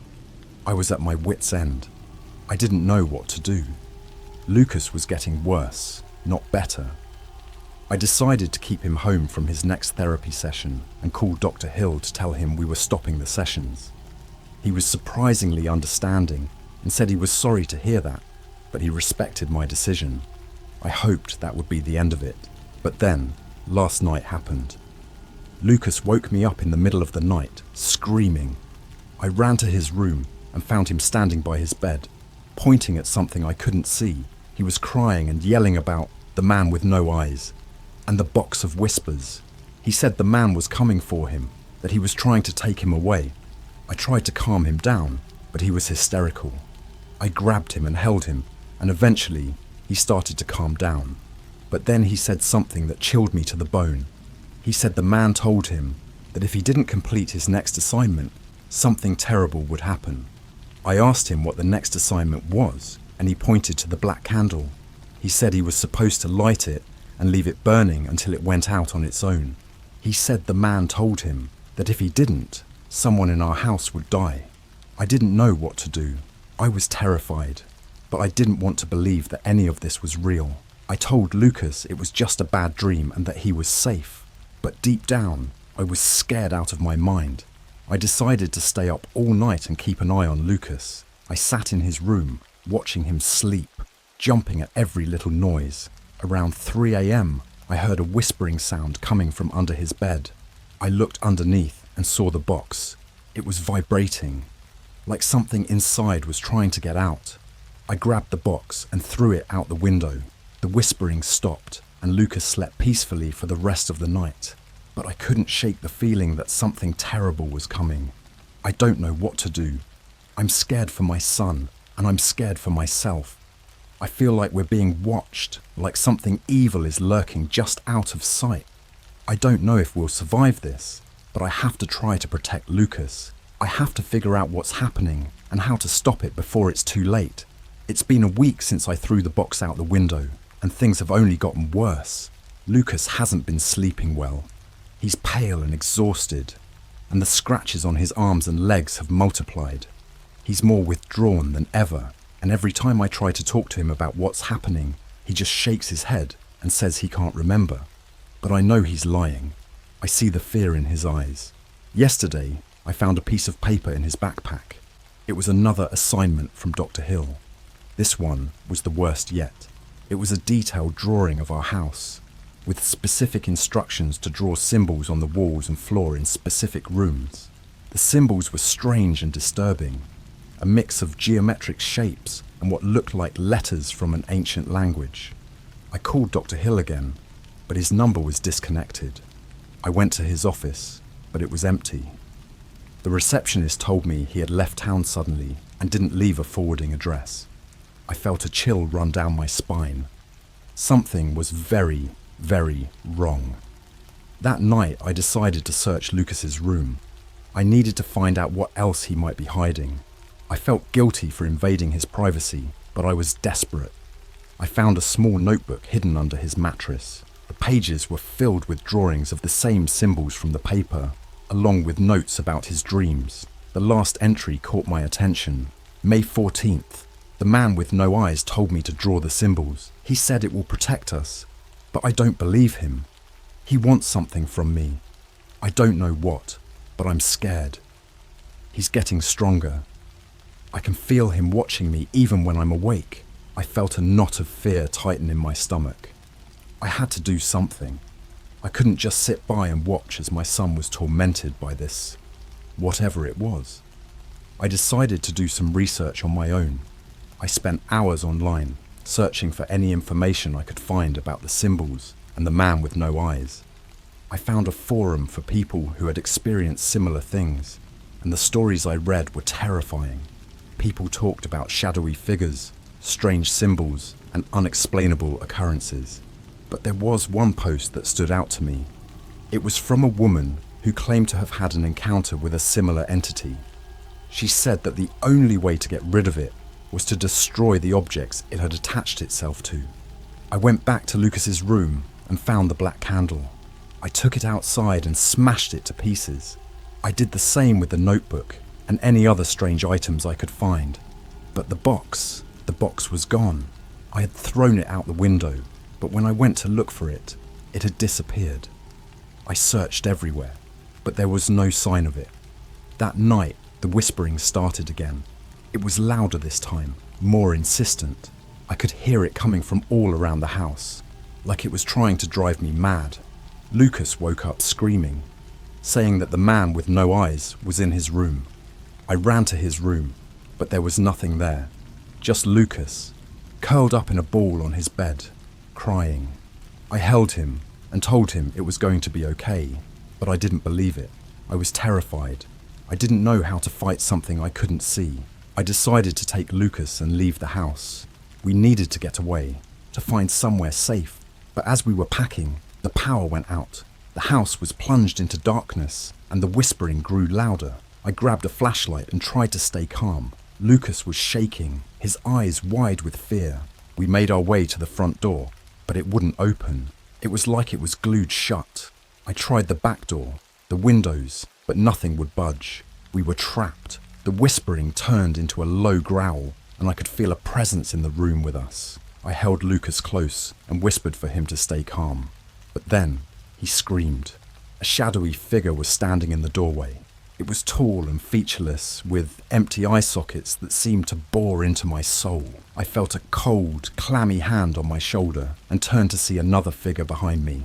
I don't remember much of what happened next. I remember running, pulling Lucas with me, trying to find a way out. The shadows seemed to be everywhere, reaching out for us with long, bony fingers. I remember tripping and falling, Lucas's terrified screams echoing in my ears.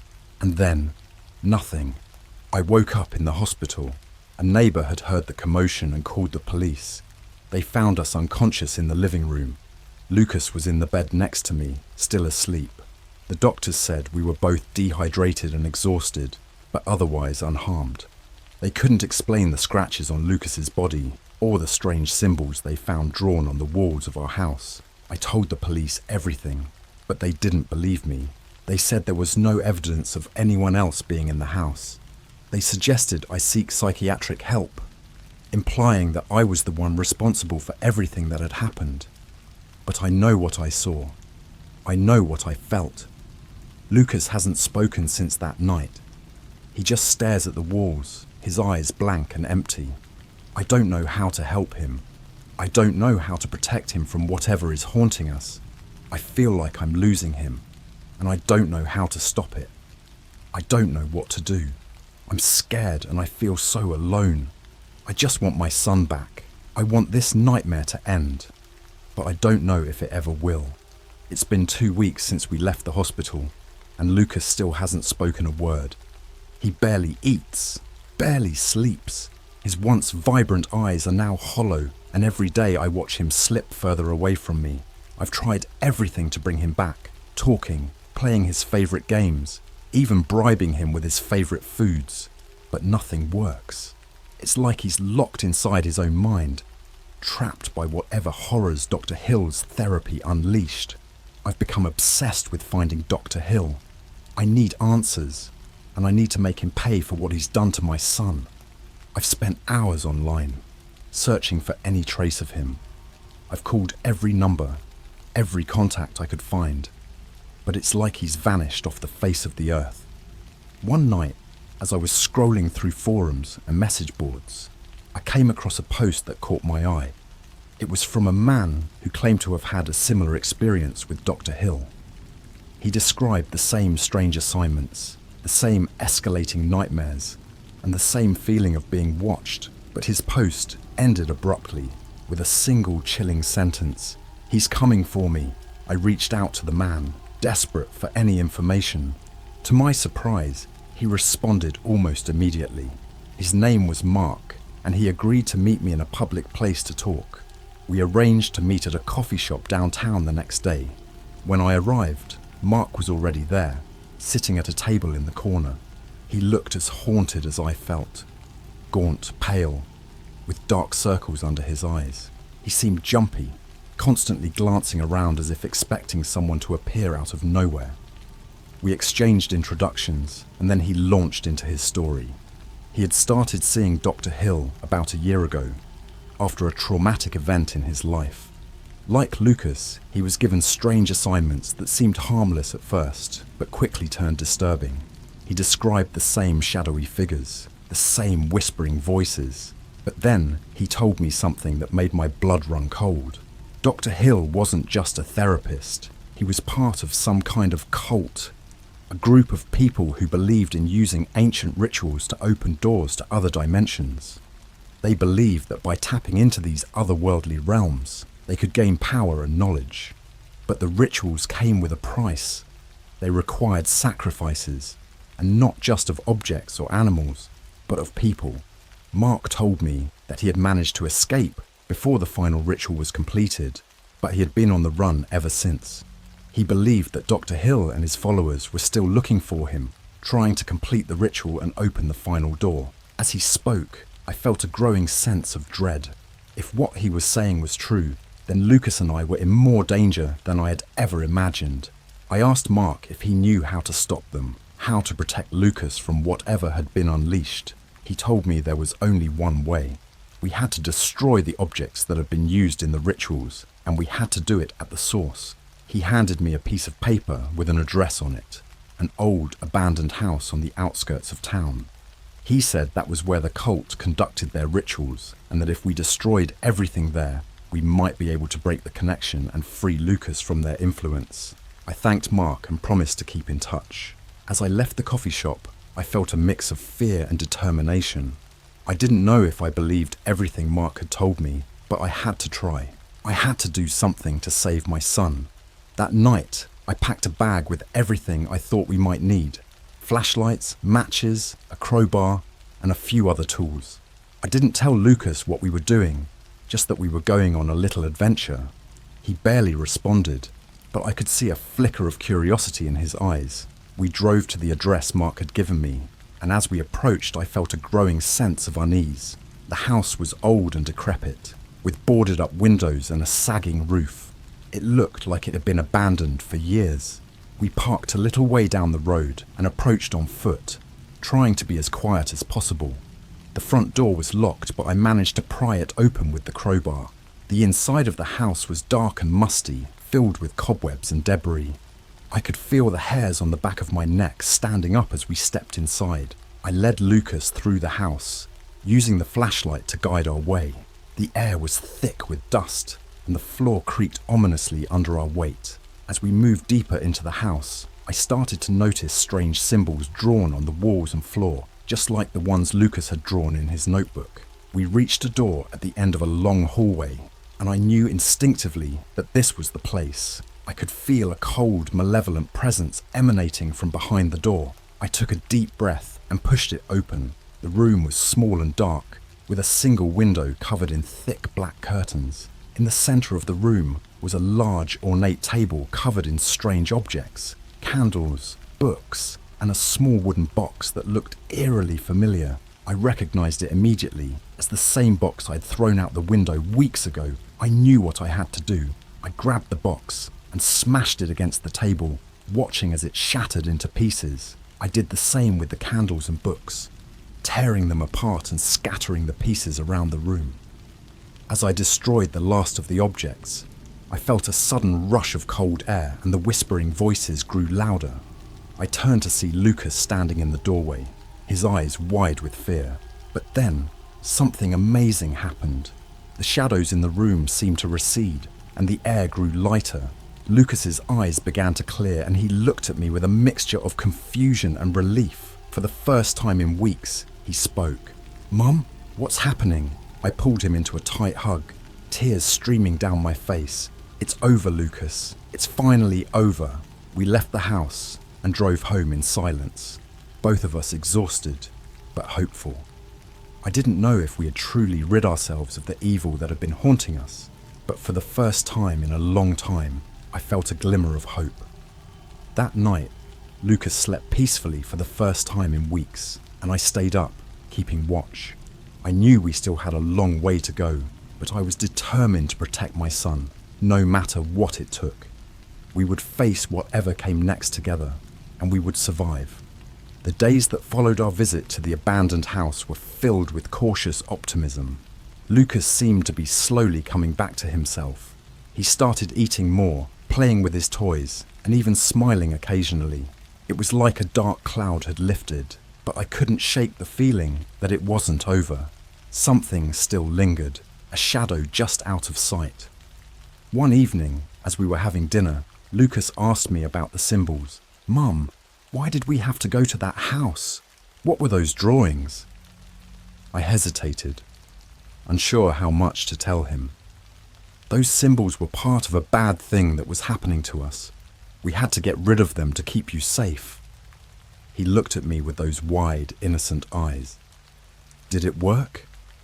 "I think so," I said, trying to sound more confident than I felt. "But we need to be careful, okay? If you see or hear anything strange, you have to tell me right away." He nodded, and I hoped he understood. That night, after Lucas went to bed, I stayed up researching the symbols and the rituals. I found references to ancient rites meant to summon and control dark entities. It seemed that Dr. Hill's cult was trying to harness this power, but why they targeted Lucas was still a mystery. Around midnight, I heard a noise from Lucas's room. My heart raced as I rushed to check on him. He was sitting up in bed, his eyes wide with fear. "Mum, he's here." I felt a chill run down my spine. "Who, Lucas? Who's here?" "The man with no eyes," he whispered, pointing to the corner of the room. I turned, and for a moment I saw nothing. But then, out of the shadows, a figure began to materialize. Tall and gaunt, with empty eye sockets that seemed to suck the light out of the room. My heart pounded in my chest as I stepped in front of Lucas, trying to shield him from whatever this was. "Leave us alone!" I shouted, my voice trembling. The figure didn't move, didn't make a sound. It just stood there, staring at us with those hollow eyes.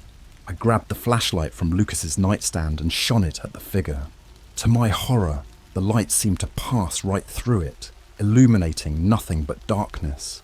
"Lucas, we need to get out of here," I said, my voice shaking. I grabbed his hand and pulled him out of bed. We ran down the hall, but the whispering voices started again, louder this time, filling the house with their sinister chant. We reached the front door, but it was stuck again, just like before. I tried the back door, the windows, but they were all sealed tight.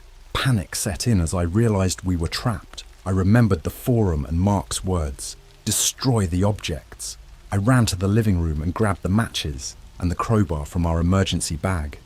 Lucas clung to me, his eyes wide with fear. I didn't know if I had the strength to face whatever was haunting us, but I had to try. I started smashing everything I could find that seemed out of place. Old books, strange trinkets, anything that might be connected to the rituals. I lit a match and set fire to a pile of papers covered in symbols. The flames roared to life, casting eerie shadows on the walls. The whispering grew louder, almost deafening, and the shadows seemed to move, reaching out towards us. Lucas screamed, and I held him tight, praying that the fire would drive whatever it was away. Just as I thought we couldn't take any more, the front door burst open. Cold air rushed in, extinguishing the flames. The whispering stopped, and the shadows receded. I looked around, half expecting to see the figure with no eyes, but it was gone. We stumbled out of the house and into the night, breathing heavily. I didn't stop until we were several blocks away, sitting on a bench under a streetlight. I held Lucas close, both of us trembling. "What happened, Mum?" he asked, his voice barely above a whisper. "I don't know, sweetheart, but I think we're safe now," I said, trying to convince myself as much as him. We spent the night in a motel, neither of us sleeping much. The next morning, I called a locksmith to change all the locks on the house. I didn't want to go back, but I didn't know where else to go. We couldn't keep running forever. When we finally returned home, the house felt different. The air was lighter, and the oppressive feeling was gone. I hoped that we had done enough to break whatever hold the cult had on us, but I couldn't shake the feeling that it wasn't over. A few days later, I got a call from an unknown number. I hesitated before answering, but something told me it was important. "Hello? Is this Lucas's mother?" a voice asked, calm and professional. "Yes, who is this?" "My name is Detective Harris. I'm investigating the disappearance of Dr. Robert Hill. I understand he was your son's therapist." "Yes," I said, my heart racing. "Why are you calling me?" "We found something in his office," he said. "Something that I think you should see. Can you come down to the station?" I agreed, and after arranging for a neighbour to watch Lucas, I drove to the police station. Detective Harris met me in the lobby and led me to a small room. He handed me a folder filled with documents and photographs. "We've been investigating Dr. Hill for a while," he said. "It seems he was involved in some unorthodox practices. We found these in his office." I opened the folder and felt a wave of nausea wash over me. The photographs showed strange rituals, symbols, and what looked like human remains. The documents detailed experiments and rituals aimed at summoning and controlling dark entities. But what caught my attention the most was a series of notes about Lucas. Dr. Hill had been documenting his sessions, detailing the assignments and their effects. The last entry was the most disturbing. Lucas is progressing well. He shows a strong connection to the other side. The final ritual will be conducted on the night of the new moon. The child must be prepared. I felt sick to my stomach. Dr. Hill had been planning something terrible, something that involved my son. I looked at Detective Harris, my hands shaking. What does this mean? It means we need to find Dr. Hill, he said, and we need to make sure your son is safe. I nodded, trying to process everything. The nightmare wasn't over. Dr. Hill was still out there, and he was still after Lucas. But now, at least, I had help. We would find him, and we would stop him, no matter what it took. The realization that Dr. Hill was still out there, still plotting, filled me with a renewed sense of dread. Detective Harris assured me that they were doing everything they could to find him, but I knew that we couldn't just sit around and wait. We had to take action. The next few days were a blur of anxiety and preparation. I contacted Mark again, desperate for any additional information or advice. He was hesitant, clearly still traumatized by his own experiences, but he agreed to meet me one more time. We met at a small diner, and Mark brought along a worn, leather-bound book. "This is the Grimoire of Shadows," he said, his voice barely above a whisper. "It's filled with ancient rituals and protections. I found it when I was on the run, and it's the only thing that's kept me safe." I took the book, feeling its weight in my hands. The pages were filled with symbols, incantations, and instructions for various rituals. It was overwhelming, but I knew it might be our only chance. Mark pointed to a specific page. "This is a protection ritual. It's complicated, and it requires a lot of focus, but it should help keep Lucas safe. You'll need to draw a protective circle around him and recite the incantation. It has to be done precisely, or it won't work." I thanked Mark and promised to keep in touch. That night, after Lucas went to bed, I studied the ritual, practicing the incantations and making sure I had all the necessary materials. I felt a mix of fear and determination. This had to work. There was no other option. The new moon was just a few days away, and I knew we didn't have much time. Detective Harris called to check in, but there was still no sign of Dr. Hill. The police were monitoring our house, but I didn't feel any safer. I decided to perform the protection ritual the night before the new moon, hoping to buy us some time. On the night of the ritual, I drew the protective circle in Lucas's room, using chalk and herbs as instructed by the grimoire. Lucas watched, his eyes wide with curiosity and fear. "What are you doing, Mum?" "I'm protecting you," I said, trying to sound calm. "This will keep the bad things away." I had Lucas sit in the center of the circle, and I began to recite the incantation. The words felt strange on my tongue, but I pushed through, focusing on the meaning behind them. As I spoke, I felt a shift in the air, like a weight lifting. The room grew warmer, and the shadows seemed to retreat. When I finished, I closed the circle and sat down next to Lucas. "It's done," I said, hoping he could hear the reassurance in my voice. That night, for the first time in weeks, we both slept soundly. I woke up feeling more hopeful than I had in a long time, but that hope was short-lived. The next day, Detective Harris called with urgent news. They had found Dr. Hill. He had been hiding in an old cabin outside of town. The police had raided the place and arrested him, but they had found something disturbing. A list of names, including Lucas's. It seemed Dr. Hill had been planning something big, and Lucas was at the center of it. "We're bringing him in for questioning," Harris said, "but I think you should be prepared for anything. He's dangerous and he's desperate." I thanked Harris and hung up, feeling a mix of relief and fear. Dr. Hill was in custody, but I knew this wasn't over. That night, as the new moon rose, I kept Lucas close, watching for any sign of danger. Around midnight, I heard a noise outside. My heart raced as I peeked out the window. There, standing in the shadows, was a figure. It wasn't Dr. Hill, but it was something equally terrifying. The man with no eyes. I grabbed the grimoire and began reciting the protection incantation, hoping it would be enough to keep the entity at bay. But as I spoke, the figure moved closer, its empty eye sockets fixed on the house. Suddenly, Lucas screamed. I turned to see him standing in the hallway, his eyes wide with terror. "Mum, he's here!"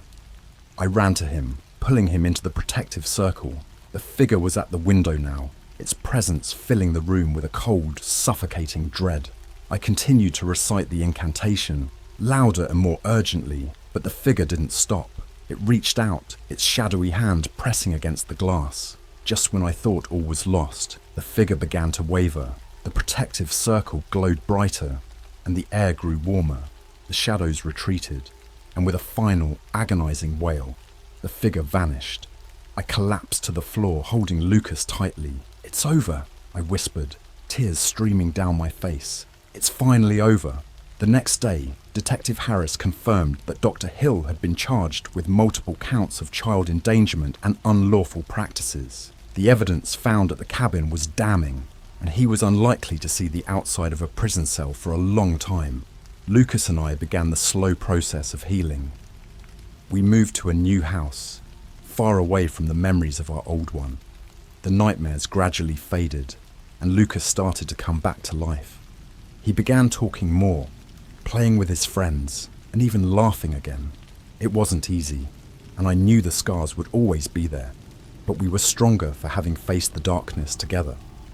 The man with no eyes and Dr. Hill's twisted cult were behind us, and for the first time in a long time, the future seemed bright. We had survived the nightmare, and now, finally, we could start to dream again.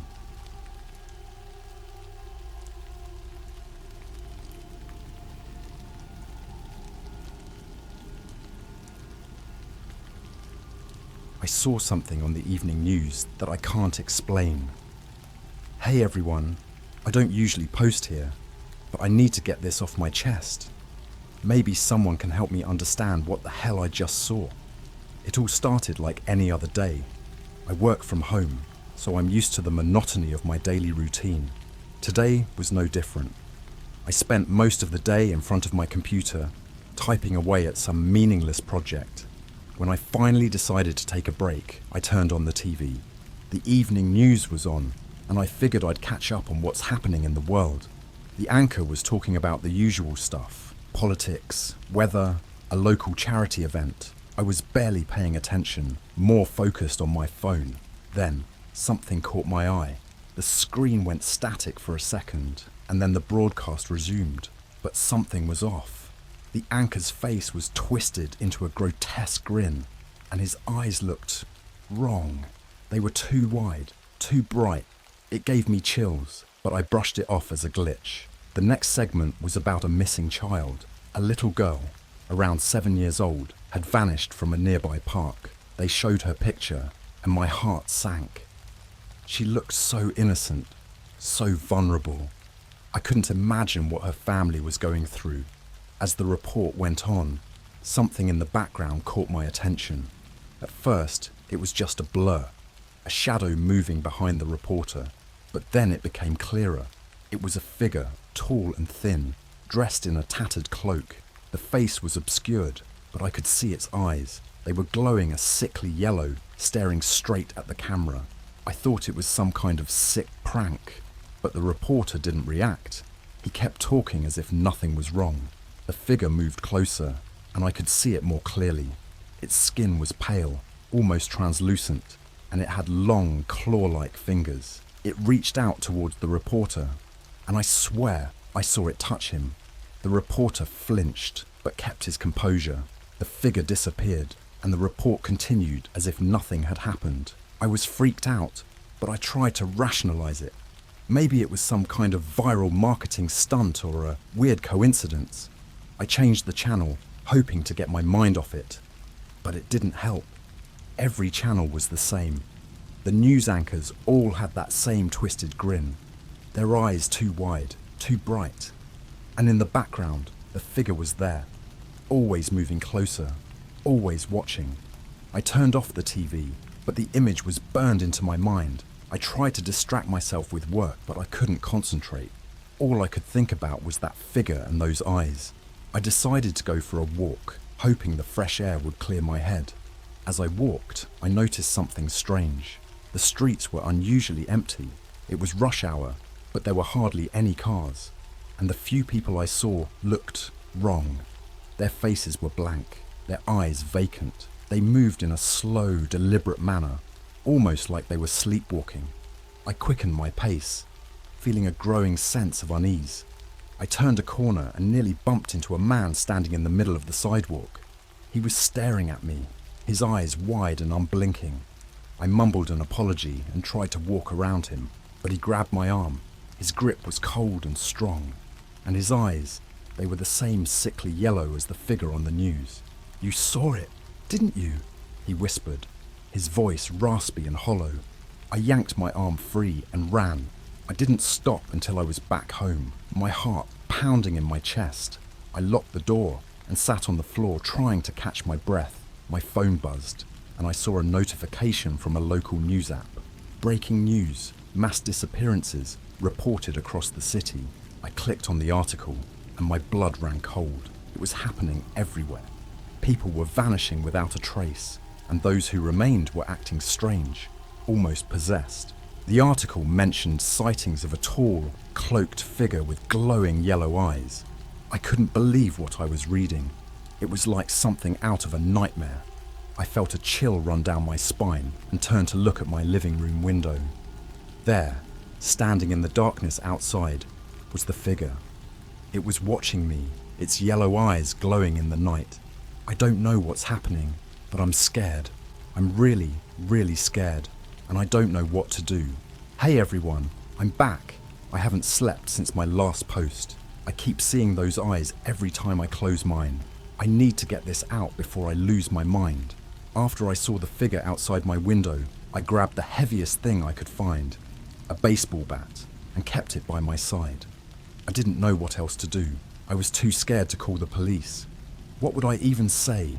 There's a monster outside my house. They'd think I was crazy. I sat there gripping the bat until my knuckles turned white, staring at the window. Hours passed, but the figure didn't move. It just stood there, watching. Eventually, exhaustion took over, and I must have dozed off because the next thing I knew, it was morning. I woke up to the sound of my phone ringing. It was my friend, Sarah. She sounded frantic.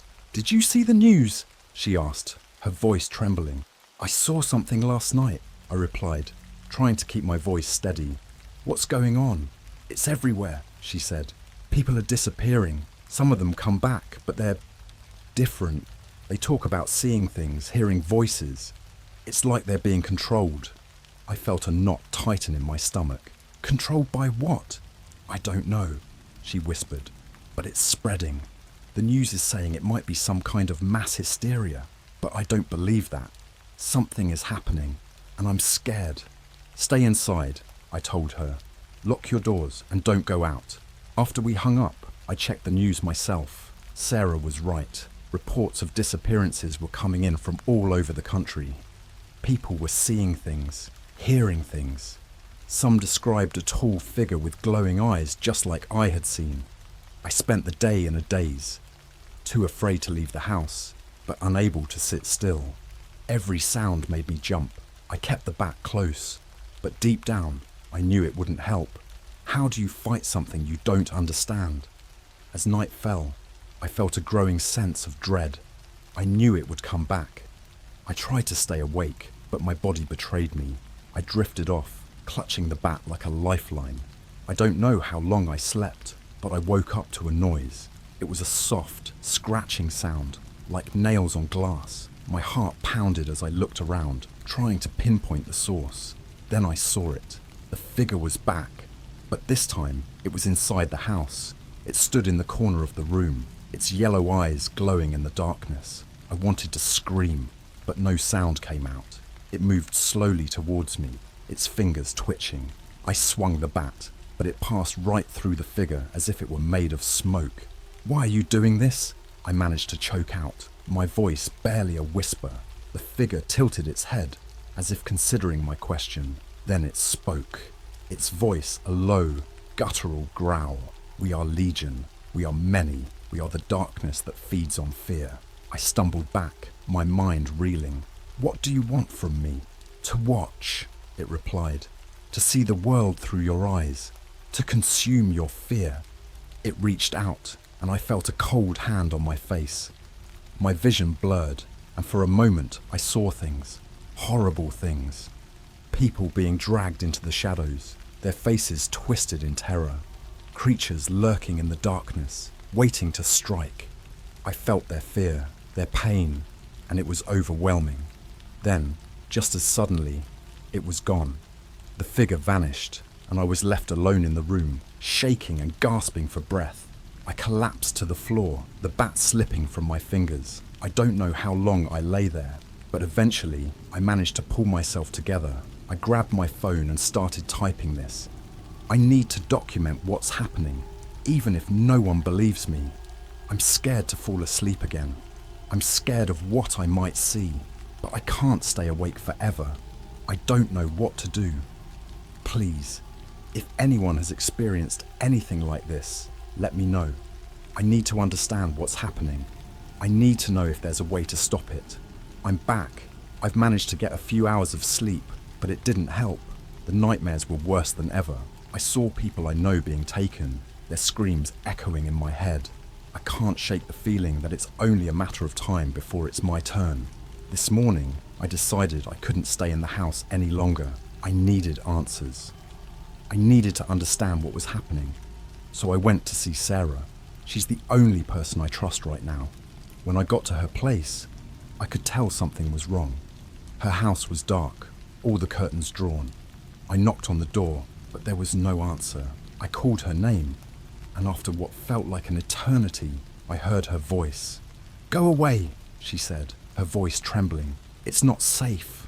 "Sarah, it's me," I replied. "I need to talk to you. Please, let me in." There was a long pause, and then I heard the sound of locks being undone. The door opened a crack, and I saw her face. She looked terrible. Dark circles under her eyes, her skin pale and clammy. "Come in," she said, stepping aside to let me through. "But keep your voice down." I walked into the living room, and my heart sank. It was a mess. Furniture overturned, papers scattered everywhere. It looked like she'd been in a fight. "What happened?" I asked, trying to keep my voice steady. "They came," she replied, her voice barely above a whisper. "Last night, I saw them. They tried to take me, but I managed to fight them off. I think they'll come back." "Who are they?" I asked, my mind racing. "What do they want?" Sarah sat down, her hands trembling. "I don't know who they are, but I've been doing some research. There are stories, old legends about creatures that feed on fear. They're drawn to it, like moths to a flame. I think that's what we're dealing with." "Legends," I repeated, feeling a sense of hopelessness. "How do we fight something like that?" She shook her head. "I don't know, but I found something that might help." She rummaged through a pile of papers and pulled out an old, dusty book. It's a book on ancient rituals and protections. It's mostly nonsense, but there's a section on banishing malevolent spirits. It's worth a try. I took the book from her, flipping through the pages. It was filled with strange symbols and incantations. "Do you really think this will work?" "It's our best shot," she replied. "We need to gather some supplies and perform the ritual. It might be enough to keep them at bay."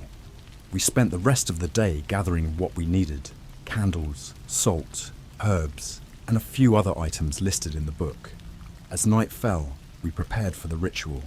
The air was thick with tension, and I could feel my heart pounding in my chest.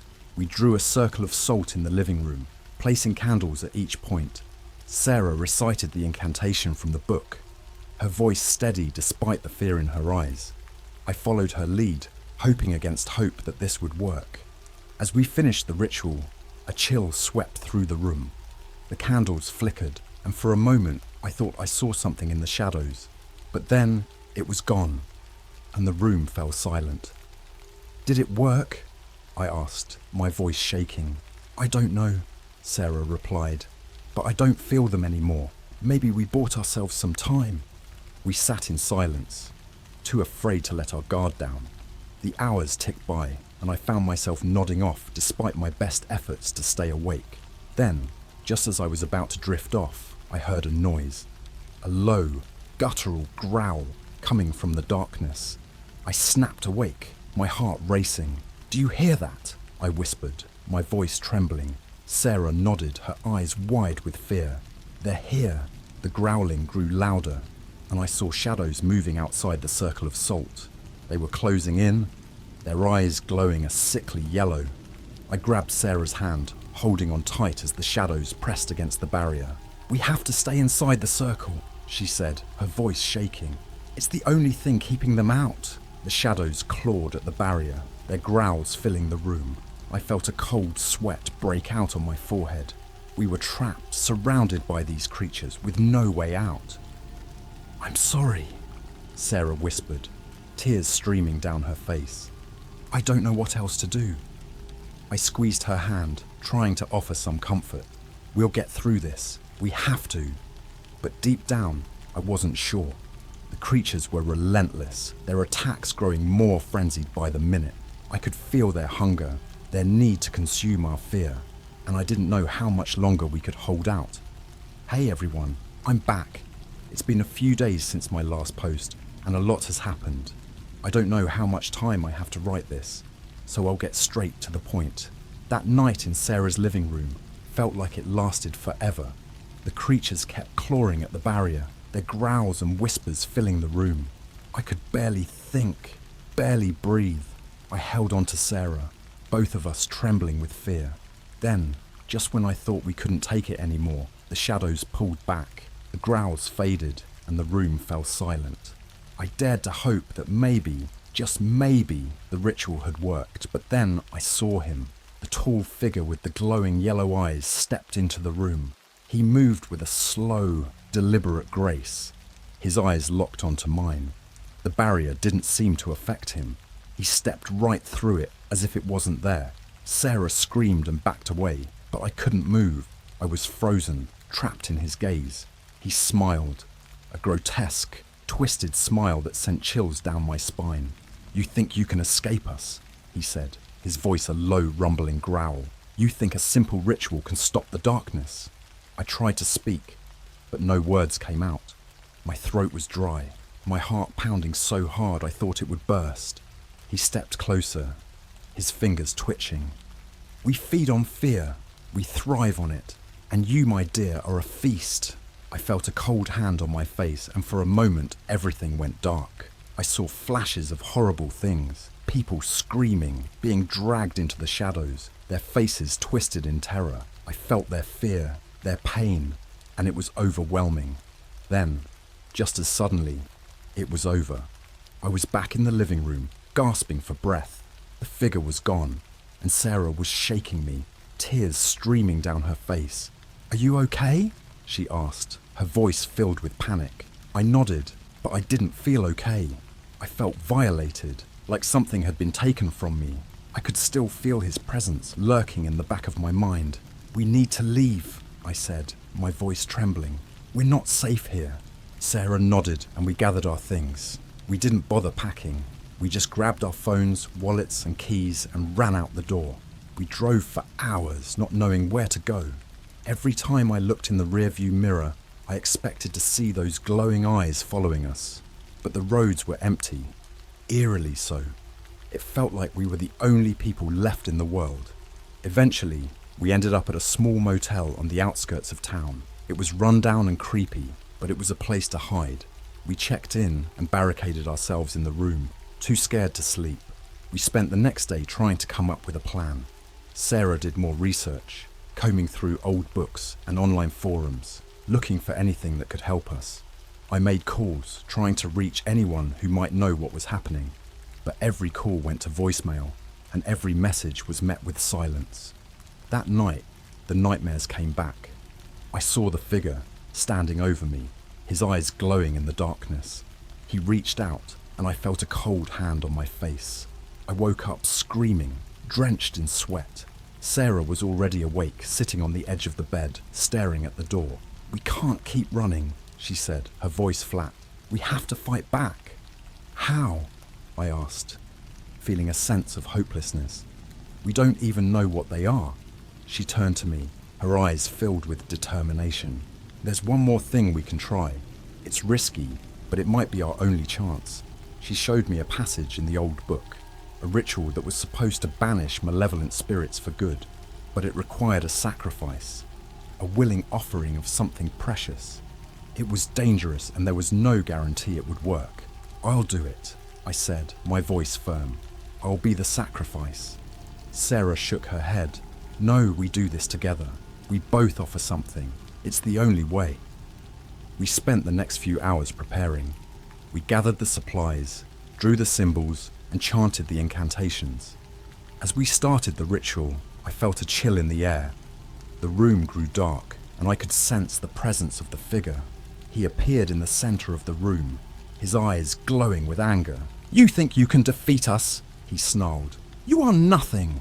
But we didn't stop. We kept chanting, our voices growing stronger. The figure lunged at us, but he was stopped by an invisible barrier. He screamed in rage, his form flickering and twisting. "We offer our fear," Sarah shouted, her voice trembling but resolute. "Take it and be gone." There was a blinding flash of light, and the figure let out a terrible scream. Then, just as suddenly, it was over. The room was silent, and the figure was gone. I collapsed to the floor, exhausted and shaking. Sarah was beside me, tears streaming down her face. "Did it work?"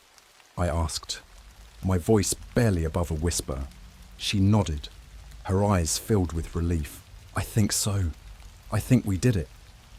We spent the rest of the night in that motel room, too afraid to leave, but too exhausted to move. When morning came, we felt a sense of cautious hope. Maybe we had finally found a way to fight back, but deep down, I knew it wasn't over. The darkness was still out there, lurking in the shadows, waiting for its next victim, and I couldn't shake the feeling that it would come for us again. Hey everyone, this is my final update. I don't know how much longer I have, so I need to finish this while I still can. After that night in the motel, Sarah and I tried to go back to our normal lives. We moved to a new city, changed our phone numbers, and cut off contact with everyone we knew. We hoped that by disappearing, we could escape the darkness that had been haunting us. For a while, it seemed to work. The nightmares stopped, and the sightings of the figure ceased. We started to rebuild our lives, but the fear never truly went away. It was always there, lurking in the back of our minds. Then, a few weeks ago, strange things started happening again. It was small at first, a flicker of shadows, a chill in the air, but it was enough to put us on edge. We tried to convince ourselves it was just our imagination, but deep down, we knew the truth. Last night, it all came crashing down. I woke up to the sound of Sarah screaming. I ran to her room and found her standing by the window, her face pale and her eyes wide with terror.